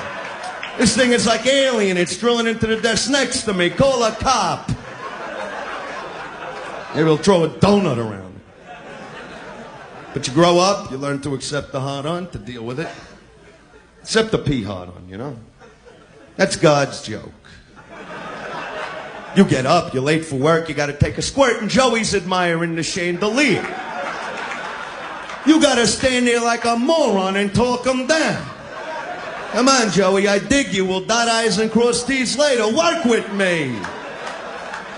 Yeah, the morning hard-on. I'll put that up against that Ginsu knife any day. It'll slice, it'll dice, it'll pump your car up if you got a flat tire. See what I'm saying, Carol? Heather. Your wireless phone could soon double as a credit card. I'm Kevin Eby with Chip Talk. Since a fair number of people already take their cell phones with them everywhere, several companies are working on technology to allow those mobile phones to replace their credit and debit cards. It's called near-field communication technology, and it's in use to a limited extent in Japan and Korea. People there can load special cell phones with cash, a lot like a prepaid debit card. They can then wave their phones in front of vending machines to pay for their purchases.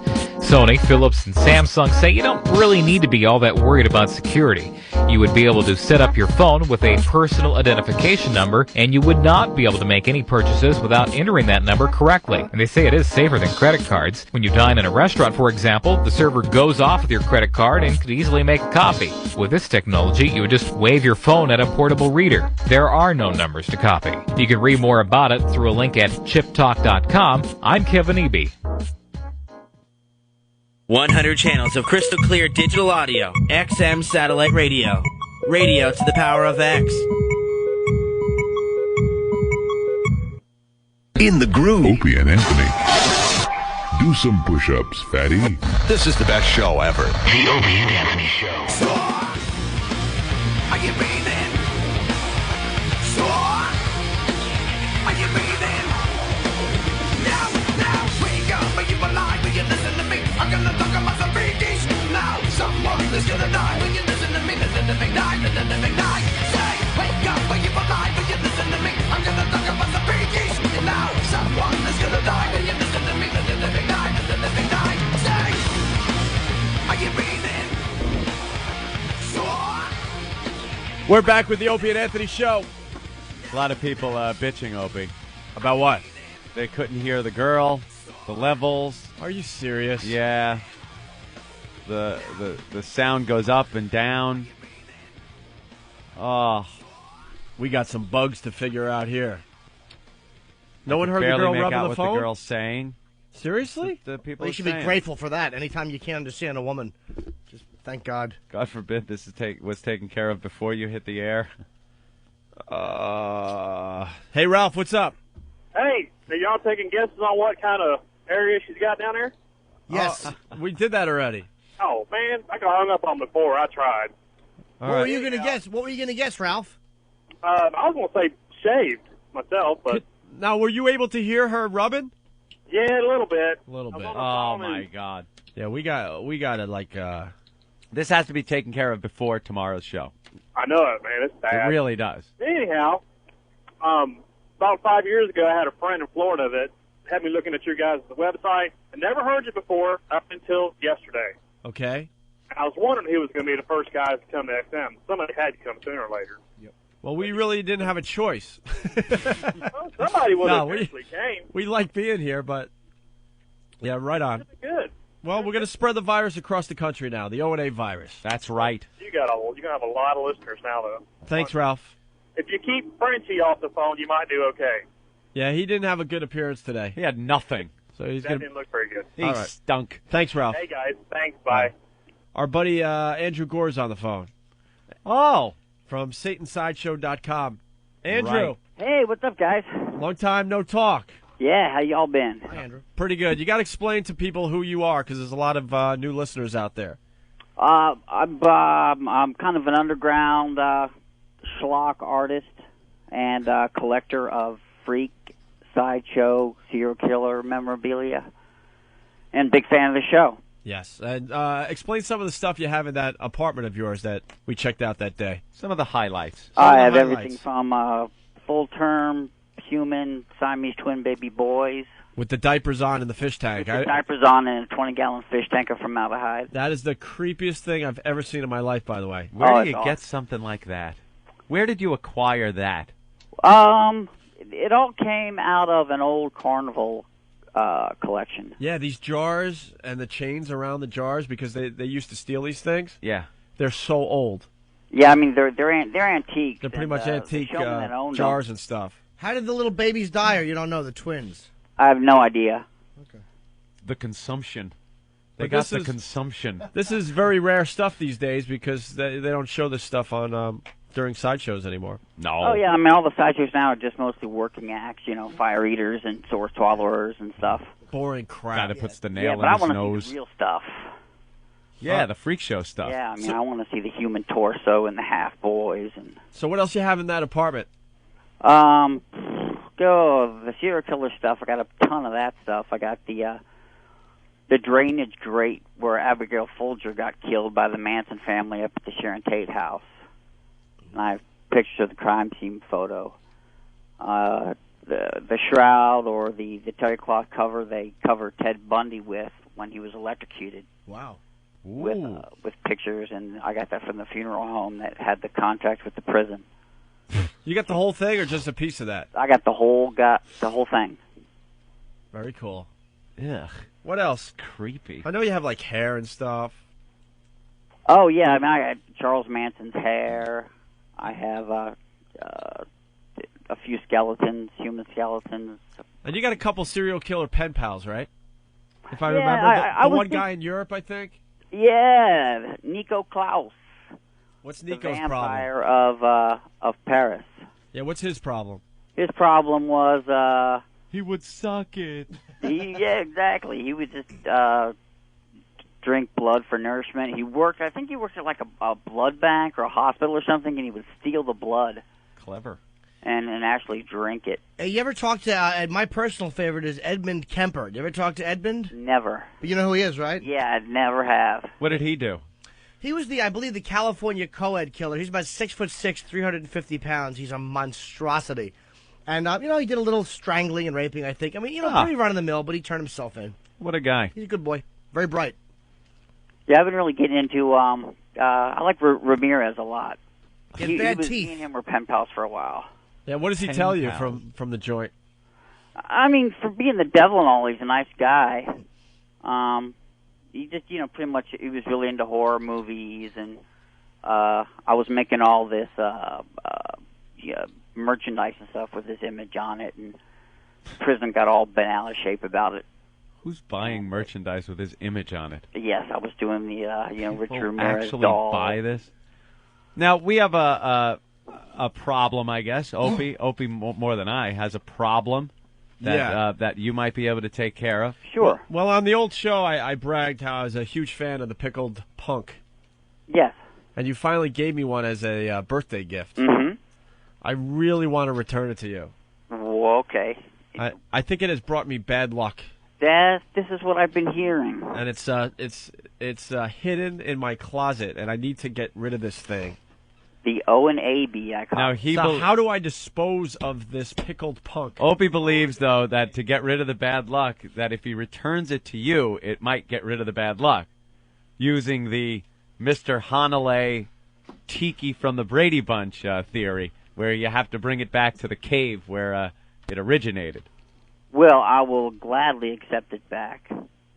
And it'll be good. Well, how do I get it to you? I can't FedEx it to you. No, I'll come pick it up.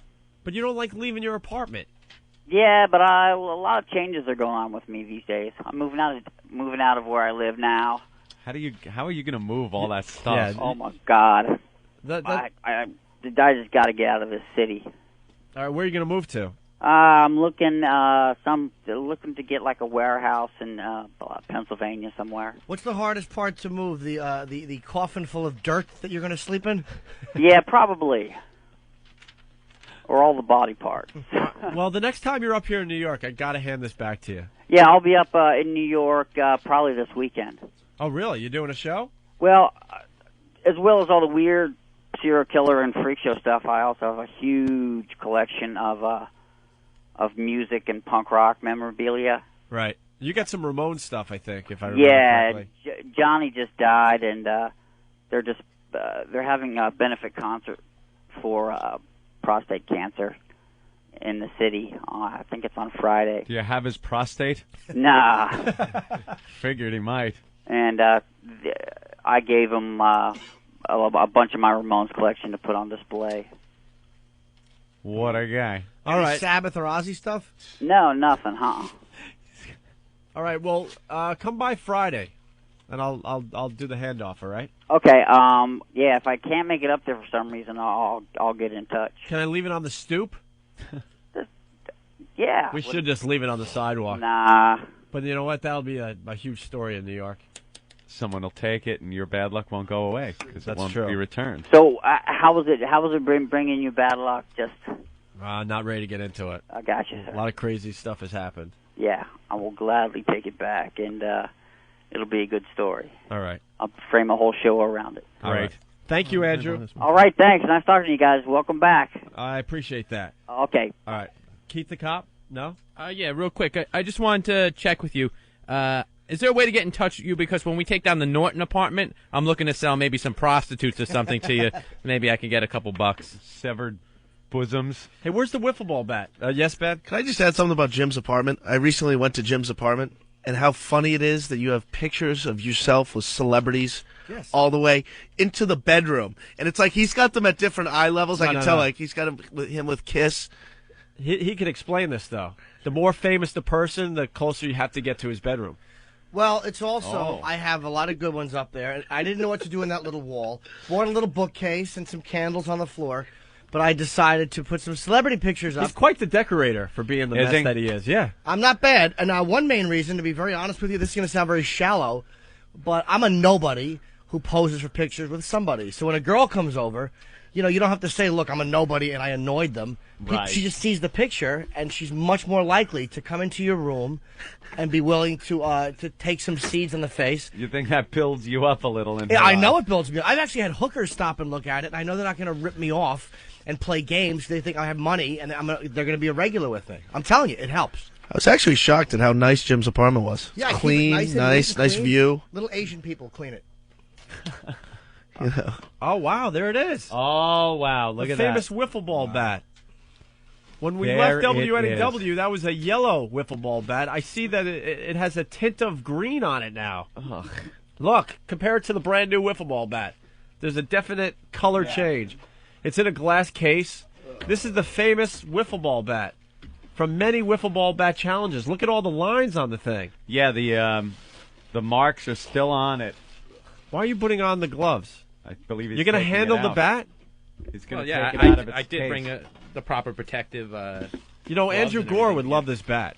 He would make a whole display around it. Now, there are marks on it, depending on how deep it went inside the girls that were using it and involved in the contest.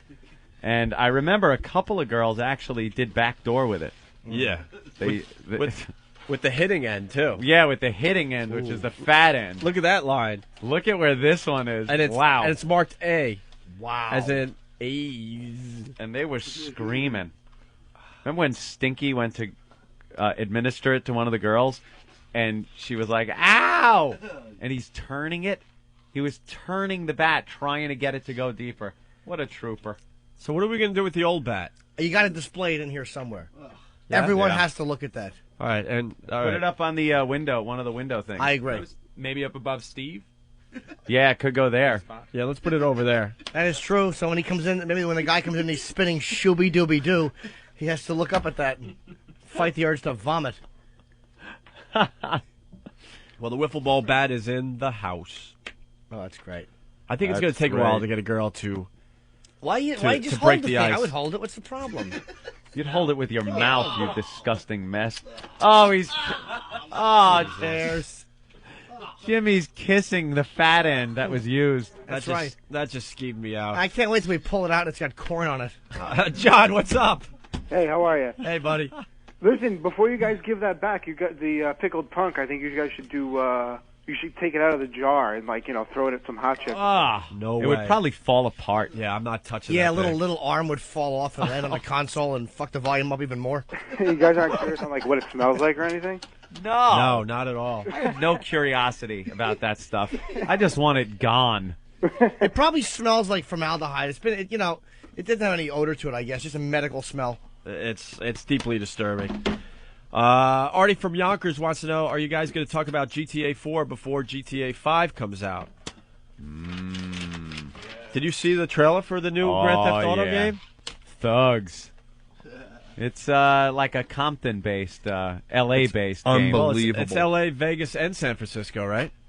West Coast. West Coast, basically. West Coast. I wish we could say what we want to say and about it's that supposed game. to be more violent than any of the other ones. We've talked to people involved in the game, and they're saying they're going to try to pull this from the shelves in instantly. Instantly, yeah. I love those games. Well, they got the drive-by shootings and all sorts of stuff happening in that game. Multiple players. I start doing the missions, and then after about 5-6 missions, I'm done. No, and then I'm just going around beating people over the head. No, it's all about the motorcycle jumps. Yeah. Yep. Well, I like the cars, too, taking the cars over the jumps.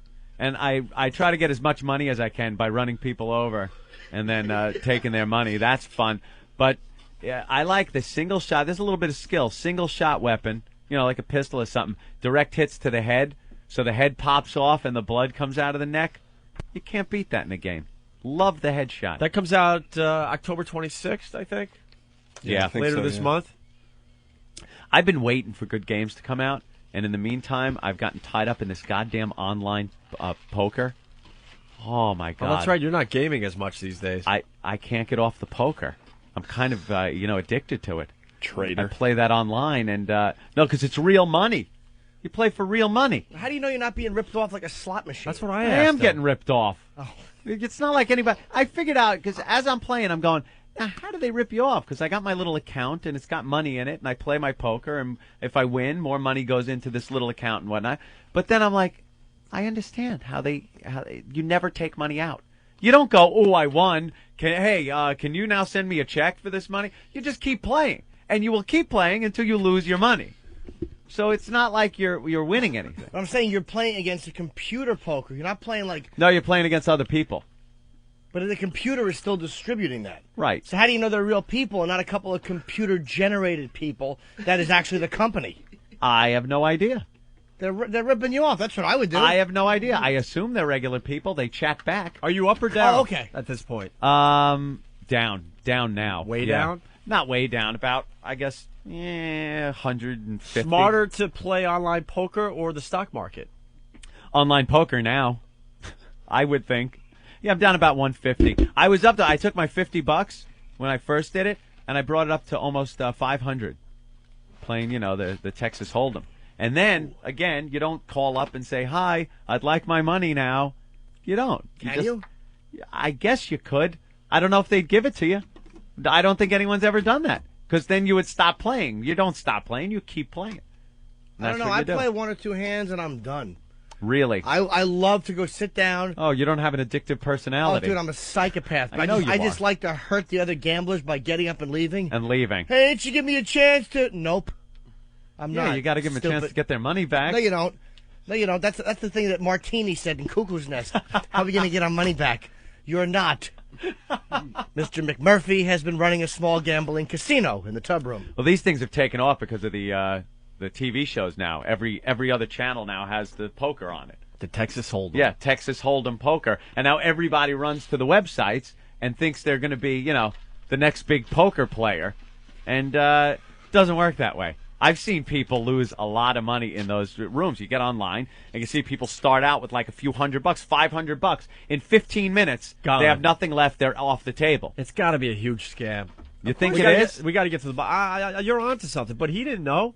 No, I assumed. I'm not sitting there like I didn't know. I assume that I'm being ripped off in some way, shape, or form. But I kind of enjoy sitting down there and playing some poker. But I mean, when you play with real cards, right? A guy deals your cards. It's a guy dealing your cards. Whenever you play, I play in Vegas too on the machines, poker. Yeah. It's a computer generating the cards. Yeah. So the computer's not just doing it randomly. They're deciding when you win. Well, that's different. That's the video type of poker's ripoff. different. This is supposed to be a random dealing of a deck of cards. I don't That's believe being that. dealt out to all the different players buy it. on the board. Oh, we had a guy that plays the online poker. I want to see what he thought about that. But I love the online.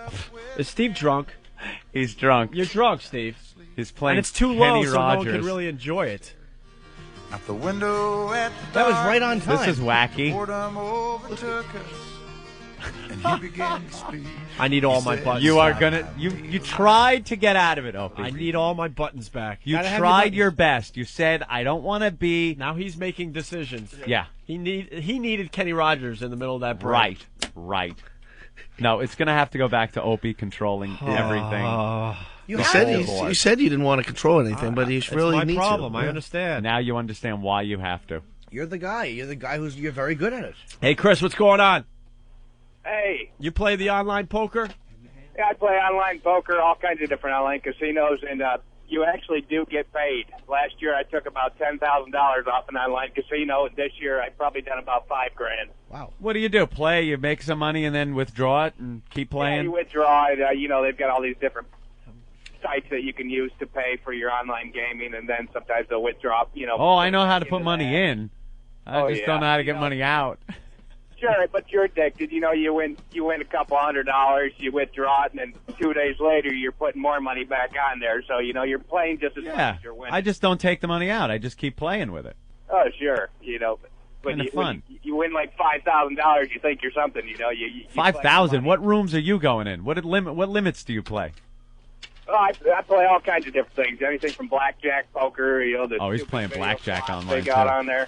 Blackjack isn't worth playing online because basically blackjack's a pretty boring game. I like playing blackjack in the casino because you're in the casino and it's kind of fun, but it's pretty much a boring game. Poker's kind of fun and there's things you can do with it. It's not just like you're right, because poker, you've got all the different types of poker you can play. It's not all the same. And you could play with it. It's not like you're at the mercy of the cards you get. You can bluff and Right. stuff with blackjack. You're just at the mercy of those crappy cards. Yeah, but they've got you. When you get hooked by winning a couple $100 or a little bit better, they've got you right there. So they know they're going to give you. You're going to get your money back to them. Somebody writing me on immediate feedback, Opie. Immediate feedback. Saying that he's a heavy party poker player online, and there was an article on MSNBC about how computer programs have infiltrated internet games. So, yeah, I'm sure it could be getting ripped off, but I'm just kind of paying to play the game, I know, Well, but just... You know what? It's actually illegal for us to be playing it here, but the government pretty much hasn't said anything about it, Yeah, you're not supposed to be doing it online. Yeah. Right. Are you saying they turn a blind eye to it? Perish the thought they'd not get their tax dollars. All right, Chris, thank you. Thank you. Okay, let's go to Mike. Hey, Mike, what's up, buddy? Hey, how you guys doing? Pretty good. I was just curious, what the fuck is a pickled punk? Oh, good question. Wow, he doesn't know what a pickled punk is, and we've been I guess talking we didn't about really explain it. It's pretty much a fetus in a jar. A fetus in a jar? Yeah, it's a fetus Yes. that's been in formaldehyde. In the old days, that's where all the abortions went, into jars, and then they went to the sideshows. Don't you remember? You ever see The Godfather when Sterling Hayden says, "I frisked 1,000 pickled punks"? Shit, yeah, I heard. I never even knew what the hell it was, though. All right, there you go. Now you know. All right, man. Thanks a lot. A new segment on the O&A show. Now you know. Tom from Niagara Falls. What's up, Tom? Morning. Hey. Morning. Welcome back. Thank you. Hey, guys, listen, I made some tapes of the old show, and I'd listened to them while you were gone. And there was this one episode from a couple of years ago where Laverne and Shirley were doing the VMA Awards. Oh, we love that one. Oh, yeah. Right. And they're talking to some rappers, and they're telling them about how they're the Yin Yang Party, or the Yin Yang Twins. And now here it is, 2-3 years later, the rappers stole their yin yang rap. You're right. Wow, Little Tom. John. You mean Little John, right? Right. Tom, you they just call killed themselves this the segment. Yin Yang Twins, right? You're right. Good I call. think you did have a point. Sorry about that. All right, Yeah. thank you. Is it true that Lady Di and Marion went to Scott Muni's funeral after they left here? Yes, Scott's a legendary New York disc jockey, Scott Muni. He died last week, something like that. We loved that guy. He was great to us. And they had his funeral yesterday at St. Patrick's Cathedral. And Lady Di and Marion left here and went to his funeral. To pay their respects? Like they knew the guy in Did they get any in? way, shape, or form. Yeah, they got in, and they poor Earl. I mean, say what you want about Earl, but Earl was pretty close to Scott, so Earl was, going through a tough day yesterday. They followed Earl. He used to drive him to the stove. Yeah. They followed Earl, and come on, Earl, how you doing, Earl? How you doing? Oh, so sorry, driving Earl But nuts. how do you get? Do you mean did Lady Di and Marion get to sit next to McCartney and that? I don't know. They were in the church with, I They got guess, in. all the celebrities that went to go see Scotzo, and they got in, and they're hanging out like they're celebrities with at Scott's funeral. Whoever it was probably figured they were just too awful to not be celebrities. Like, these two are too awful to be real people. This has to be a thing. Pay my respects. Pay my respects.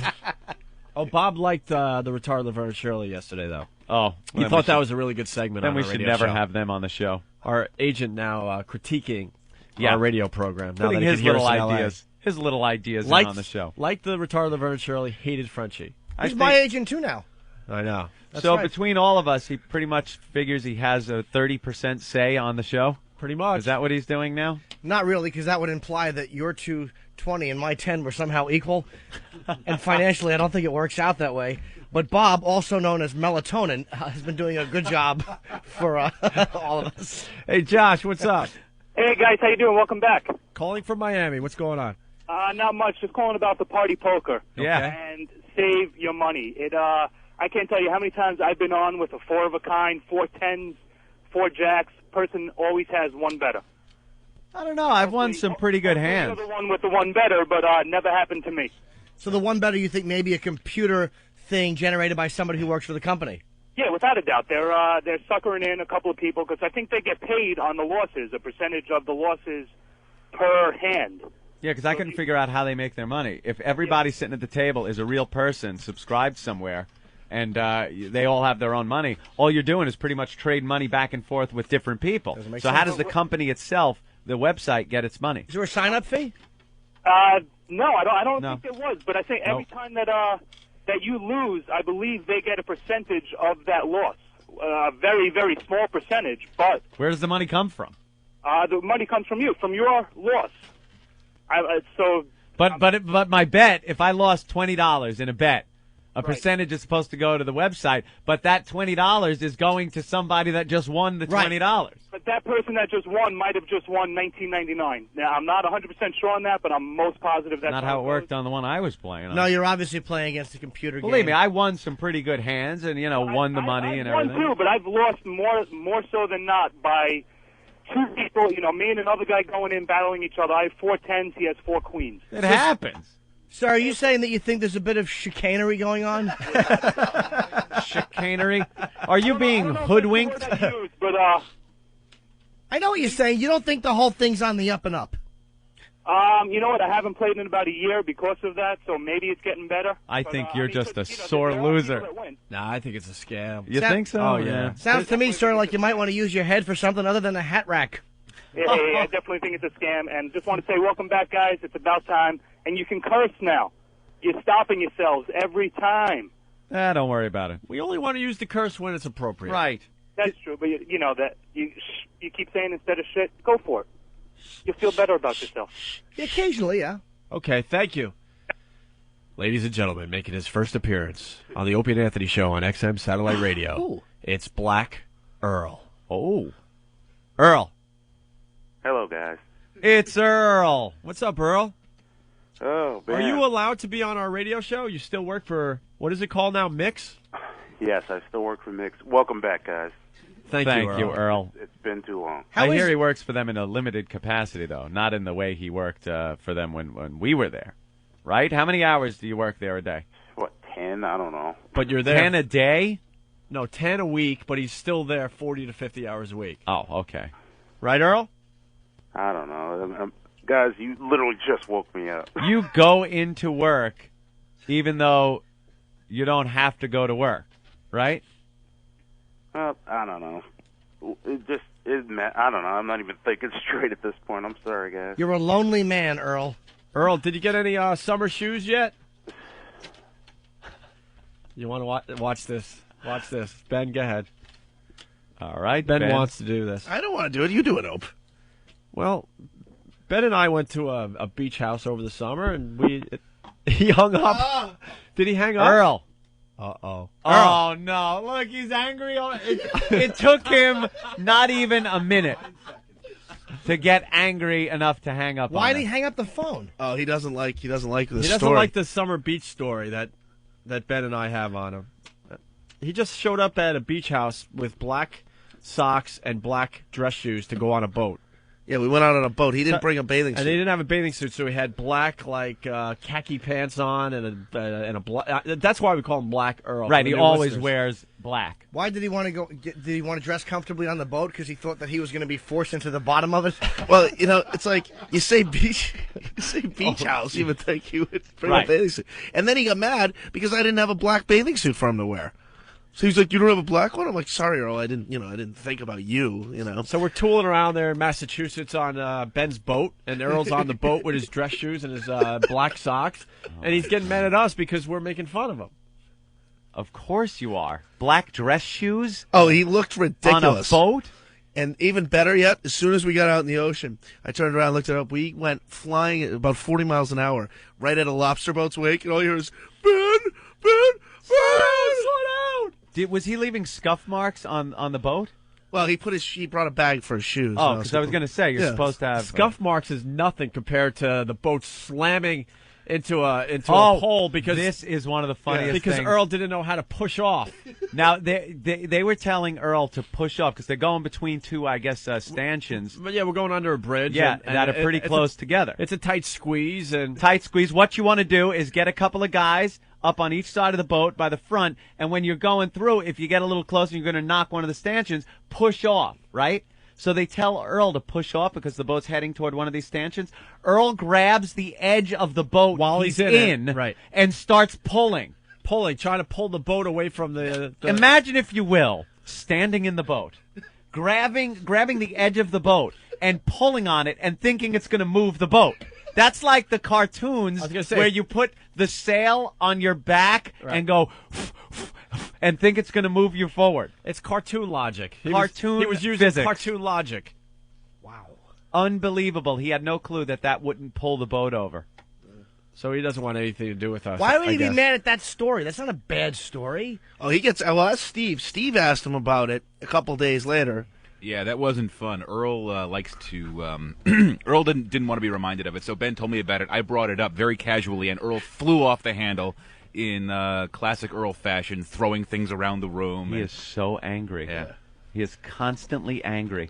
We didn't even get to ask him about Scotzo's funeral. I know, and that's why we want him on the show. Wanted to know call him back. Call him back. Tell him we'll be nice to him. Oh, he's calling my cell phone. Hang on there. I kind of wanted to know. All right, hold on. Hey, Earl, we'll call you on the other line, Earl. Wait, ask him what the problem was. What's the problem, Earl?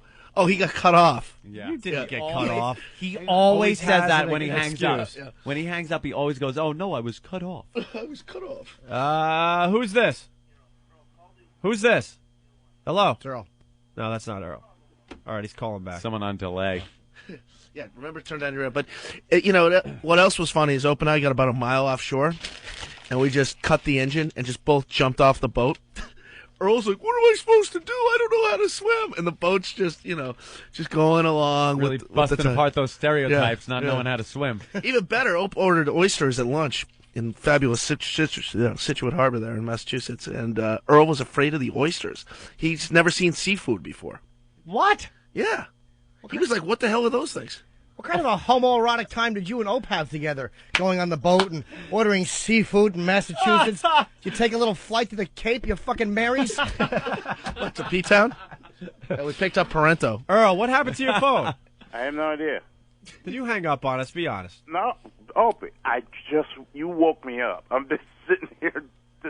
All right. Well, we just told the beach story that gets you all pissed off for some reason. I don't know why. Oh, there's no reason to really get pissed off. I had no idea we were going to spend the day on a boat. Earl, it's Steve. You remember when I brought that up at NEW and you freaked out? You started screaming. You were yelling at me. You were yelling at Fabby. Remember? Can Earl hear you? Earl? Nah, I didn't hear a thing, guys. We really got to figure out all these buttons. We got to figure it out. Steve was talking to you, Earl. All right, forget it. How was the funeral yesterday? It was as far as funerals go, it was very nice, except for when the funeral actually ended. And who was there? What kind of celebrities? Honestly, I mean, I just saw a lot of old friends, but there were two people I really did not want to see. The retarded Laverne and Shirley? Oh, yeah. Were they causing a scene? Not causing a scene. It was just like, you're leaving. It's this highly emotional moment, and you're trying to catch up with people you haven't seen in years. And just trailing me like bad tissue paper is these two mutants. Hey, Earl, I got to bring up an observation. I think Ed's going to be with me on this one. You sound extra black in the morning. Does it take a while to get your white voice going? No, I mean, you hear I woke up. I know. You sound a little more. You sound extra black in the morning. Extra black? That's one of the funny Anyone things. else? Do you notice that, Ed? It might be because he's not hanging around with us anymore. I think what Ope is saying is basically that when you wake up, there's a shiftless sound.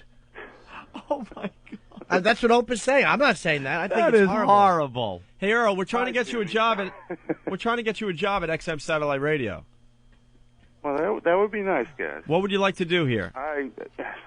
The public file? I have that doesn't have to be done? The studio needs decorations. Maybe you can hang some pictures for us. You have experience at that, Earl? You guys are just extra awful now that you're on XM, aren't you? Extra awful. That's what the X is for. That's right. All right, let's say goodbye to the golfer. And how's the Black Rock Coalition coming along? Oh, it's going great. We actually we have a show tomorrow night. You do? Yeah, at Joe's Pub here in New York City. Oh. Meet Earl. All right, Earl, you just brought the show to a screeching halt. We thought you had a little more for us today, but I'm sorry, guys. You literally just woke me up. I mean, I've just had the God forbid you get up before 9:30. I just had the longest week of my life, and I'm just trying to start over. All right, hang in there, Earl. We'll talk to you soon, okay? All right, guys. Welcome to XM. Thank you. Thank you, Earl. All right. She's cute. The girl on TV right now, Kev just pointed out, is that little... Ugh! That stump is really awful. Bethany Hamilton. Oh, the surfer that got her arm bitten off by a shark. I don't mind that, because that's one less you have to hold down. But my question is, can you have to wear a tank top with that awful... Wow. It looks like a giant thumb on her shoulder. That really is bad. Horrendous. I like her brace face, though. Yeah, I like That's braces. nice. I like them. But I don't like that one arm. I don't like her confidence with one arm. Like, I've got one arm, and I'll be proud of it. It's awful. Cover she's it. wearing the tank top. She's already surfing again, too. Yeah. And winning competitions. Get out. Yep. She's winning? I swear to one God. arm. I understand her and McCartney's wife were... What? I don't know. I didn't have a funny thought to follow it up. I thought that the two amputees put together would be humorous enough, but I was dreadfully wrong. All right, with that, we have to... I don't know why we have to take breaks if we don't have any sponsors. I don't really get that. To get used to it, it's a timing thing, I think, that the company wants.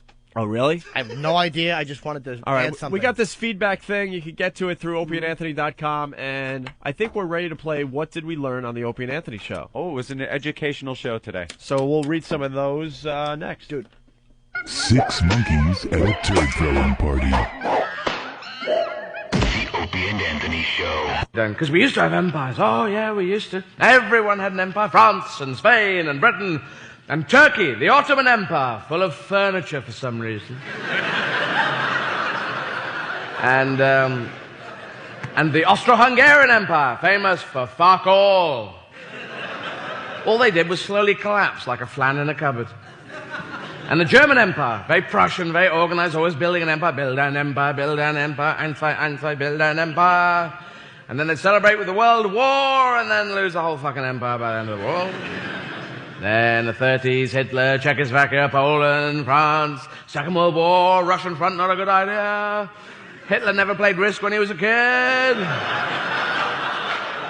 Because we know it was impossible to hold on to that Asia, Eastern Europe area, wasn't it? You know, in Risk, 7 extra men. We've all played it, 7 extra men at the beginning of every go for that Asia bit, but you could never hold it, could you? Azerbaijan would fuck off somewhere, and then fucking Siberia. Come on, Ukraine, hang on there, fuck it. Australasia, that was the smart move, wasn't it? The purples, get everyone on Papua New Guinea and just build up forces saying, fuck off to everyone. You'd never attack anyone, you just get bigger and bigger and bigger. Yes. And I think America, because you're the new Roman Empire, you know that? Yeah. There's no other big, country. You're the Roman Empire now. There's no one else going, really. China's there, big and large, but they're just trying to do a bit of housekeeping at the moment. And so you've got vomitariums and orgies to look forward to. I think you've already covered orgies, but vomitarium's the future. Or maybe that's in the bulimic area. I don't know. But because I get the impression that America, after the Second World War, would really like to have built up an empire. But, everyone else in the world was going, well, you can't now. We've just given that up, Television networks are going online. I'm Kevin Eby with Chip Talk. It's the start of the fall television season, and the networks are rolling out a number of new shows. But some of those shows aren't so new, at least if you have a high-speed internet connection. This season, the Warner Brothers Television Network began testing some of its new shows on the internet, previewing them online as much as a month before they first showed up on the primetime lineup. The idea of previews is not new. TV networks and movie studios often invite select audiences to rented theaters to watch shows before they're generally available.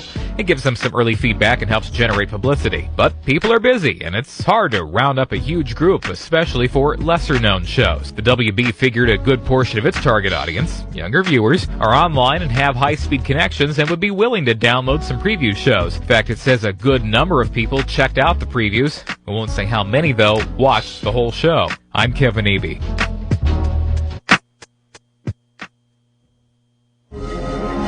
Spirit is invisible. It is soundless. Liquid metal can make you deaf and your ears might bleed. It is without texture, without taste, without smell. It is dimensionless, spaceless, and timeless. Channel 42! Ow, my throat hurts. Liquid Metal, one of 100 channels on XM satellite radio. XM 46. Moments after the Jimi Hendrix Experience reduced the stage to ashes at the Monterey Pop Festival in 1967, it was clear Jimmy's incendiary guitar playing had finally converted the American audience to his electric vision. Jimmy first took up the guitar in his early teens, religiously jamming to blues heroes Muddy Waters and Robert Johnson. The Jimi Hendrix Experience. Top tracks, XM 46. Was in a vestibule at St. Pat's doing ass sex. Lick, lick, lick, lick, lick. Sounds great. Complete whores. Opie and Anthony got this couple to have sex in New York's St. Patrick's Cathedral. Desecration against the church is disrespectful. It's a true sacrilege. It was just a joke. Opie's fault again. How can we blow up our lives today? You rocking sex. Uh-oh, we're in it again. They hire people who are artists to do a certain thing, and then when they go too far, they suddenly wash their hands of them if they feel the heat is too heavy. Opie and Anthony should not have been fired. Technically, we didn't get fired. They probably shouldn't have hired them in the first place. Exiled radio hosts. They had been fired in Boston after announcing that the mayor was killed. Another prank. And I go, Anthony, I got a great idea today. We're going to tell the whole city of Boston that the mayor died in a fiery car crash while he was on vacation in Florida. What do you think? Oh, my God, is this a bad one? Oh! It just gets worse and worse. Everything just went right down the crapper. Can I just say fuck? Yes! The duo is signed on with XM Satellite Radio. Thank God. Yeah, we'll make it work. Oh, what a glorious day. It's all about me. I play golf with old guys. I am a grinning idiot. Hey, it's Opie and Anthony. We're back now. The new climate of radio. Ho, ho, Opie. Thank you. You don't go to CNN for dick jokes. Don't come to O&A for hard-hitting news. Я обожаю Опи и Энтони. 私はオピとエントニー毎日聞きます。Опи's хуй большой и красивый. I don't know. Your mom's box. The Opie and Anthony Show. We stink.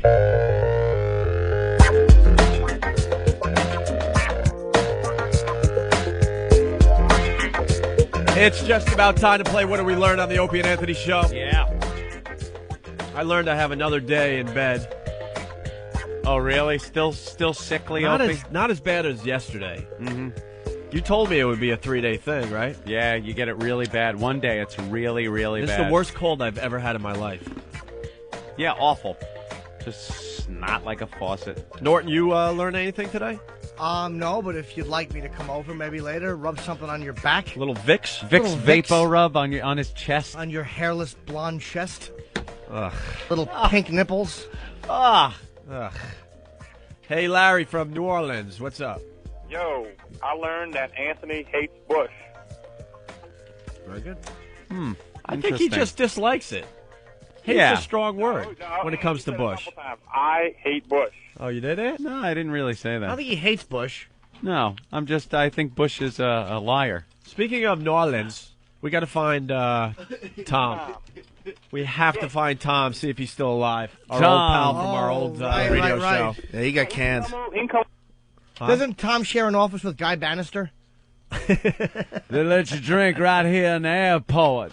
He got after our whole thing. He would prank call me, going, "Hey, take your order, please." You know, like joking around with me. And then, like 2 weeks after we got canceled, he got fired from his second radio job down there. You know, we're gonna have to talk about New Orleans maybe tomorrow. Yeah. That whole story is just legendary with Tom that ran the station and when we went down there to do Mardi Gras. We broadcast live from Mardi Gras and just were drunk. We almost got kicked out of Mardi Gras because the girl was giving the BJ live on the show. Yeah. No one gets kicked out of Mardi Gras. We just about did. Inflicting wounds on people with those god-awful beads. Yep. Hey, Mike from Staten Island, what did you learn? What's up, guys? Welcome back. Opie, sorry about your loss, man. Oh, thanks, bro. I learned for some reason colored people are now called golfers. Colored? What decade are we living in? I'll see you guys later. You guys colored? All right. Someone figured that out. Henchman from Brooklyn, I learned that there are still some things O&A can't talk about, like video games. Well, when it comes to Grand Theft Auto, the new game, we got some things we do want to say. Some things going on. But we kind of signed some things. Yeah. That's all we're trying to say if you think about it. Has really. nothing to do with, FCC or anything like that. Don't worry about it. We'll spill the beans when the game comes out. Harry from Long Island, I learned today that Black Girl's phone service deteriorates with how angry he gets. Very true. I don't know what happened, guys. He hung up on us. John from Maryland, what's up? Hey, I learned today that I really missed cigarettes, coffee, and O&A. Cigarettes, coffee. Why the cigarettes and the coffee? You gave that up? Pretty much. But nothing beats listening to you guys with cigarettes and coffee unless it's beer and Jack Daniels. All right. Thank you, John. Thank you. Thank you, sir. See, Eric, if you write what they learned on the screen, then I could do some editing. And I could pick the better ones. And then we look like radio superstars. Geniuses. We look like radio superstars at our old job because we had it all figured out. It all the was tricks so of the trade. all figured out. All the tricks of the trade. We had that bad equipment working. Remember that? Larry from Jersey, I learned that Anthony doesn't think he ever paid for sex but had an expensive three-way. Sam Smith from Jersey, I learned today, though impressive, Jim's mule doesn't measure up to Ant's fever junk. Fever junk, yeah. Philly checking in. Right on. Johnny, today I learned that your show is still hard to effing hear. Paul from North Carolina, I learned on the road to rebuilding the show, today was one more gooder. One more gooder. It wasn't bad. We added What's in My Pants today. It was nice. Tomorrow we're going to try to find some stoners that are smoking their pot nice and early for Stoner Spelling Bee. I like touching on familiar ground. But if you're smoking the pot really early in the morning, you think they could afford the XM satellite radio? Something to think about for tomorrow. You could just say it. Big Kev has one. I learned that the C in Steve C is for combative. Yes, we did learn that. Andy from Vermont, what's up, buddy? Hey, how you doing, Opie? He's all mad back there now. Look at him. He needs a martini. He's just about ready for his first martini of the day. Poor Steve. What's up, Andy? What I learned today was not only do Opie and Anthony have the broadcast audience of a college radio station, but the production value of one, too. And the equipment. This is state-of-the-art equipment. Someday we're going to figure this out. You can throw in the advertisers, too. How'd you guys land that XM radio ad? Pretty good. Is that all they got when we go to break? That's right. Advertisements for something that people already have. We're sponsored by XM. Nice. All right. Thanks, Andy. Thank you. Okay. Eric from Jersey, I learned today that you can put the word teen in front of anything to make it sound better. You got another example of that, Anthony? Of what? The whole teen concept, how it makes things sound better? Teen. The word teen, put it in front of anything, and it sounds better.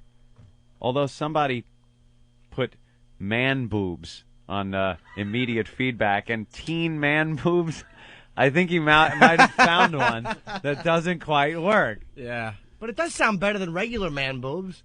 At least if they're teen. I will say anything's an improvement over man boobs. And teen, at least you know they're smooth. True, yes. Hey, all right, so it still works. Jason from New Hampshire, what did you learn on the show today? The callers have learned it's okay to say fuck the fucking fuckers. The callers love the F word. They love it more than we do so far. It's Cram from Yonkers. I learned today that I learned why Frenchie's pillowcases are not on his bed. French faggot. And Peter from Brooklyn. I learned the Invisible Man hung up on Earl's phone. Have a couple of examples here, Opie, from immediate feedback. Jesus. Slumber party. Teen slumber party. Now stop it. That's great. And bleeding. Teen bleeding. And then teen bleeding. Somehow it's just better. Yeah. All right, let's go to Brian. What's up, Brian? What's going on? Hey, man. Isn't it Brian? No, not quite. Oh, all right. What's up, Brian? I learned that I got to get my ass up earlier in the morning. Why? Because I just can't seem to catch a show. No, we do the replay all day long. Yeah, that's true, but by the time midnight rolls around, you're so sick of this show. That's what I learned. So what do you think the Twins are going to do tonight there, Brian? I don't know. I don't watch sports. Oh, all right. Okay. Loser. All Not right. you, the Twins. Thank you, Brian. Thanks, dude. But you too. Cage from Long Island. I learned today Anthony can't turn anything on. I learned the studio needs some posters. I learned Bob hates Frenchie. I learned Norton's breakfast looked like puke, and he's a master decorator. Is this Bob Kelly? The Bob Kelly? Yeah. Oh, is that Bobby from? Yeah. Is he listening every day? He should just call the show. Yeah, he also commented on your poker. Said you're terrible to play poker with. The worst I did guy. play with that dumb Bob, and he had. Well, this is what he wrote about you. Fucking nervous, thin-lipped idiot. He should just call the show with this instead of writing it on the feedback. Bob doesn't, Bob's, he's just like, all right, I'll call. Bob Kelly writes, Jim Norton is the fucking worst person to play poker with. He wins one big hand 5 minutes in the game and cashes out all his chips, runs upstairs to use your money to pay a hooker to drop logs on his chest. Oh, yeah. By the way, RobertKellyLive.com. That's Bob. Self-plugging jackass. That is him. And STD from Long Island writes, I learned that Michael Jackson is smart. The young boys are extra hairless with cancer. Excellent. Are we about done with this thing? We have a few more minutes yet. I'd hate to cheat people out of a few minutes of the show. Here it goes. Go ahead, Jim. I don't have anything to say at all. Yeah, you do. Don't you have something to say about Albany? Who cares about Albany? Dude, I'm about being with you. That stupid Palace Theater gig in Albany on Friday means nothing to me. Do I care if you can go to Ticketmaster and get tickets? Big deal. Me, Bobby Slayton, Jim Florentine, who gives a shit? Rich Voss, you stay home in Albany on Friday. Forget the Palace Theater. AG from you're D.C., sincere. he learned that O&A are brought to you by George Carlin. A lot of George Carlin bits today. Yeah. I'm sure they'll fix that in the replay, and it'll be all dice. I think they change them or something. They do change them right in between. Yeah, replays. someone told me. So when we comment on them, when we come back, we sound like idiots. Yeah. Which we do anyway. Cringe box from the Empire State Building. I learned that streaming the show to hillbillies can have unpredictable results on the phones. Phil from Philly, I finally learned why my sack looks like 2 hard-boiled eggs in a wet sock when I'm sick. Hey, that's good, bro. And Tom from Paramus, I learned today not to go fishing with your friend and then go to his house for a sleepover, no matter how straight you think he might be. There you go. All right. I think we're done. So tomorrow on the show, Whip 'em Out Wednesday. Our first Wednesday back. You know, we got to start the whole Whip 'em Out Wednesday phenomenon from scratch again. All over again. Because we don't have the WOW stickers. They promised me WOW stickers, I don't know, a month ago. Yeah. There was supposed to be something right on the XM Radio website where you just leave your address and they would send out the WOW stickers. I don't think that's set up yet, is it? No? No. All right, so we're going to have people make their homemade signs, I guess. And if you don't know what Whip 'em Out Wednesday is all about, you'll have to tune in the show tomorrow, right? Yep. Okay. Jersey Ollie writes, I learned amputees and tank tops are easier to hold down.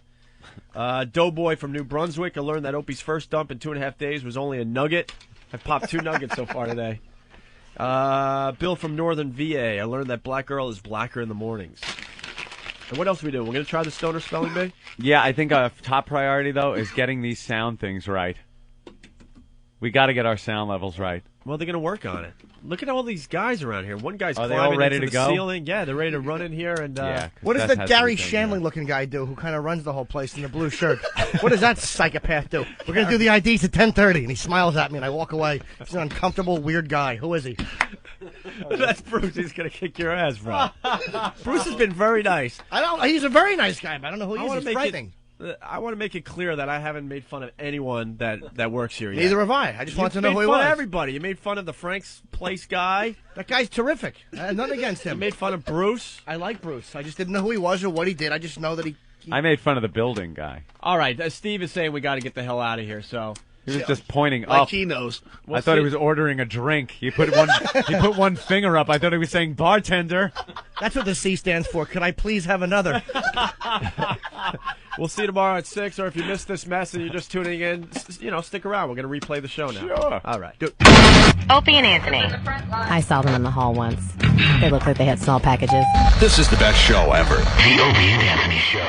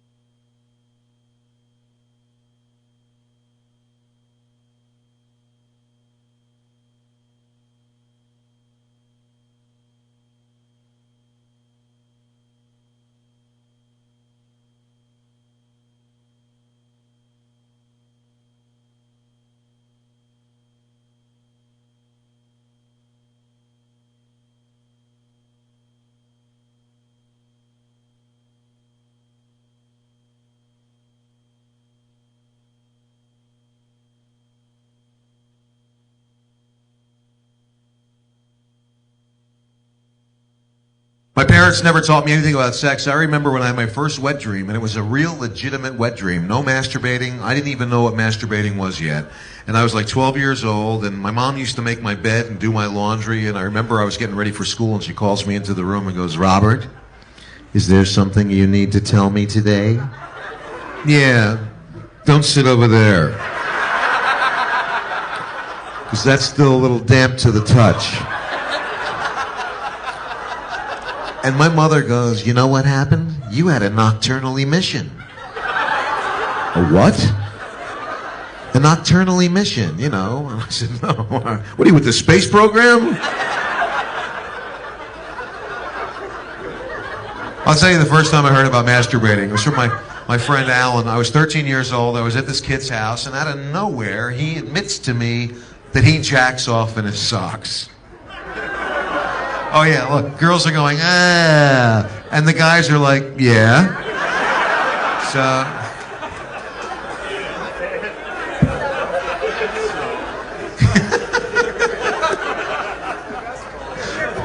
Sorry, girls, we can't fuck a carrot. So,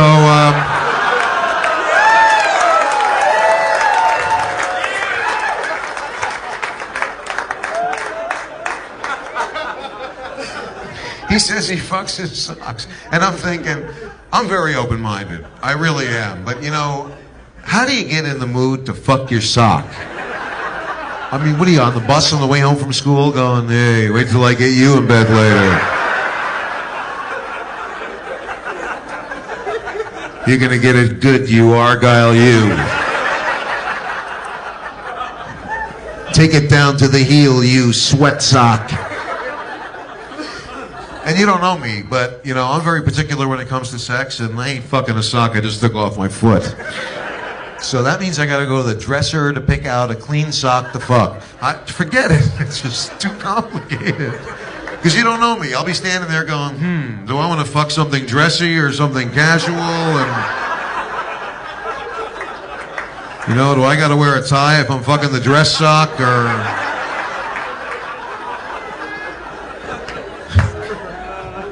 And then after you're done, you got to throw the sock in the dirty clothes, and you know, and that's when it dawned on me, you know, when I was 13, that the washer and dryer never eats your socks. Kind of friend that said, oh God, you know, the dryer must be eating my socks. So, no, you only fucked one sock. That's why there's only one sock in the dryer. The other sock is in the dresser, waiting to get fucked.